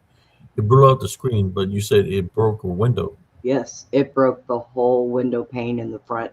And I had forgotten to tell her to open the window Oh, because I was going to tell her to open the window and I forgot, but it went out anyways. And so her and the kids stayed with grandma, her and her husband that night because it's cold out there in Canada. They went and stayed at a hotel room for 2 nights. They just fixed the window today. And she said they walked in the house and it felt so good. Like, it's cleansed. huh? It's because it got cleansed. Yeah. And so when they were done, I looked at them and I said, look, I have to go.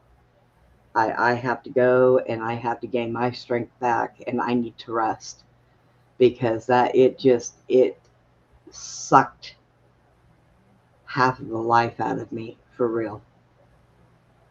And I can honestly say that night that you and Jack went out there and it drained Jack so bad that he just couldn't even do anything but lay down and sleep for a day or two, I completely understand that, because I'm here to tell you that was probably the meanest thing that I have ever had to pray against all my life. And it was heavy and I could feel it.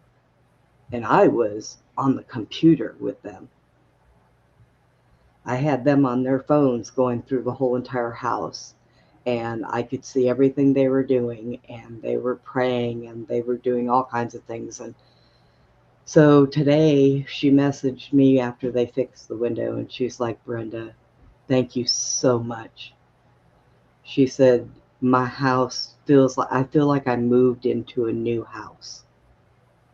So I told her, I said, look, now, let me tell you, if you guys don't continue to, you know, bless the house and stay in prayer and all of that stuff, that thing could come back, because she's had it for a very long time and it So really did not want to give up that easy. with this negative attachment, where did it came from? Um, she's not sure. Um, it followed her from the old house she used to live in to the one she was in now. Um, so it was obviously attached to her. And one of the main things she was worried about it going after her children. She was kind of used to what was going on. And I told her, you can't look at it like that. You don't need to be used to something like that. That thing needs to leave. So it was rough. It was really rough, but I'm glad they felt better. I'm glad that things were okay. They finally went and picked the kids up from the moms. They brought the kids home. And like I said, she said it felt like they walked into a brand new, fresh house. The house smelled good. It just was fresh. And I told her good. But you have to, if and I told her husband, if that thing comes back, if she has any more sleep paralysis, and this thing has a hold of her, you're going to have to get up and you got to stake claims over them. That is your family. That is your house. Don't be afraid of it. You need to chase it. You need to get it out and you need to keep praying. Eventually, maybe it'll stay gone. I'm hoping it'll stay gone this time, because it sure did. It whooped my butt, literally. And I didn't have to do any of the real work other than sit over there and pray and tell him what to say and say it and with him. Yeah. And but it, boy, I'll tell you, Well, at least you was able to help him get rid of the negative attachment, unclean spirit that she yeah. had. Well, she was getting really worried because, like I said, she woke up one night and people were like, "Yeah, but you can scratch yourself in your sleep." And she said it was on my upper back where I can't reach, and it was 3 scratches. Yep. And then it would choke her in her sleep. And her husband, if he woke up, he would look at her, her eyes would be open, and she'd be, like gagging for breath. She'd be gasping. And she would say when she came out of it that that thing was choking her and it was touching her in inappropriate places. So could have been an incubus. Yeah, that's what I told her. And I told her, don't think about it. Don't give it anything to attach to. But if it comes back, let me know. We'll go through this and do it all again. You may need to get that Catholic priest to come and bless your house again. Let him do it instead of us doing it. And so hopefully it worked. Hopefully it stays gone, and it don't need to come over here and bother me. That's for sure. And sometimes they do that. They go because you're interfering, so they try to go mess with you. Yeah. Well, I've What do you been think? just, Is Beatrice there? yeah, I'm here. here she is. Okay. Yeah, Well, I'm glad you was able to help them. me too. I felt so bad for the girl because she's young. She's not very old, very pretty girl. And she was just struggling really hard. And every time she tried to talk to somebody about it, they would tell her, "Oh God, I think maybe you just have schizophrenia, or maybe you just have sleep apnea and you're trying to breathe in your sleep, and maybe this, maybe that." And they didn't believe her. And she said she has been crying out for some help for so long, and she would try things that people would tell her and it would never work. But I told her, the problem with it is you can't rebuke something in the name of Jesus Christ if you do not have that faith. If Yeah. you don't believe in him and you don't have that faith. I said, you guys need to go do something about that. Boy, the day she come home, she said, I went and I got saved and so did my husband. And I said, well, good. And she said, and I did ask them for some holy water and they gave me some. And I said, good, because we're going to use that. And yeah, she was all happy about that. And then How you doing, that Brother Wolf? that night, she was attacked again that night after she got saved. But she said it didn't last as long as normal, but it seemed angry. So I said, well, yeah, because you're trying to do something to get rid of him. You're following a faith that he doesn't like, you know? You're closing the doors, the openings it was using to attack her. Yeah. Yep. Tell her no fear, no believing Hmm. in it, and place Jesus Christ first. Tie Well, binder, take authority over it every time she gets yep. tie binder rebuke in the name of Jesus Christ. I told her husband, I said, I want you to listen to me and you listen to me really well. I know that you have a hard time with this, but it's going to break her down and you need to be strong for her. And it did. Like I said, about 2.5 hours in, she was on the ground on her knees begging us to stop, begging us to stop. And we just ignored her and kept doing it. And it was pretty rough. I'll tell you that. I oh God, there goes that.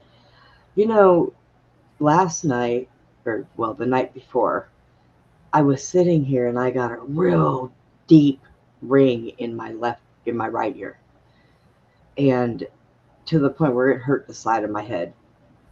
Hmm. And then today I found out that there was. Okay, let me explain. When I lived in California before an earthquake, my ears would do that. I always knew we were going to get one. So when I went on the show with Glenn today, I was going to ask, hey, did anybody have an earthquake? Because we have people that watch that are from New York and um, Michigan and different things like that. Well, he gets into the news, and there was a 6.2 or 6.3 earthquake in Oregon, off the coast of Oregon. And I said, well, that explains it. Because if it's big enough, it still does it. And then he said, well, does it happen when you're there in Texas with these little three pointers? I said, no, because they're too small. And I don't know why it does it, but it's been like that since I was growing up. That always happened every time we had a 5 point something to and higher.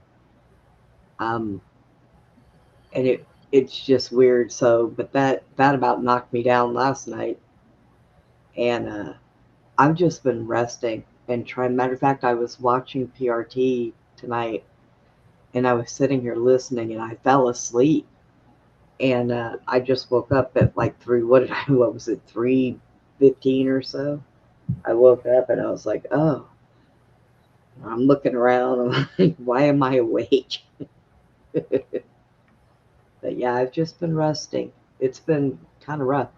I turned around and I told her, girl, I'm getting too old for this. You guys got to figure this out because if this happens again, you're going to have to fight this because I'm Yeah, tired. But this one yeah, normally happens. Spiritual warfare, hmm It's just you gotta tell them what they have to do, and they can't go back. Uh, they have to change their ways, in order Right. for the Heavenly Father to continue to bless them and help them spiritually. Yeah. And she told me, Brenda, did this come from the fact that I would study or read stuff about vampires? And I said, well, I don't think it can come from that. She goes, I was reading this story and I was thinking to myself, wow, I want to live forever. Maybe I should be a vampire. I said, now it'll come from that. What do you do? It'll come from that. Yeah, because you're giving it a power of belief. That's right. I think that's wrong with a lot of people. They claim to be vampires, they claim to be werewolves, they claim to be this and that, but it's because they're believing in it, and that's the opening. That they're being attacked, they're getting spiritually attacked. They're attaching themselves to them Yeah. because of the power of belief. Well, that's the first time Anyways, I've ever had to sit there and do that for somebody else, and it be that bad. But I could just feel it, and that thing was hanging on for dear life. It did not want to go anywhere. And when we heard that big old crash, I was like, whoa. And her husband says, she goes, what was that? And he went and looked, and he comes back and he says, oh my God. They blew out the whole entire window in the front. And I just said, oh God, I forgot to tell you to open a window. Oops. wow. But And, it was, and this home was their home. huh? There is their home. Yes, it's their home. So they had to call a contractor to come and put a whole new front window in their living room. And the guy said, who went out this window? Did you throw somebody through this window? Because it was blown completely outwards. Hmm.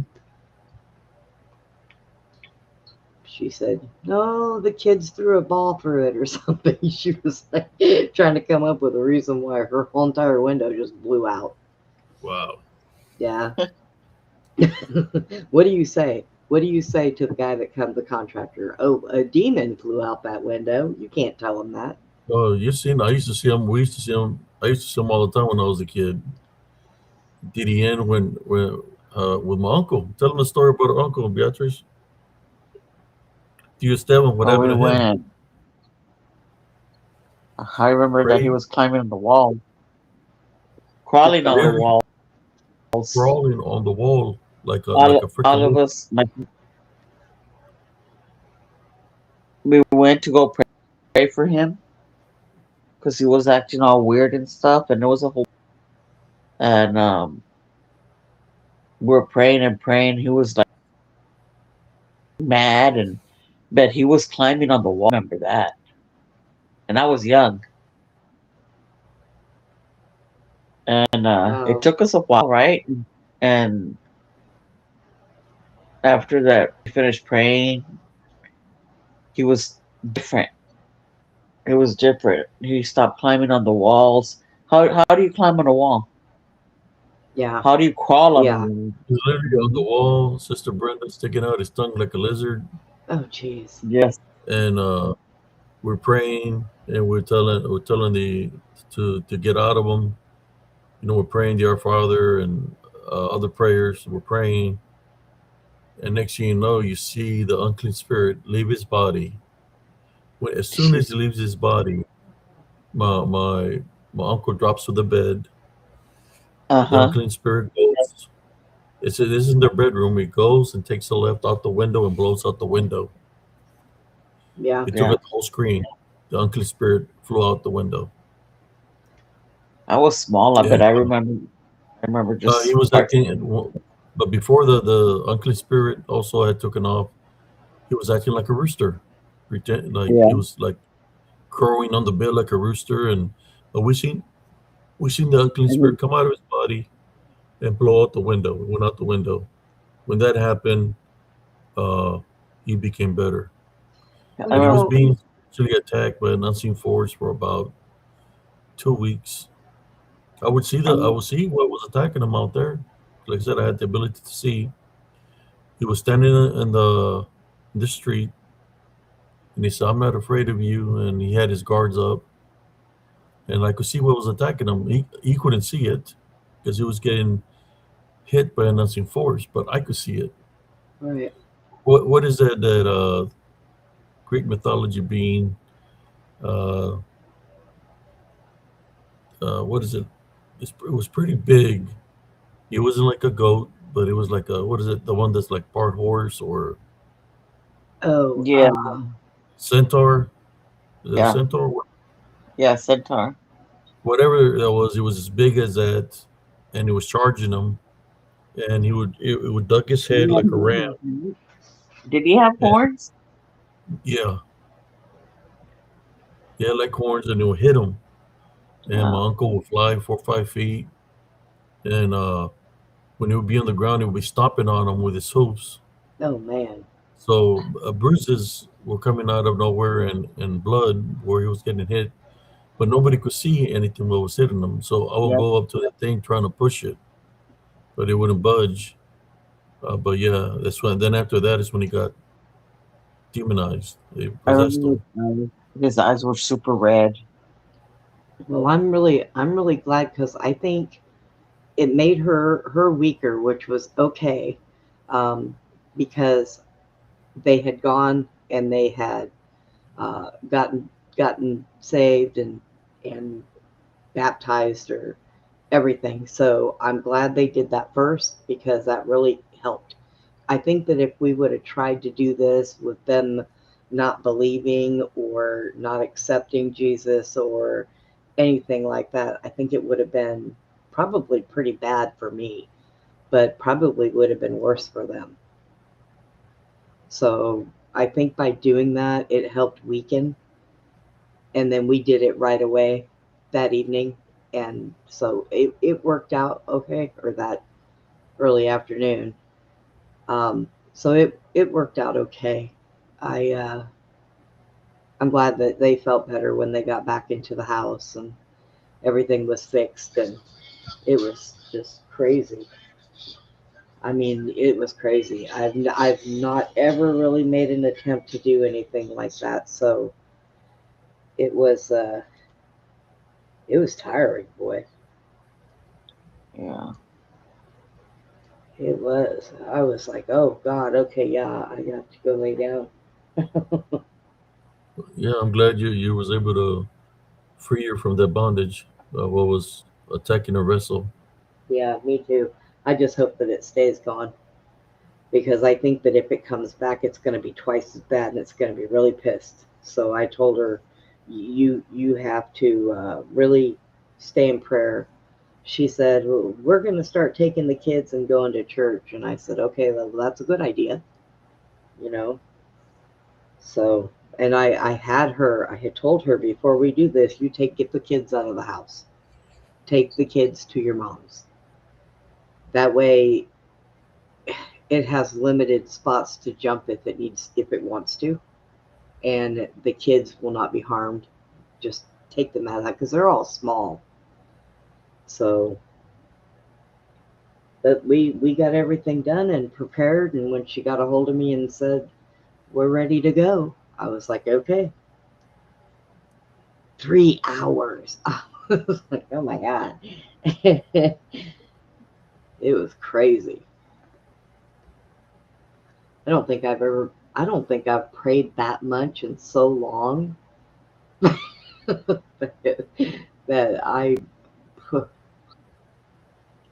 it did wore me out. But I am glad that they do feel better. That it makes me feel better. And they messaged me today. They were planning on going. I guess the church was having a big gathering and a dinner, and some people from the church. So they were going to take the kids and get dressed up and go. And I said, well, that'll be good for you guys. So I'm glad that I'm glad that she is getting involved and she's not going by. She says, I don't know anybody that's ever switched from being a Muslim to being a Christian. And I said, well, it does happen a lot. People just don't ever hear about it. So, but yeah, that's what happened. Yeah, there's Wild. a lot of unclean spirits in the Muslim community, in the Muslim world. Imagine being a tanker and you're out there in a foreign country and you're seeing all this shit flying around, going into people with abominations where they're freaking sticking their tongues down their throats, Oh God. and they got freaking blisters and STDs in their mouth and their tongues and warts all over their face and bodies. I witnessed that while I was out there. That's terrible. Yeah. Oh man. Where's it? I seen Josh in here. Is he still here? I think Maybe. he might have left. Yeah, he probably just came in to say hi or he was listening and so. But you have been on how long now? Going for five. Oh my God. Put five on it. And I'm just playing.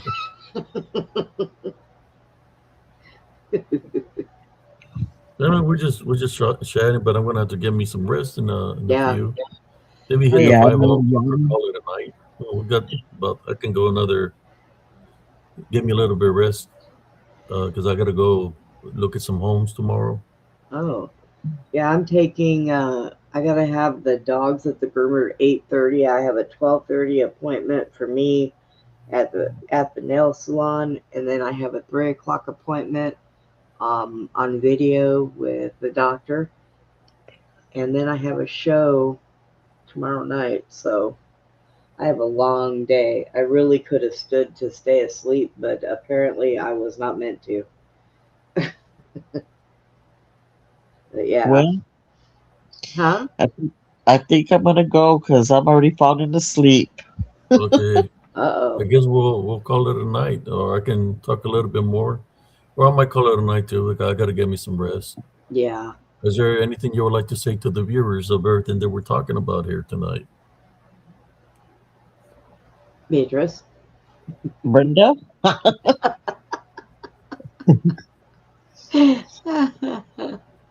Well, I can't even think. I'm like, well, um, I don't know. Everyone Well, always puts me on the spot. well, here, I'll go ahead. Okay. Um, good night, everybody, and God bless. And tomorrow night, I am starting Beyond the Box back up again. I'm not doing the TV thing anymore. So I do have one tomorrow night at 8 o'clock, and hope to see my regular people there. And I will talk to you. Oh, by the way, are you going out tomorrow night, Abe? Or Uh, tonight? I don't know because we're gonna go. We have plans to go to watch wrestling, but I'm not gonna go out after all because we're gonna go look at homes Oh tomorrow. my God, So you scared me. that's what we're gonna You do were in the afternoon. come Okay. here. All right. That, that Well, just scared me. He went there. Come here, Daddy. well, everybody make sure y'all hit that thumbs up. And Abe, I will see you later then. All right, Sister Brenda. All right. Good Good night. night. Good night, Good sister. night, Thank you for jumping on. Good night, Good night, Beatrice. everyone. God bless. Good Good night, night, Big sis. Bro. Love you. Love you Good too. night, Okay. guys. Good night, Brenda. Bye.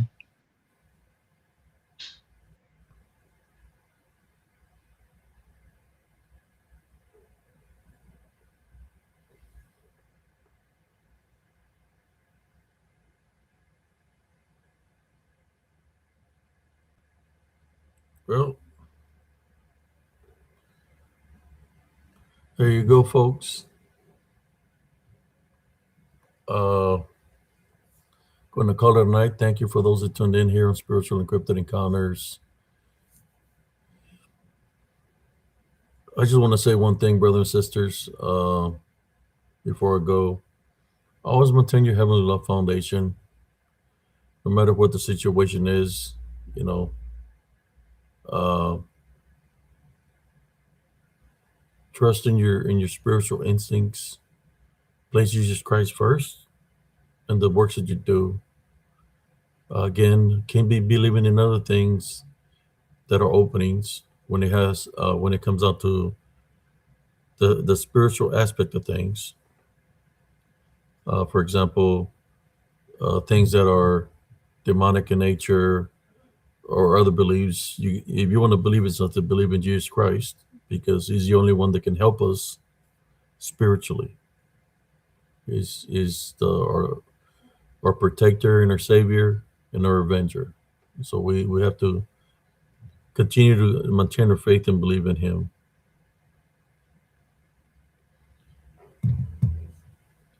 But in saying that, I hope everybody enjoyed the show. God bless every single one of y'all. Uh, see. Yeah, good night, everybody. Good night, everybody. Everybody have a blessed day. Yeah, and another thing, sometimes when people go through things, or somebody helps somebody spiritually, they have to maintain their heavenly love foundation, or they have to be able to remember not to stir away from to go back to the path that they were in, but to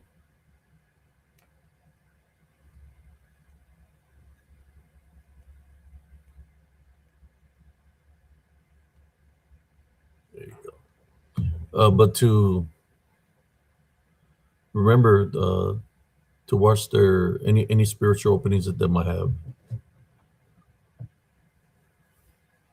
No fear, no believing in other things, uh, no anger, no vengeance, but to maintain their heavenly love foundation. It's the key. We gotta forgive in order for us to maintain our spiritual gift discernment. Forgiveness is part of that. So basically, what I'm saying, sometimes we have to forgive daily because you can forgive one day, but then if you're gonna get mad with somebody another day and have hatred or anger or vengeance towards them, then you're going to get back to the same spot you were before, and the spiritual gifts of discernment that you might have attained might go away because you're going back to having hatred and anger or vengeance. So forgiving is a daily thing. Forgiveness is part of love. I'm just here to tell you. As you can see, I'm not entertaining the people that come up against me in a negative way. And even there is, because I know it's not just in my group, it's in other groups. You know, there's people that have come up against me in a negative way, said bad things about me. I forgave them. And some of the groups are still affiliated with them, right? They're still affiliated with them because that's their friends or they consider friends. And I know there's numerous times that have people that belong in other groups come into my show and disrupt my show, being disrespectful. But I forgave them and I moved on forward. Let bygones be bygones. Just like people see the evil in people, they're gonna see also the goodness. It's not about you know, it's the goodness of people. You know, but forgiveness is part of that. We have to forgive people. We don't know what somebody's going through. If they're having a bad hair day, uh, but yeah, we have to forgive brothers and sisters. That's important.